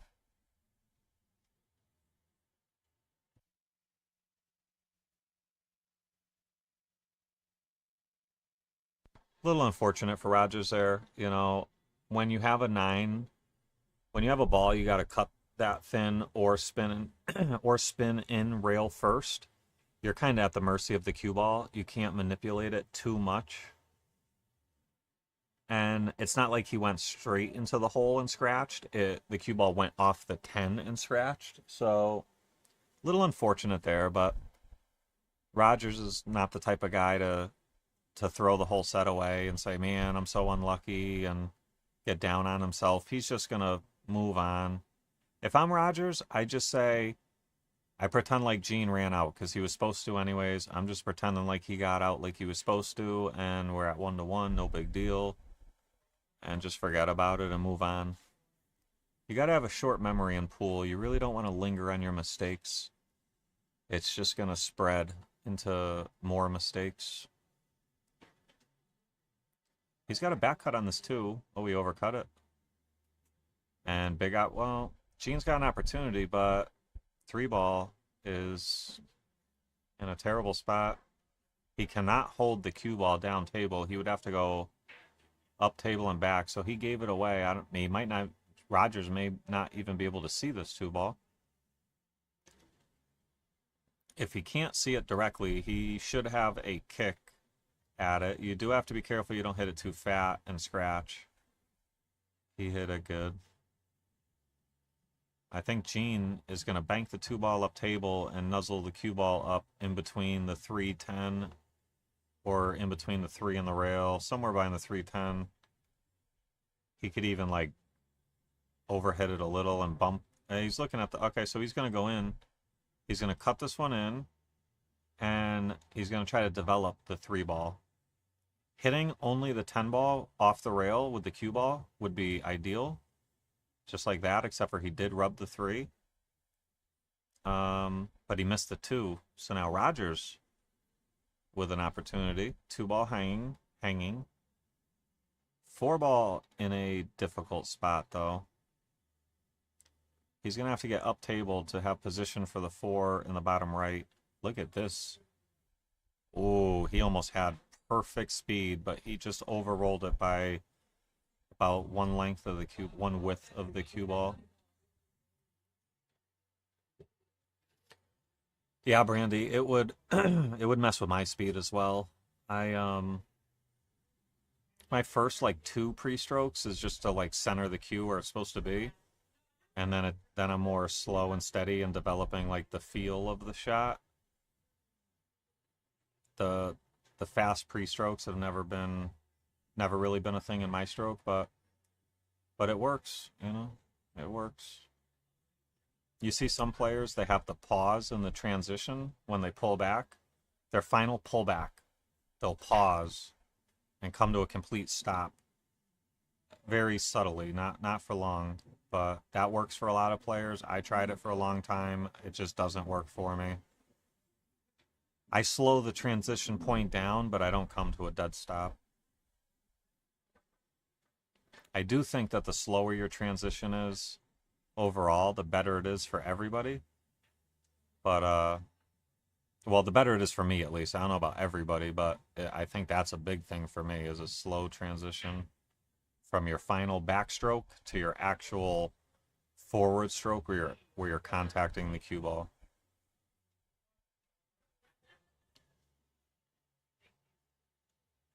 Gene, he had a little angle up table, doesn't want to freeze on the rail. Oh, really tight to the rail. He could roll this in the side, he could roll it in the corner. He does have some options.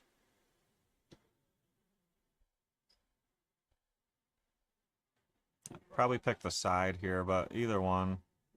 Oh, he caught the point. Cue ball didn't scratch, but Rogers is going to have a pretty good look at this cut in the side. The scratch in the top left corner is not on. If he hits it very firm, there is a scratch up and down in the bottom left. That's about the only scratch I see.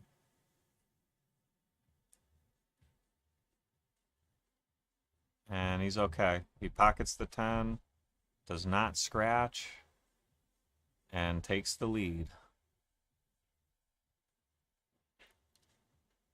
And that's going to bring us to Rogers 2 and Gene 1 in this race to 5. I think they're talking about whose break it is.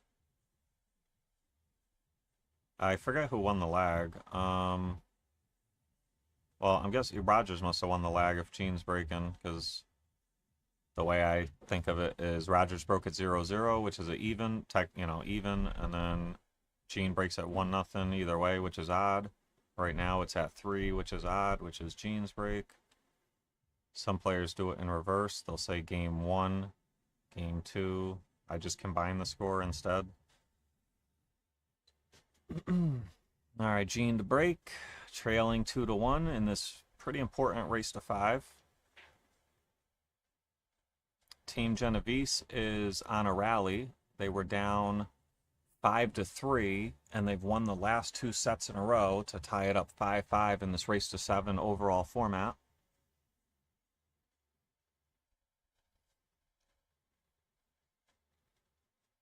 I think despite Team Genovese having short-term momentum, I'd say it's a pick'em from here. You got to give a slight nod to, I guess, Team Hill just because they're winning this match 2-1, but that doesn't mean anything yet.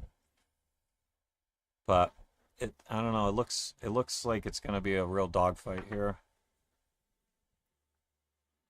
What do we have coming up next? That's what we should look at. So it would be Pete Genovese, Pete Genovese and Kevin Kiley versus Rogers and Dan Uccello. So Rogers would be going right back out there. He'd be hot. Genovese has already played 2 matches today, so you got to think he's warmed up. Actually, Genovese only played 1. I'm sorry.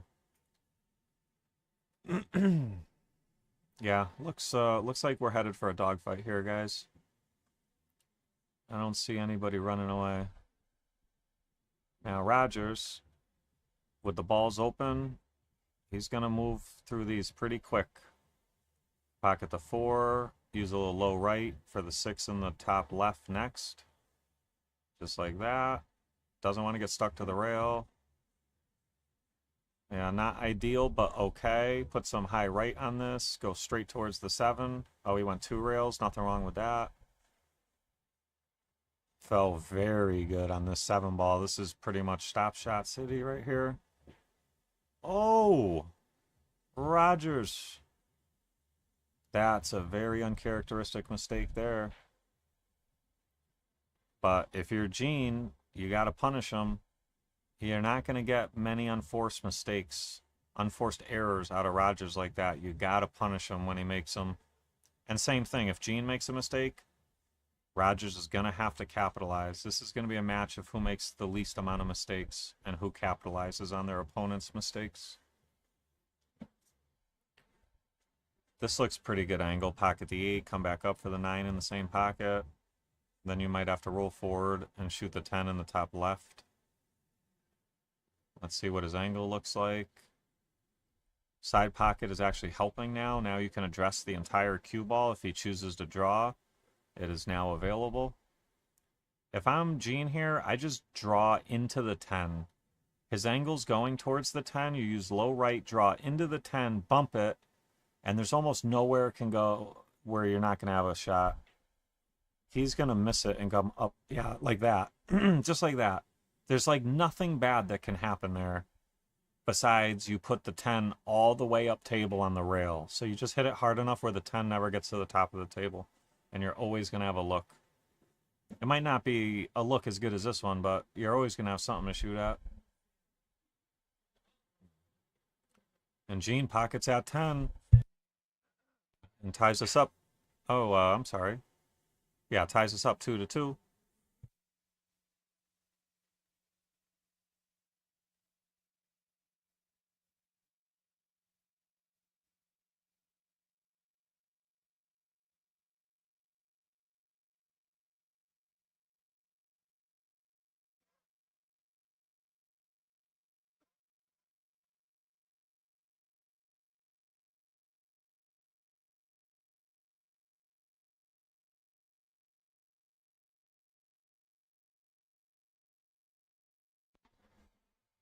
Greg says, Merry Christmas, Gene. Yeah, that was a gift. Rogers was a strong favorite to run out there and take a 3-1 lead.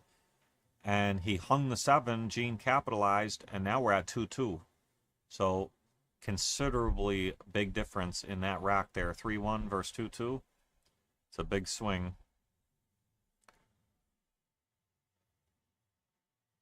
Rogers, he could bank this one and get shape. Looks like it's pretty good. Oof. Just caught the bottom rail. Very good attempt. Gene would love to be able to pocket this ball, but I don't know if he can. If not, he could kick at it off the bottom rail. Nothing wrong with that.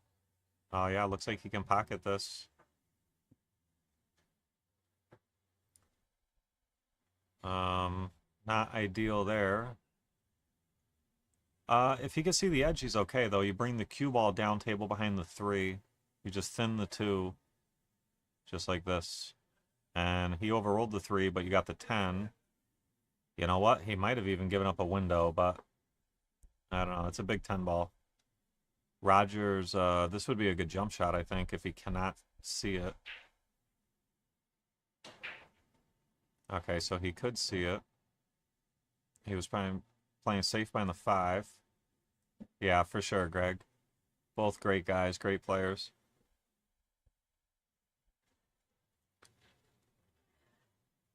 They probably have a history too. They both from Massachusetts, so they've probably played at Ivory or Frankie B's or some of the pool rooms up there. Straight shooters, that's Mass, right?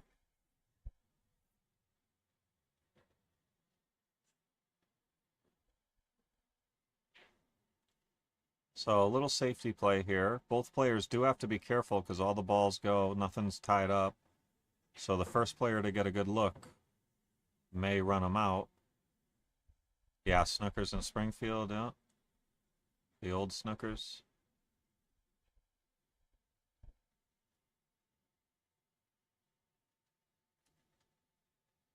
Gene's got to look at the 2. Position to the 3, little tricky. He may have to really juice this one up and go up table like 3 rails with low right. Have I ever seen Rogers jump? You know, I've played Rogers quite a bit, probably like 10 times. And I don't know, maybe he doesn't jump. It's possible. Normally I know that. Like Rob Slota's in the chat saying they've played each other since the early 90s. And I know Rob Slota didn't jump for a while because I played him title matches too. And, you know, always want to know your opponent's strengths and weaknesses. Rob does jump now, so that slight advantage I had there is gone. But I would think I would know if Rogers doesn't jump. Maybe I've just been sleeping at the wheel and never picked up on it. But Rob, you know Rogers well. Do you know if he jumps? I thought he jumped, but maybe he doesn't. It wouldn't shock me. Rogers has a nice look at the 3 in the side with the 4 next. If he puts some left-hand English on this, he can definitely avoid the scratch in the corner. He put some draw on it, same thing. Oh, he put low and left. Very nice. Travis, thank you for liking the stream. Rogers, great opportunity to run out here. So Rob Slota says he does jump, just not very often. Yeah, that's what I figured. Probably just when there's no reasonably good kick and you're forced, then he'll give it a shot. Felt pretty good here. May have to slow roll with some inside or draw into the 9. He chose to draw into the 9. Yeah, Rob saying he thinks it has to be an ideal jump for Rogers to pull out the jump cue. I think you're right, my friend. This could have been a little better, but nothing wrong with that. The reason he's so far out is he knew the only way to mess this up is to scratch in the side pocket. So he guarded against it. And that's why it looks like he misses his mark. You're like, wow, why isn't he straight in? But it's really because he was guarding against scratching in the side. He said, I'd rather take a little off-angle cut than risk scratching in the side. Big rack there. So Rogers 3-2 lead. But if you're rooting for Gene and Team Genovese, he does have the break. So that's a helping. That definitely helps.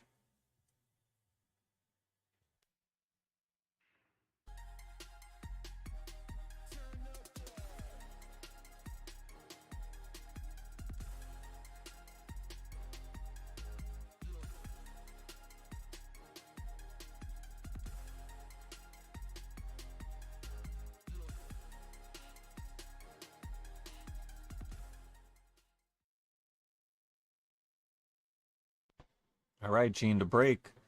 Trailing 3-2 in this race to 5.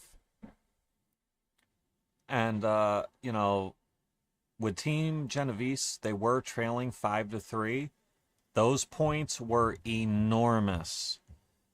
This, I'm not trying to understate this 5-5, this set, this point, but if you're on the team that loses this point, it doesn't mean much. I'm telling you now, it really doesn't mean much because You get up there, you win the next one, and now it's hill, and anything can happen. So, don't get me wrong, you much rather be the team that reaches the hill first, but, you know, being it would only be 6-5, it really doesn't make you very comfortable. You still play, you know, like like it's the last rack, you know. All right, so Gene, what's he got here? He could try to razor thin the high side, the top side of the 4, and bring the cue ball 3 rails down table to the bottom left corner and try to use the 5, 6, 7 as a blocker. He could try to bank it in, but there's really no value there unless you draw like into the 7 and try to manufacture something. A little too risky for my liking. Got to play a safe here. It's just a matter of which one. If you do play offense, you cross the 4 back into the side he's shooting from. That could maybe get you down table with a bunch of low right. But for what, though? You know, you got no offense. You got no run out on the 5. So you're going to try to make a spectacular bank just to play a reasonable safe on the 5. He's got to just play all safe right here. That's what he's going to do. He's going to look to shoot the 4 to the rail where he's pointing, have it reach the top short rail, and he's going to bring the cue ball down table back and forth. Maybe even get behind the 5, 6, 7. Yep, very well done. A little helping hand off the 8, but, you know, even if it missed the 8 and was down table, he still might have got coverage. So, great shot there by Gene. I'm sorry, by Rogers. Wait, who shot that? Didn't Gene shoot that? Did he call the 9 ball? And then Rogers gave it back? I can't replay anymore. Didn't Gene just shoot the 4? Maybe he called the 4-9 combo and Rogers gave it back? Or did Rogers play the safe? I thought it was Gene. Wow, what a great hit that was. Let's take another look at that one.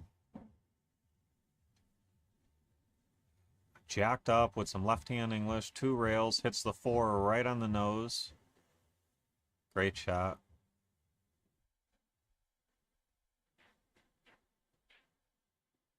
That's a very crafty safe right there.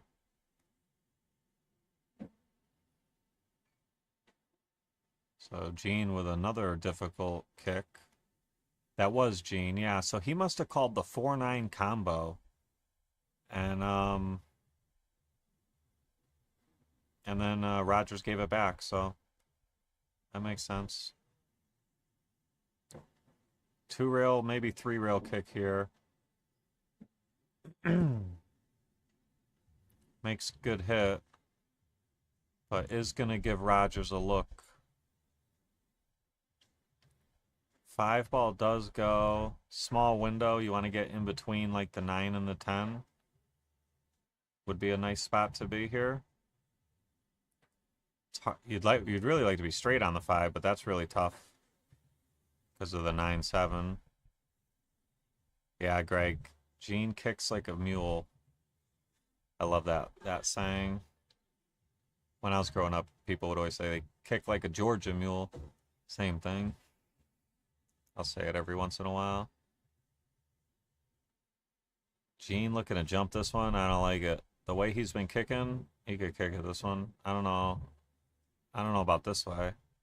But 1 rail, like this way, looks a lot better. Or, yeah, this is all he's got. I thought there was a 2-railer out of the bottom right corner, but there isn't. So 1 rail here with some reverse. Well done there. Rogers would like to roll the 5 up in between the rail and the 7 and use them as blockers, but I don't know if that 5 goes through there. Oh, it does, and he tried to even make it. He's going to get this one back and really not like it. He's in big trouble here. I saw the side view. He looked at Gene, and he's like, you sure? You sure you want me to take this? And you see him smiling a little bit. He's got his hands full here. He's going to try to go to the rail with a bunch of right and reverse. And that was a really good attempt at a very, very difficult kick. So Gene, with ball in hand, he wishes that 5-10 was dead to the corner and he could just one stroke it right in, but he's going to have to work. He's going to have to run him out. The out's a little, it looks simple, but that 6 ball could create some problems. You have to get well below it to be able to go up table for the 7 next. If you graze the 7 with the 6, who knows what's going to happen for your next shot. Okay, this actually works. You back cut the 6, and you go 3 rails around with the cue ball all the way to the right, this right side of the 7. He's going to go 3 rails around, cue ball preferably in between the 9-10, and he's going to be really good on the 7. Oh, he hit the 8. Yeah, he needed to avoid the 8, and he caught the 8. He's in trouble now. He's going to have to try to kick this one in off the top rail. And this lays pretty good, because if he makes it, he should have a look at the 8 next. You don't want to roll this one in. You want to hit it like medium speed. Yeah, that's pretty good right there. Great shot.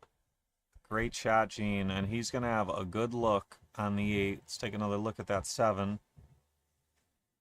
And I'm going to cut it off so you guys can... Oh, I didn't cut it off quick enough.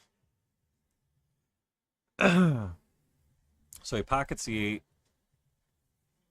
And I think he's going to have to go to the corner here.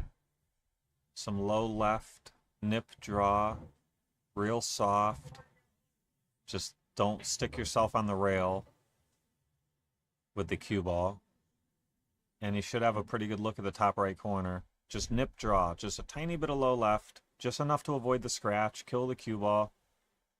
And you should have a good look at the 10. Yep. Very good shot. Those are tricky because they can get away on you real easy. The English. If you put too much English, you end up down table. But he hit that pretty well. And now he's got a pretty good look at the top right corner. It's no gimme. It's a tough shot, but he's the favorite. Watch out, cue ball. Wow. Wow. That was pretty unfortunate. You know, Gene had, he was running the balls there and made all the right shots and made the 10. He just overhit the cue ball. And he scratched, and Roger's going to step up, ball in hand, deposit this 10, and he's headed for the hill. Rogers Hill headed for the hill. 4-2. Wow, there's a big swing right there.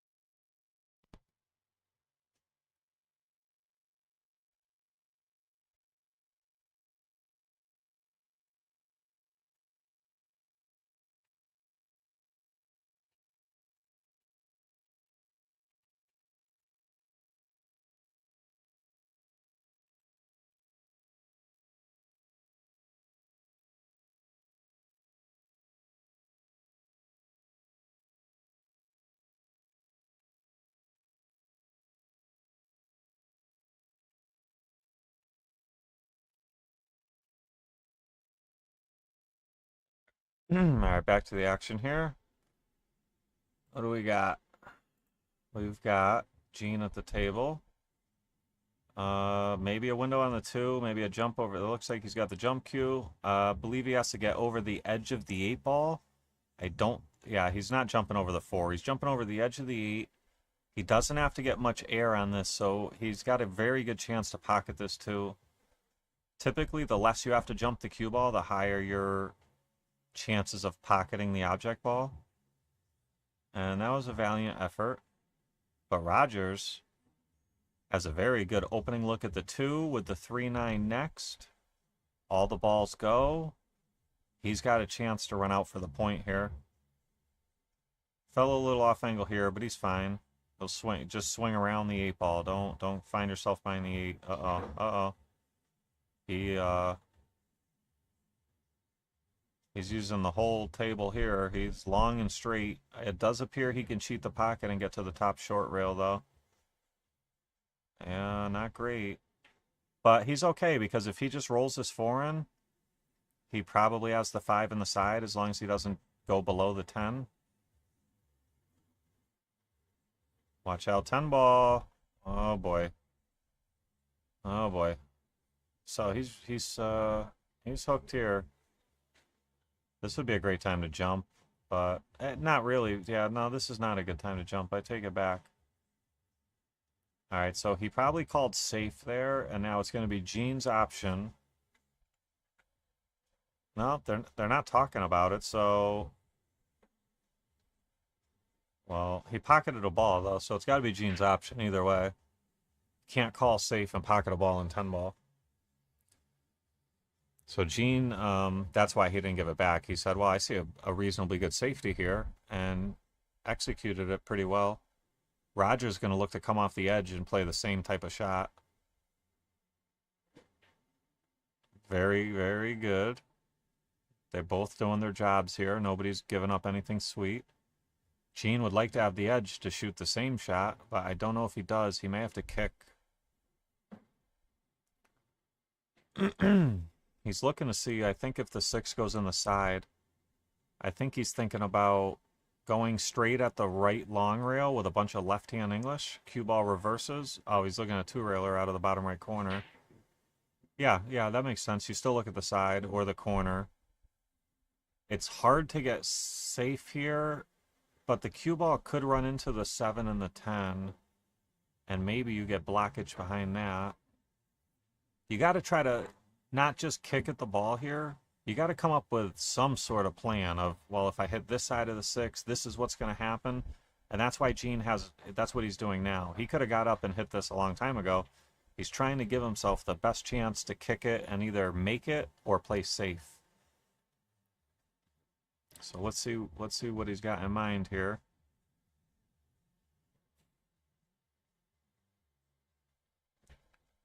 So I think he was trying to kick it in between the side and the corner and kick it up table, but it caught the 10.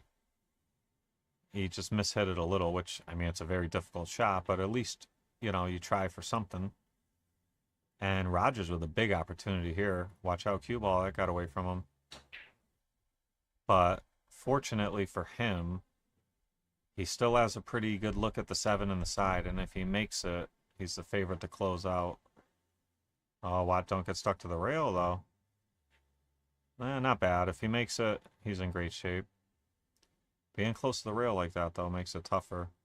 Rogers just doesn't care, though. He gets down. Like I've told you before the set start, he plays the same every time.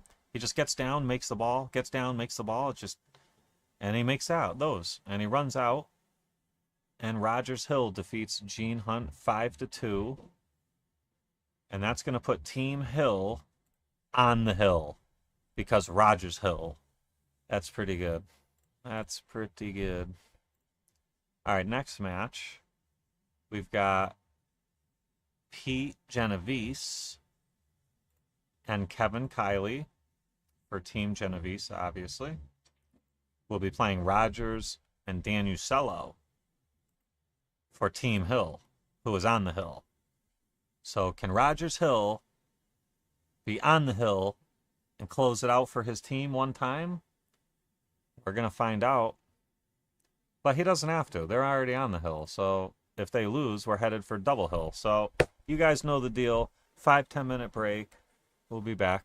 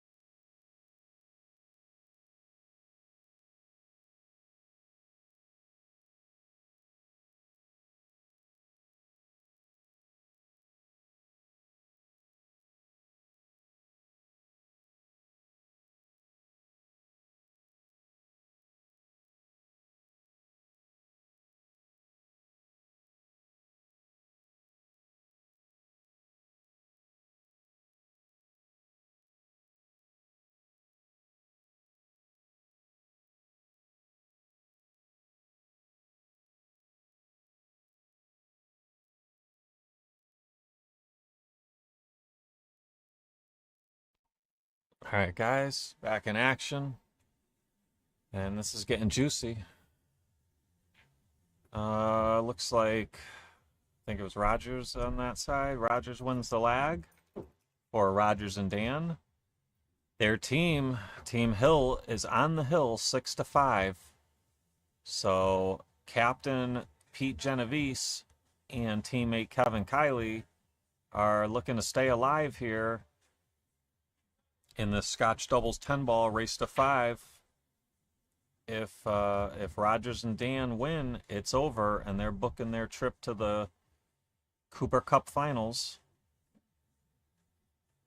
But they're going to have to go through Pete and Kevin to get there, and that's not going to be an easy task.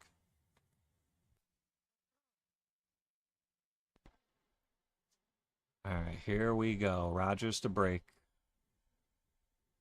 Looks like the camera got a little fuzzy for a sec, but we're good. Looks like a dry break. But I don't know if Pete and Kevin are going to have view of the one ball.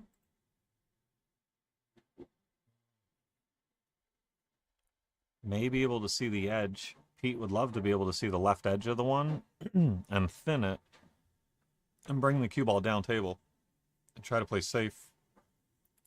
One ball may even go behind the 3, depending on how much he cuts it. This is tough, though. You know, you don't want to hit the 1 too fat and scratch in the corner, especially to start the set. It's not a great way to start. The 2-10 is dangerous, so you really don't want to give up ball in hand or do anything silly. Pete's looking at a push on the 5. Just put the cue ball there. That gives you a lot more opportunities to play much more reasonable safeties off the one ball.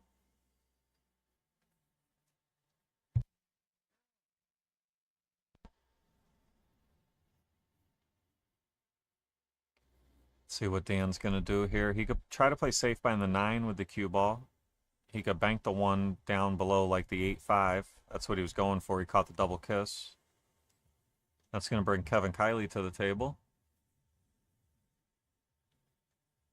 Team Genovese really would like to get off to a good start in this set. They really don't want to have to go down 1-0, 2-0, and really, you know, find themselves in a tough spot. They'd really like to just strike first and, you know, ideally for them, you know, cruise to a 5-2, 5-3 victory or something.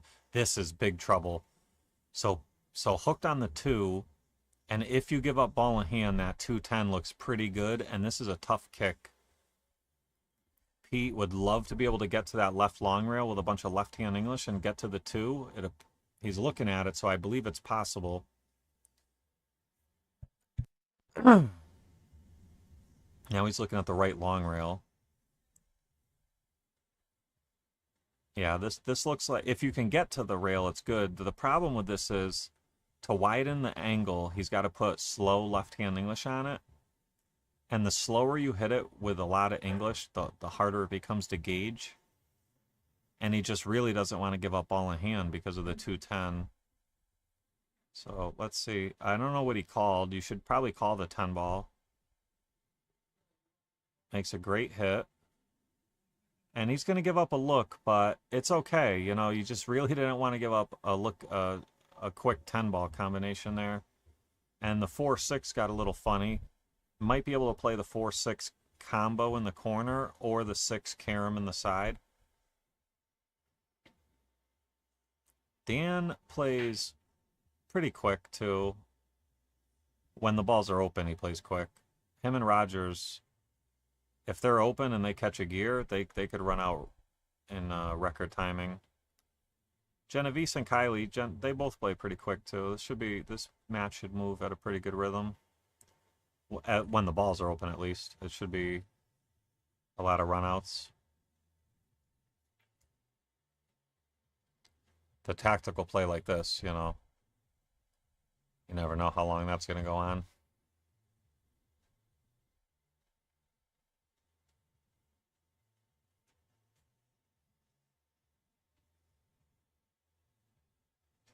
So didn't really give up much here. I don't think there's anything with the 10. You'd love to be able to like thin the 3 and play the 10 with the cue ball, but I don't think it's possible. Maybe the 3-4 combo, rail first into the 10, into the pocket, like Dan just motioned with his hand, is a possibility. There is a gap between the 3-4, so that does open the door to be able to manipulate the 4 ball in more ways. He's might be coming off the left side of the 3, trying to play safe behind the 5. I know he's just going to leave them all nestled up there. Don't see much here. Maybe if you're getting aggressive, a cross-side bank on the 3. Pete is a very good banker, but it's a little wild. You know, if there was a guaranteed reward, he might entertain that a little more, but Pete's not going to take unnecessary risks.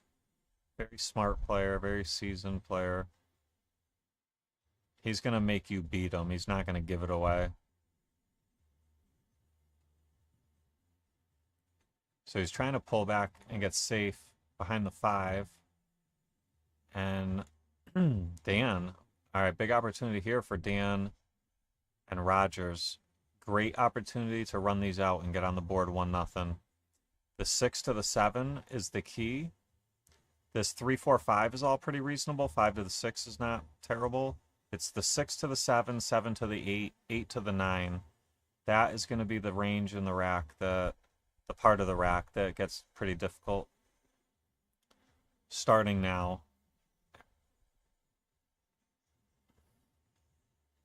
So this is, you know, you got to lead yourself good on the 6 to get good on the 7. I think he's going to draw back for the side. If he clipped the 8, that would actually be pretty good. All right. May have to come down table for the 7 and the where he's motioning now for the 7 in the top left next. That would be pretty good. Oh, this is going to hit the window. Oh, maybe rail first. Okay, catches the 7. And look at this. This works. Dan has a look. Now, like we talked about, this is where it gets funny. You know, the 8 to the 9 is not easy. You can't just give your partner a look at the 8. He's got to have a look with a proper angle. Now, this is a look with an angle. Cue ball does look like it goes right at the 9 with follow.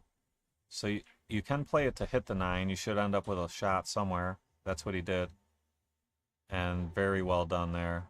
A lot of players will try to float short of the 9, and then they end up so close to it they have no shot.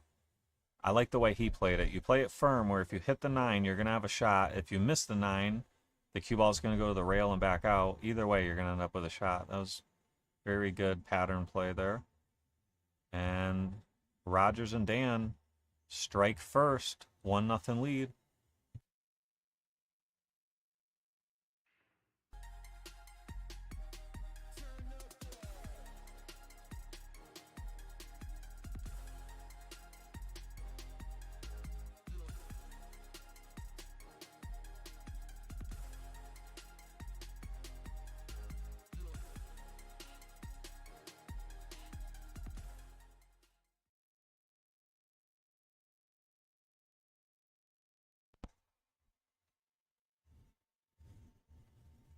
At the end of this match, regardless of who wins, not this match, not this set, but the overall team event, there will be a MVP award. The losing team will vote for the MVP of the winning team. There's a cash prize in that. I am going to go out there table side and bring it to you live. If you're familiar with these events, you've seen it before. But I think it's a nice little addition. So don't go anywhere when it ends. After about 10 minutes, there will be a MVP presentation that you will see from a tableside view with audio.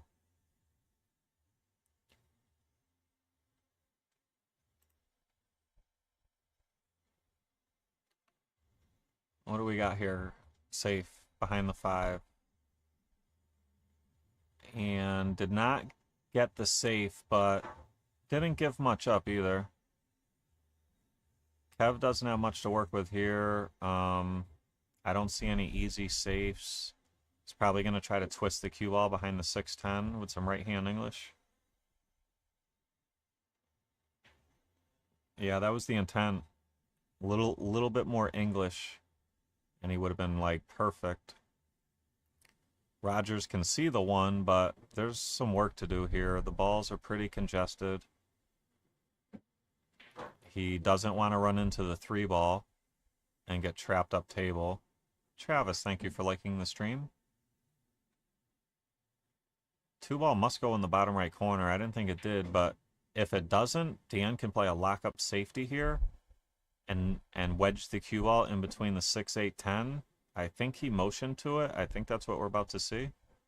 Oh, did he hit it? Oof. So, very good there. All I see quick is a top short rail kick up and down, get around the 3 ball.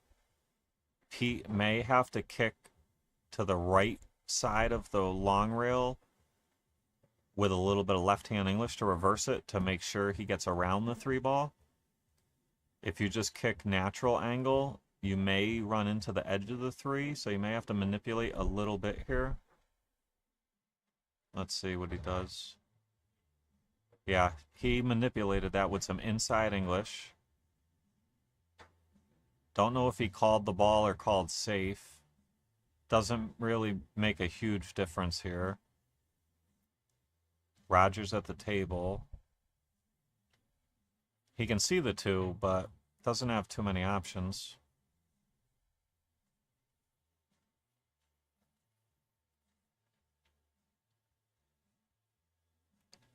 Yeah, I think he's trying to get safe behind the 3, clip the 3, and that's going to give Kev Kiley not much. Kev Kiley has been having a rough day. Every time he gets to the table, he's got, like, brain surgery. Like, he never just steps up with a nice opening shot. There is a crossbank on the 2, but I don't know if you get position on the 3. Yeah, this was a much better shot. Play safe. And he hit it perfect.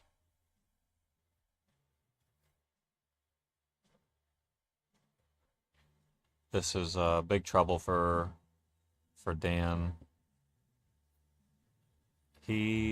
All he really has is like a slow right-hand spin to the left of the 5 at the top short rail, and then you got to hope the spin bites and goes into the 2, and you get a rail. This is very tough. Oh, he got in between the window. Wow, fancy. Let's take another look at that one. So he gets in between the window of the 7-5-3. Fancy. That is very nice. Very nice. But he made a good hit, but now Pete has a look. 3 ball's tough, though. He's going to have to juice this one up. Let's see what he could do here. Great stroke. Great stroke. So not only did he get him up table with a look at the 3, he gave him the proper angle to come down table for the 4 next. That was a very good shot out of Pete.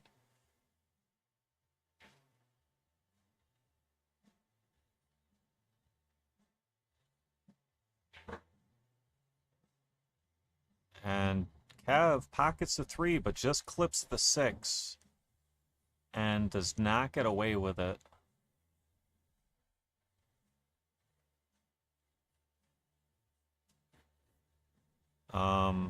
Pete can kick 1 or 2 rails from the right side of the table at the 4 here. Oh, he's going to jump? Wow, this is very, very tough jump. Very close to the 6. Have to get over almost the entire 6. And then you're thinning the 4, which the cue ball likes to jump when you're thinning balls. It doesn't take enough momentum off the cue ball. So very high chance of cue ball jumping off the table here. I think Pete's a very good player, you know, but this is a little aggressive for my liking, especially being down 1-0. But when it comes to the jump cue, players really know their capabilities pretty well. So I'm assuming if Pete jumps at this, he must feel good about it. Yeah, so that's why he jumped at it, because he hit that really good. You see how well controlled that was? Cue ball didn't even come close to coming off the table. Hit the 4 square, almost made it. That was a hell of a jump.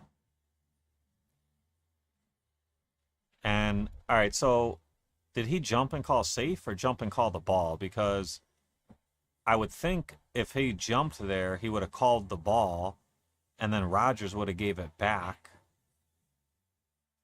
If Pete called safe, I really don't understand the jump because you could have just kicked 1 or 2 rails at it. So, I don't know. I think Pete probably called the ball, and Rogers might have not known because that just was a goofy sequence of events there. But Pete and Kev have the balls open, and they're trying to run out here and tie this up 1-1. They do not want to go down. They 2-0. They want to tie this one up and keep the heat on.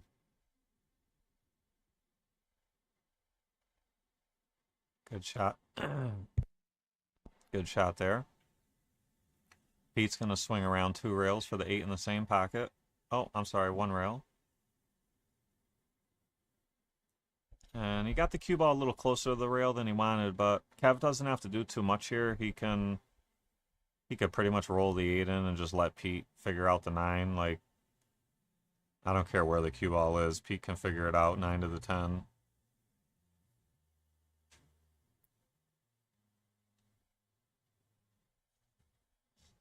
Yep, no problem. So he could go 1 or 2 rails here. I like spinning it left-hand English, go 2 rails. Got to be careful with that shot, though, because the spin can take off on you, and next thing you know, you end up frozen at the bottom rail. So he's going to hit it full and put low left on it.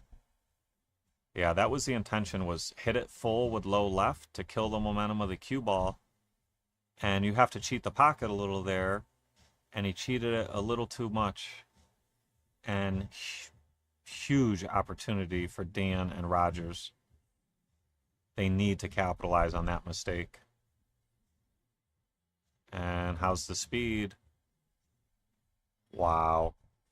That was fantastic speed by Dan Usello. Rogers has like ball in hand position on the 10. And Rogers and Dan with a 2-0 lead trying to close out this first semifinals of the 2025 Cooper Cup.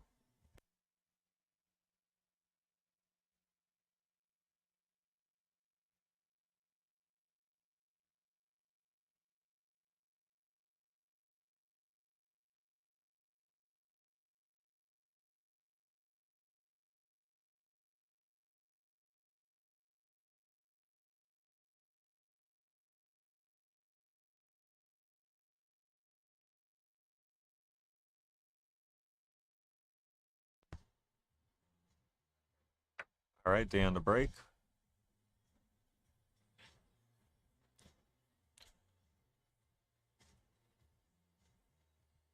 Makes the 8 ball in the side.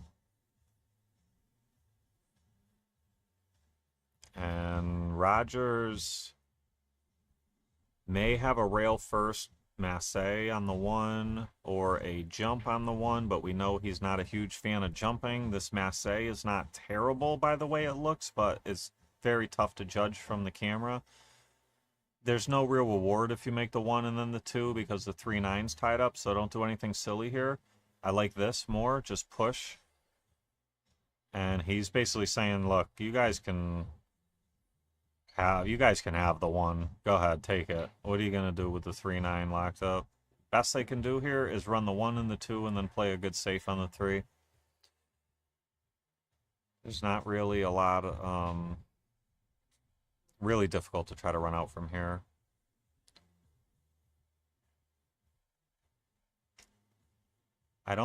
Pete could play safe right here, or play position for a safe on the 2, perhaps behind the 4.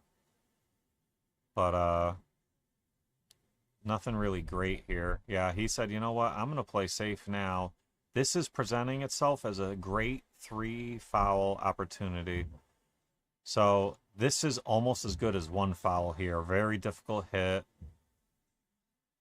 And then if you get ball in hand, you have this big cluster down table to play safe behind. They could bank they could put the cue ball like where the 9 is and then bank the 1 up table and just draw into the back of the 9. That would be a very powerful number 2 safe. And then they'll have to figure out number 3.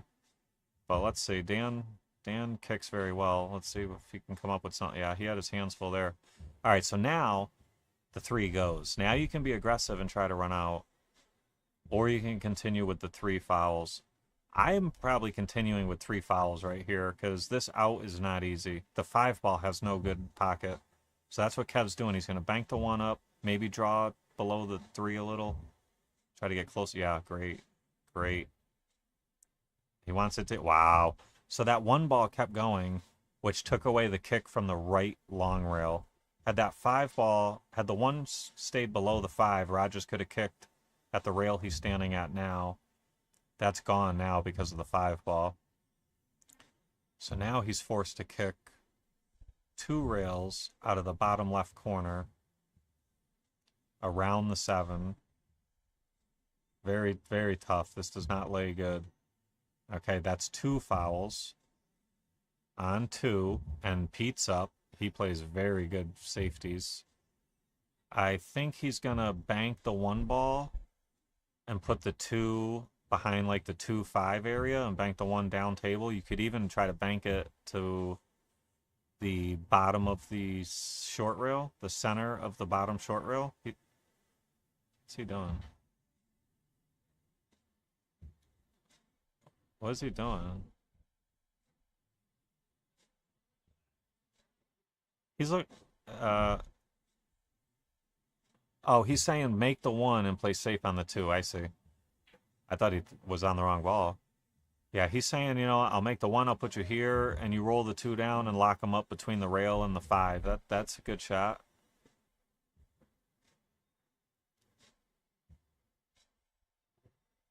And I think he got him good. He wanted the cue ball to go a little bit further.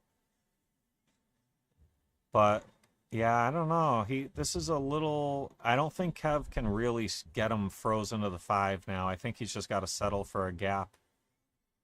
Actually, no, he did get him much closer than I thought he could. So Kev did his job there. He would have liked to have frozen him to the 5, but he didn't have the perfect angle. So Dan and Rogers are on 2 fouls here. They are kicking for the rack. If they foul, they lose the rack. Dan is probably... Oh, that side pocket's in the way here. Might need to manipulate the cue ball a little bit. If it's natural, he's the favorite to hit it. If it requires some manipulation, which I think it does, he's probably a slight underdog to hit it. Maybe like a 35%er, 1 out of 3 type of thing. Great. Oh, watch out. Oh, my gosh. So he manipulated it with some left-hand English, and he hit it right on the nose. But the cue ball finds the corner, and that is a 3 foul, and that's going to put Pete and Kevin on the board. And that's just what they needed. You know, not only do they get a point on the board, but it's always a little extra satisfying when you 3 foul your opponent.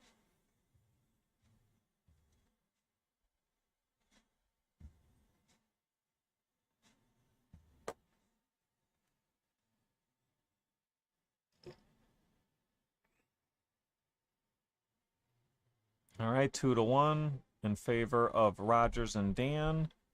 Their team, Hill, is also on the hill 6-5 in the overall race to 7 format. Crystal in the chat, how you doing? Kevin Kiley to break. Looks like the 7 ball, maybe the 3. 2 balls down. And a look at the 1. Now, very thin, but all the balls lay pretty good. The 8 ball's a little questionable. If it goes in the side, they're all set. But if it doesn't go in the side, then yeah, things change. Got to start off with this real thin cut on the 1. He can slice it in and go up and down. Maybe up, down, up, down. Might have to go back and forth twice here.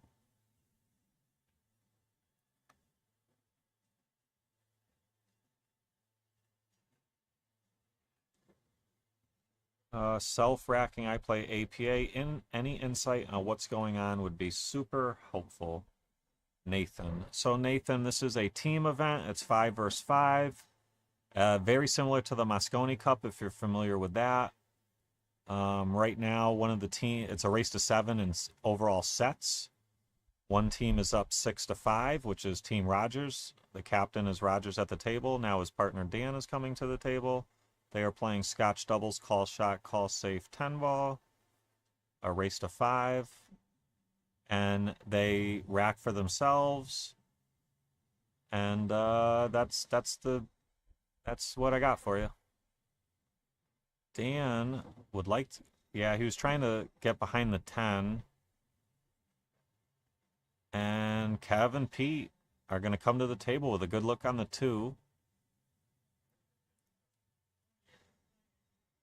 So you got the 2, 4, 5, 6, all pretty good right there up table. And then you got the 8, 9, 10, gets a little bit more interesting. So we'll see when we get there. This is a formality for now. 4, 5, 6. You're welcome, Nathan. So Kevin Kiley coming to the table. He's got a good look at the 5 in the side. You just want to go to the right long rail and back out to about center table. You want to give your partner an angle to go from the 6 to the 8. This is kind of straight, but it's okay. Pete can draw back to the left long rail. He could go high right and come below the 8 ball, but there's really no need to. He's just going to draw to where you saw him just motion from.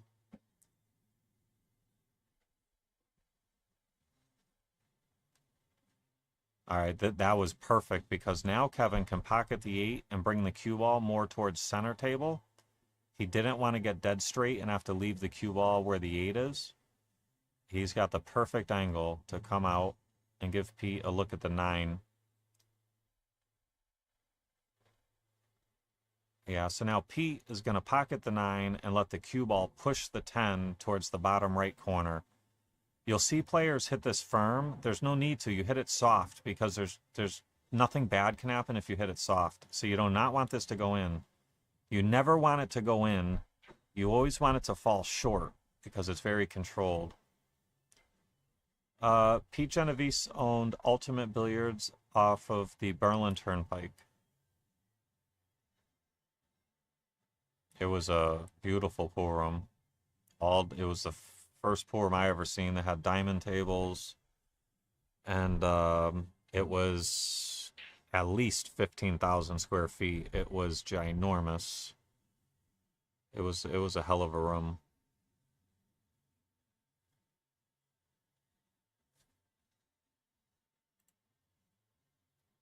All right, just like that, we're tied up 2-2.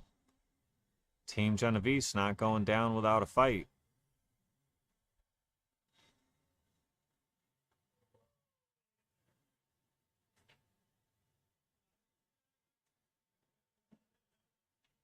Rogers to break.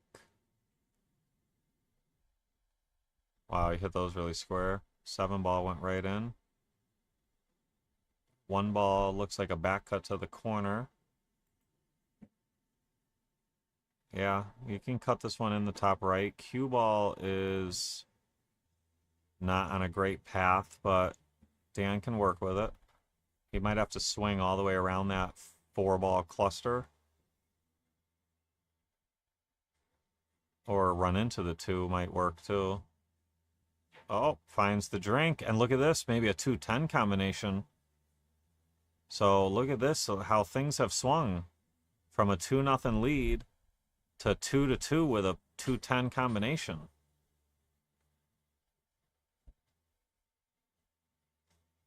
The out is there. The 5 does go. You can play the 2 on the side, then the 3, and then start running them.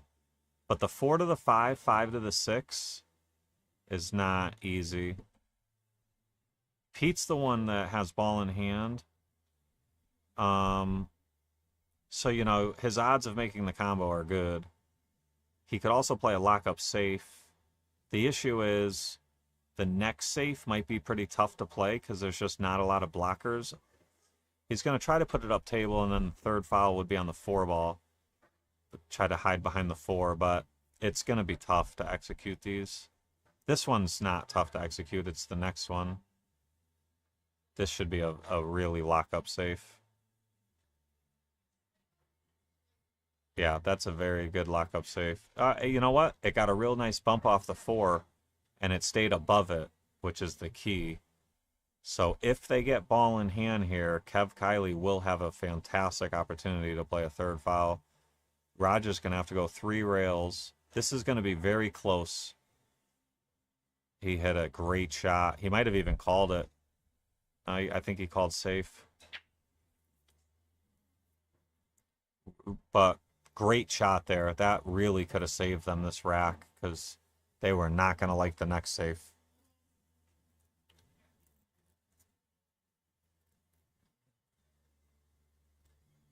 Kev Kiley wants to just roll this one in. Cue ball's got natural position, but hits it a little fat, and that's going to bring Dan and Rogers back to the table. Now they have an opportunity. Like we said earlier, 4 to the 5, 5 to the 6 is no picnic.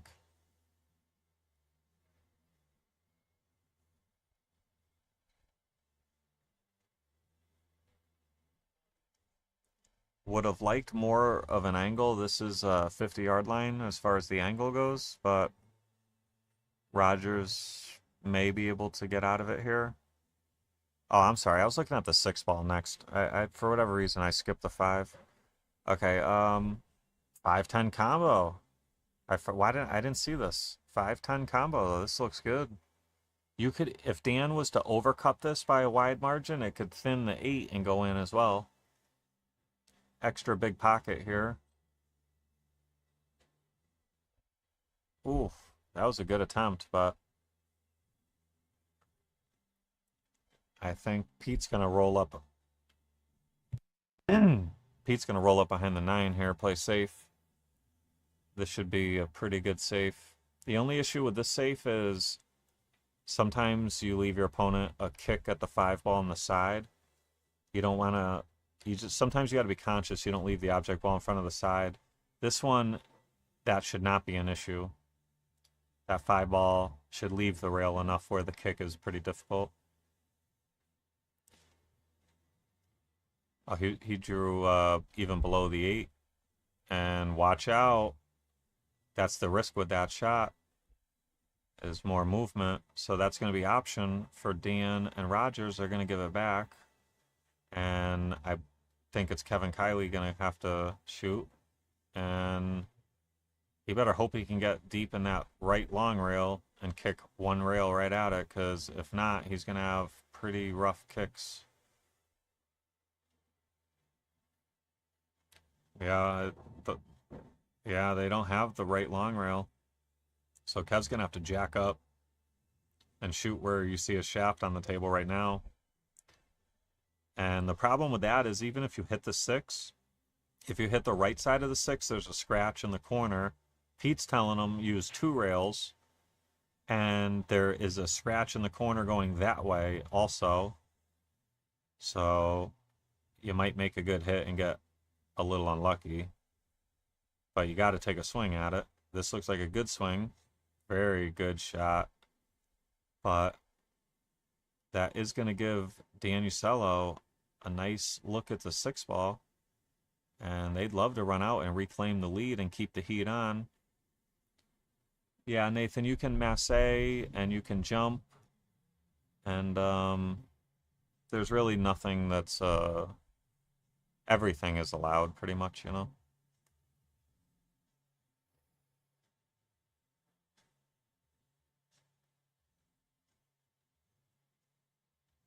So Rogers and Dan, they're in good shape here. Let's see what Rogers is going to do with the for position here. Rogers has got away with murder. That did not have to work out like this, let me tell you. Rogers got away with one there. It's fine, you know, we all get away with one from time to time. Not knocking them. But that did not have to work out. And this is a little steep, too. But Dan's okay. And they're going to take care of business here, and they're going to reclaim the lead 3-2 and keep the heat on Team Genovese. And Rogers pockets a 10, and they take a 3-2 lead.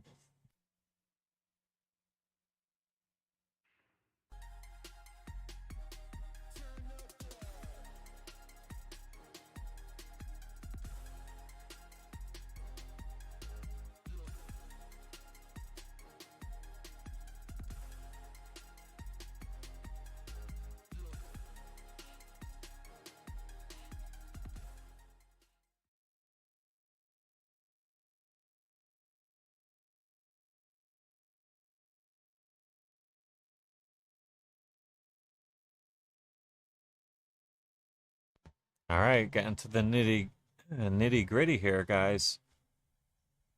3-2 lead for Rogers and Dan, and their team Hill is on the hill 6-5 in this race to 7 format. So it's getting pretty intense here.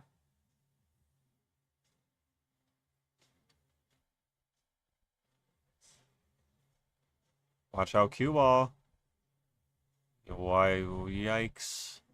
2, 4, 6, 8. Made a ball, but did scratch. Boy.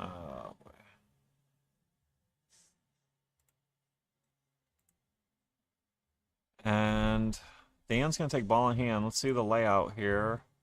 1 to the 3 immediately is no picnic, but it's okay. 4 to the 5 might be a little challenging based on where the 6 is. And the 7 ball is not great, but it's not. Yeah, so not the easiest of layouts, but it's certainly runnable. Dan got through the first obstacle, which was a 1 to the 3, and he gave Rogers a really nice line. Now this is the second obstacle, 4 to the 5. Now with this angle, Dan should play a lot of left-hand English, go 2 rails out of the top left corner, and come back for the 5 ball in the same pocket that he's playing this 4 ball in. It's very natural. He overhit it a little bit, but he's good. Yeah, so he did overhit it a little bit, but it's okay because it gives Rogers an angle to get the cue ball off the rail. Don't get on top of the 6, though. All right, he got a very nice rub there, and Dan can either go high left and use the top short rail to bring him towards the 7, or he can just use draw and try to get to like the chalk line on the left rail. He's worried about his shirt. Don't want to foul here. I don't know. Yeah, I guess the jack-up's not bad. Yep, good shot there. Well controlled.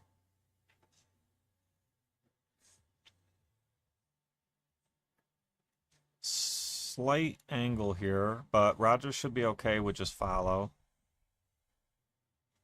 Yep, all right. They're getting through this. So they've cleared all the tough obstacles. Now it's just pick the right shot and execute. I'm not sure what the... Yeah, there's nothing wrong with that. You just let Rogers roll it in. Because this requires only a roll in, you don't have to hit it firm. It's a good shot to leave him steep on the side there. If he had to draw back and hit it firm, that's not where you want to leave him. But since it was just a roll-in, it was a perfect spot. And now Dan's got a great look at the 10. And Rogers and Dan with a strong run out under some pressure there. And that's going to put Team Hill on the hill 4-2. And breaking. Dan with the break. So Team Genovese... I think, quick bathroom break. They need 3 in a row. It's as simple as that. They need 3 racks in a row, and then we'd be at Hill. And 3 racks is, it's just 3 racks. It's not the end of the world, but it is challenging. They are a slight underdog, obviously, to win 3 in a row versus 1. So.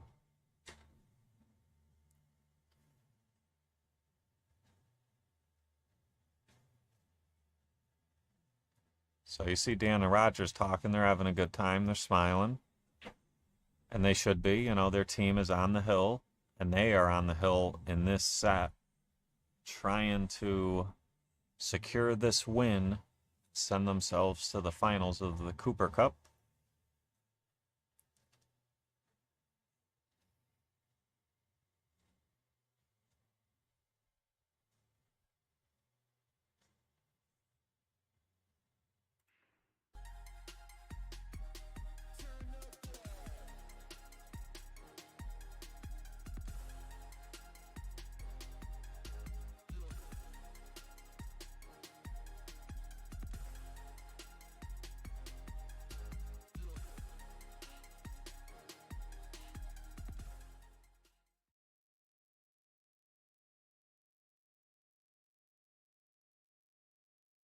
All right, here comes Pete. Oh, let's stay on the side view. Players have been breaking very well. The balls behind the 1 have been headed towards the side. Let's see if that continues. Like the 8 ball here has been going almost every time. Oh, it did go, but a scratch. And Pete and Kev still alive, ball in hand. Let's see what the out looks like. The 5 and the 10 are not great. The 2 ball is not great. I would be looking right now at a 3 foul opportunity since the out is not great, and I don't really see any fantastic safety opportunity. So I think Pete's going to tell him, pocket the 1, leave him here, let me play safe. And we'll try to 3 foul him again.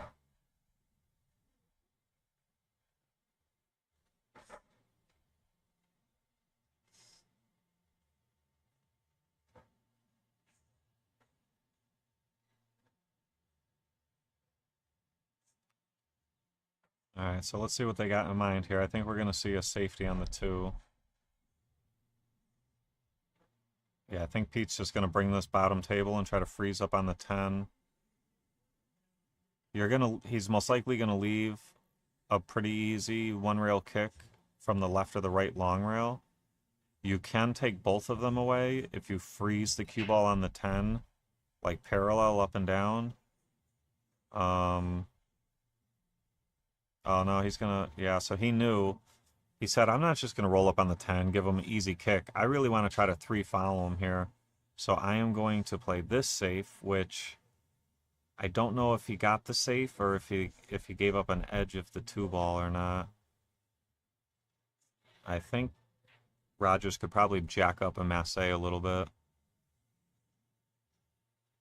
Yeah, that's what he's doing. And he makes a good hit.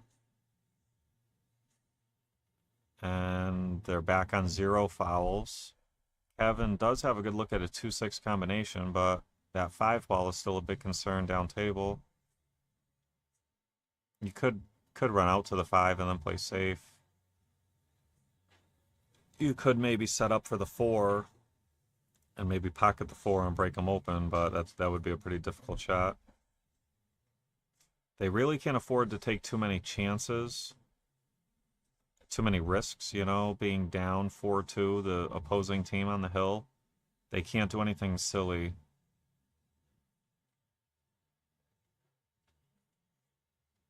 Yeah, so Pete's looking like right there because you could pocket the 4, come down and bust open the 5.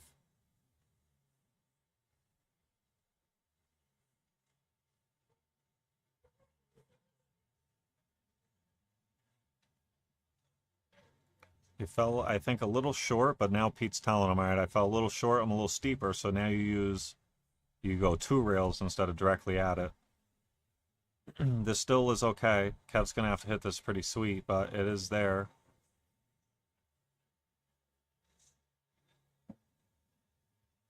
And didn't get to the 10 like he wanted to, but that's okay. Pete can just play a safe here.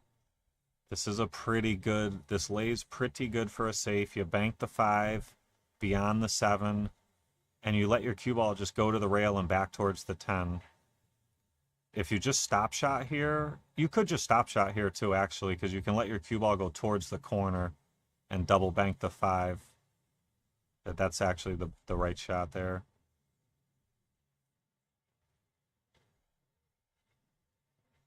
Yeah, and well done. Dan's probably thinking about the jump. If he doesn't have to get over the 10, the jump's not bad, because if you make it, you could run out for the win. And I think that's what he's doing, going to grab the jump cue. Yep. So he's not hooked by the 10, only the 7. If he makes it, they have a good chance to run these out for the win, but it's a very difficult shot. Wow, speared it in. Charles, thank you for liking the stream. And I don't know if Rogers is going to have a look at the 7. I don't think the 7 passes in the bottom left corner, but what a jump shot. Jin. Now, this could be a combo for the win. And a little outside. It was tough. And Kev's going to have a great look at the 7 here. Yeah, that combo was tough, but I don't mind going for it. It's a chance to win. The 7 to the 9 is not automatic. If he's dead straight in, he has to jack up and draw. I think that's what he's doing. Yep. Oh, so, okay, it must go on the side. Even if it doesn't, Pete could cut this in the corner. But yeah, it looks like it goes in the side. Pete can just cinch it and leave Kev the 10. Yep, just like that. And pretty good look here. But anything can happen when the pressure's on. And Kev with a good shot there, and they're still alive. 4-3.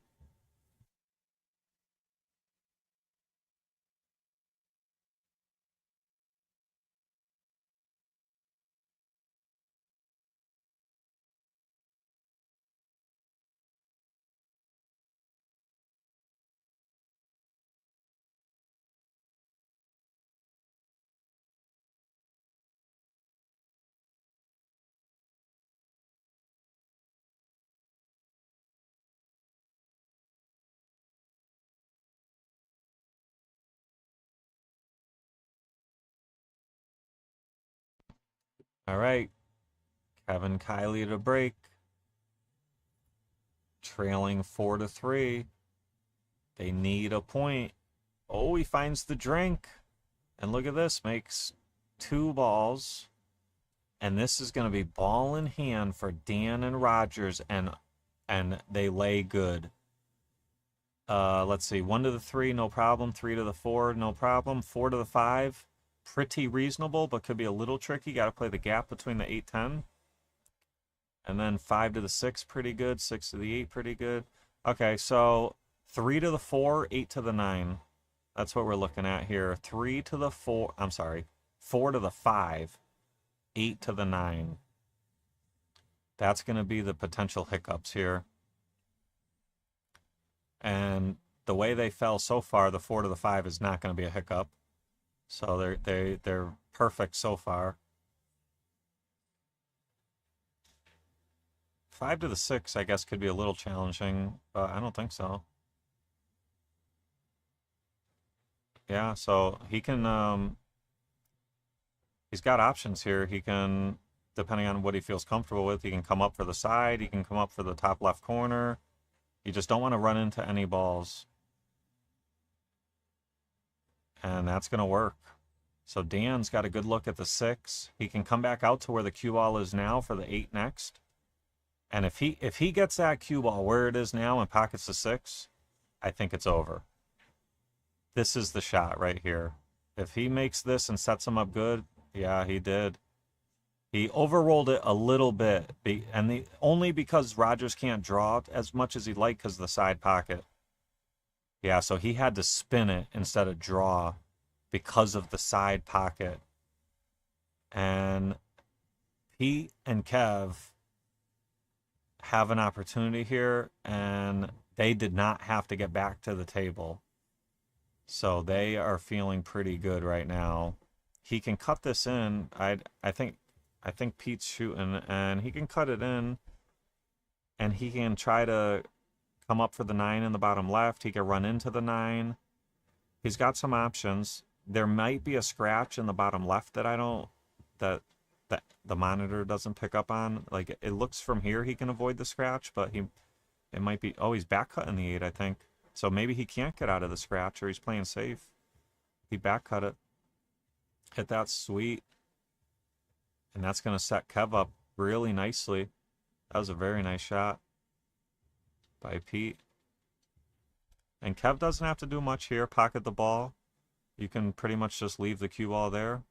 It'll naturally come off the rail a little bit. No problem at all. And Pete's going to look to make this 10, and looks like we're headed for Hill Hill, folks.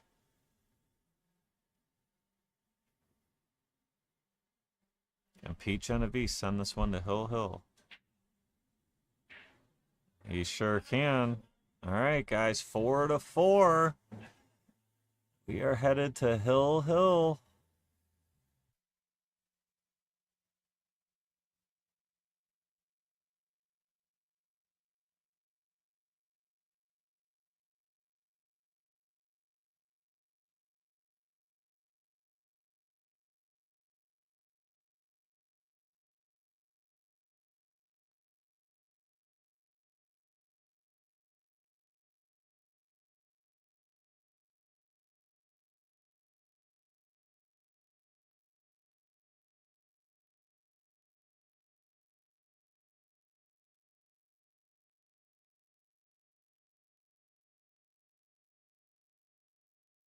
All right, here we go. Hill Hill, Rogers to break. Now remember, Team Hill, Rogers and Dan, they're on the hill in the overall sets 6-5. So if they win this rack, it's over. If Pete and Kevin win this rack, we'll be tied 6 sets apiece, and they'll play 1 set for the trip to the finals and that will be, if we get there, that will be a captain's pick. Each team elects 1 player, and they play an even race to 5.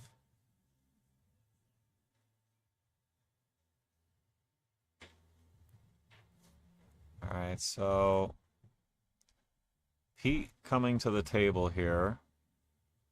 He could see the 1, but not a lot of options. So we're going to have to see a safe.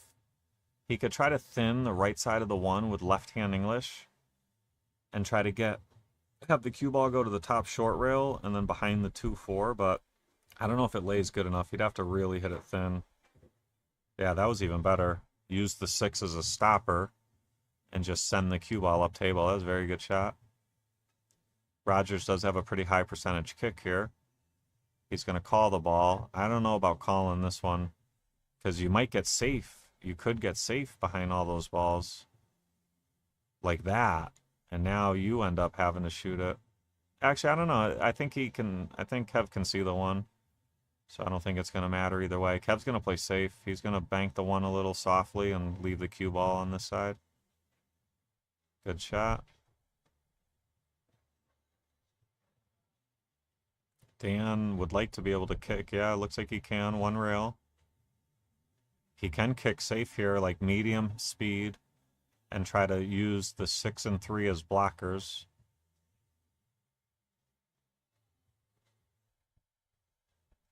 And he did. He got behind the 6-3. That was great. So I believe it's Pete Genovese's shot now. And he was really good with the jump cue earlier. We might see him jump at this because he's only got to split the 3-6 and basically get over the edge of each one. Makes it a lot easier. I don't really see what he can do though, but at least he can accomplish a good hit. Maybe he can try to draw the cue ball behind the 4. That wouldn't be bad because he's so elevated that it should have natural draw on it anyways. See how it drew back? And that's not bad, you know. He made a good hit and didn't leave much. 2 ball, it might be able to be spun in the top left corner. I think they can pocket it if they can get this 1 ball down, but it's a tough 1 ball. And there is a probably a scratch. Okay, there wasn't a scratch, but makes a great shot on the one.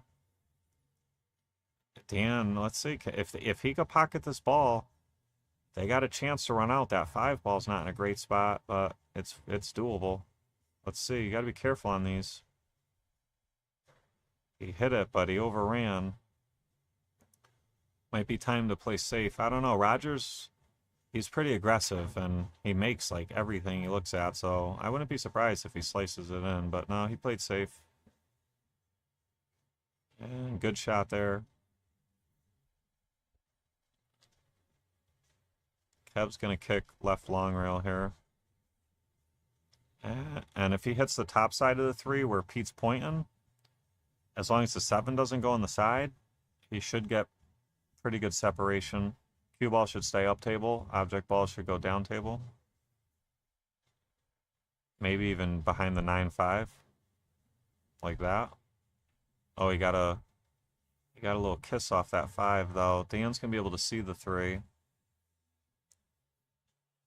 What's he going to do? Maybe bank it up table and try to use the 10 ball as coverage. He's going to draw towards underneath the 5. Watch out, 3 ball coming back. All right, that could have been worse. Could have been better, could have been worse. Right in between. Pete's going to play a lockup safe here. He's going to go up table with the cue ball up to the top right corner. He's going to bank the 3 ball back to where he is now. And he's going top right corner with the cue ball, trying to freeze on that 8 ball. Like 2 to 3 rails. Like he wants to catch the 3rd rail. Alright, so little weak, but yeah, you could tell he's like, come on, I should have stuck him. But it's okay. He did his job, you know. He didn't scratch up in that corner. And he didn't leave. I don't think Rogers can cut this in at least. He's going to have to kick. You should call the pocket here.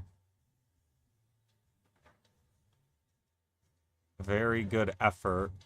And I don't think Kevin Kiley's going to be able to cut this one in. I think he can see it, but I don't think he can cut it in.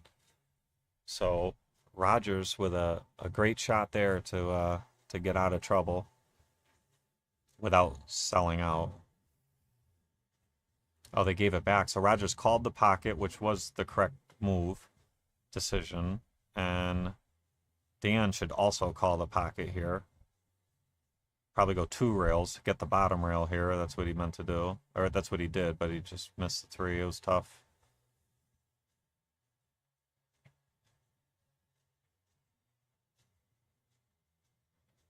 So that's going to bring Pete Genovese to the table. With a clear look at the 3, he can cut this in and go back and forth. And have the cue ball about where the 3 ball is now, preferably a little bit more up table. Watch out, 10 ball. And he's okay. Well, not favorable now. See, he wanted to be on the left side of the table to have a natural angle to go towards the 5. Now he's like dead straight. Kevin, his partner, is like dead straight. It's going to severely limit what Kev can do with the cue ball here. He can really only go forward, which is no good. Or backwards, which is better, but Pete's going to probably be looking at a pretty steep cut in this 5 ball here unless Kev shoots a real great shot here. Let's see. Yeah, see, he tried to cheat the pocket to come back towards the 5 ball because he was straight, and that's what caused him to miss the ball. And Rogers has a look at this 4 in the side pocket. And the 6 ball is not in a great spot, though. That's the problem here. So Dan could pocket the 5 and try to leave Rogers a 6-8 combination, but let's see what he's thinking here. Yeah, that's what he's going to do. He's going to say, you know what, Raj? You're the captain, man. You make this 6-8 combo, and we probably run him out. Let's see. This is tough. And Rogers gets down, 2 strokes it right in like it's a hanger. And these guys are in business. They're looking to run out here for the match. And I don't see much stopping them here. Dan got him pretty good. Rogers is just going to have to draw this one back like 2-3 inches. I mean, maybe 4, like, ideally, but nothing wrong with 2 to 3 either. Yep, so I think a roll forward here for the 10 in the side, or maybe even a drawback for the 10 in the bottom left is actually looking better to me. Yep. And this looks like Captain Rogers Hill is going to put his team Hill into the finals, and they do. They get it done with the 5-4 win. And don't go anywhere, guys. We are going to do a MVP presentation, and I'm going to bring you guys at table side. So what's going to happen now, congratulations to Team Hill. They are in the Cooper Cup Finals. The losing team is going to take about 5 to 10 minutes to vote for the MVP of the winning team. I'm going to be out there with them, and as soon as they're ready to announce the MVP, I'm going to go the stream is going to get picked up out there table side, and you'll have audio and video of that. So don't go anywhere. Give me about 5-10 minutes. Whenever they vote, we'll be good, and stay tuned.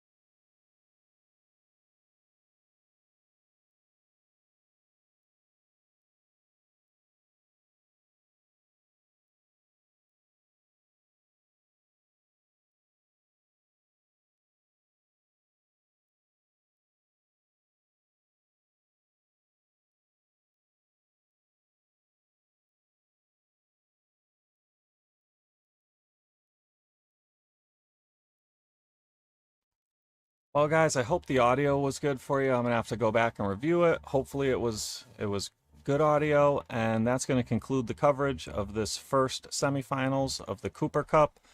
Tune in next weekend to see the second half of the semifinals. And this is Lance Lisciotti with the Make a Score Tour, and I will catch you guys next time.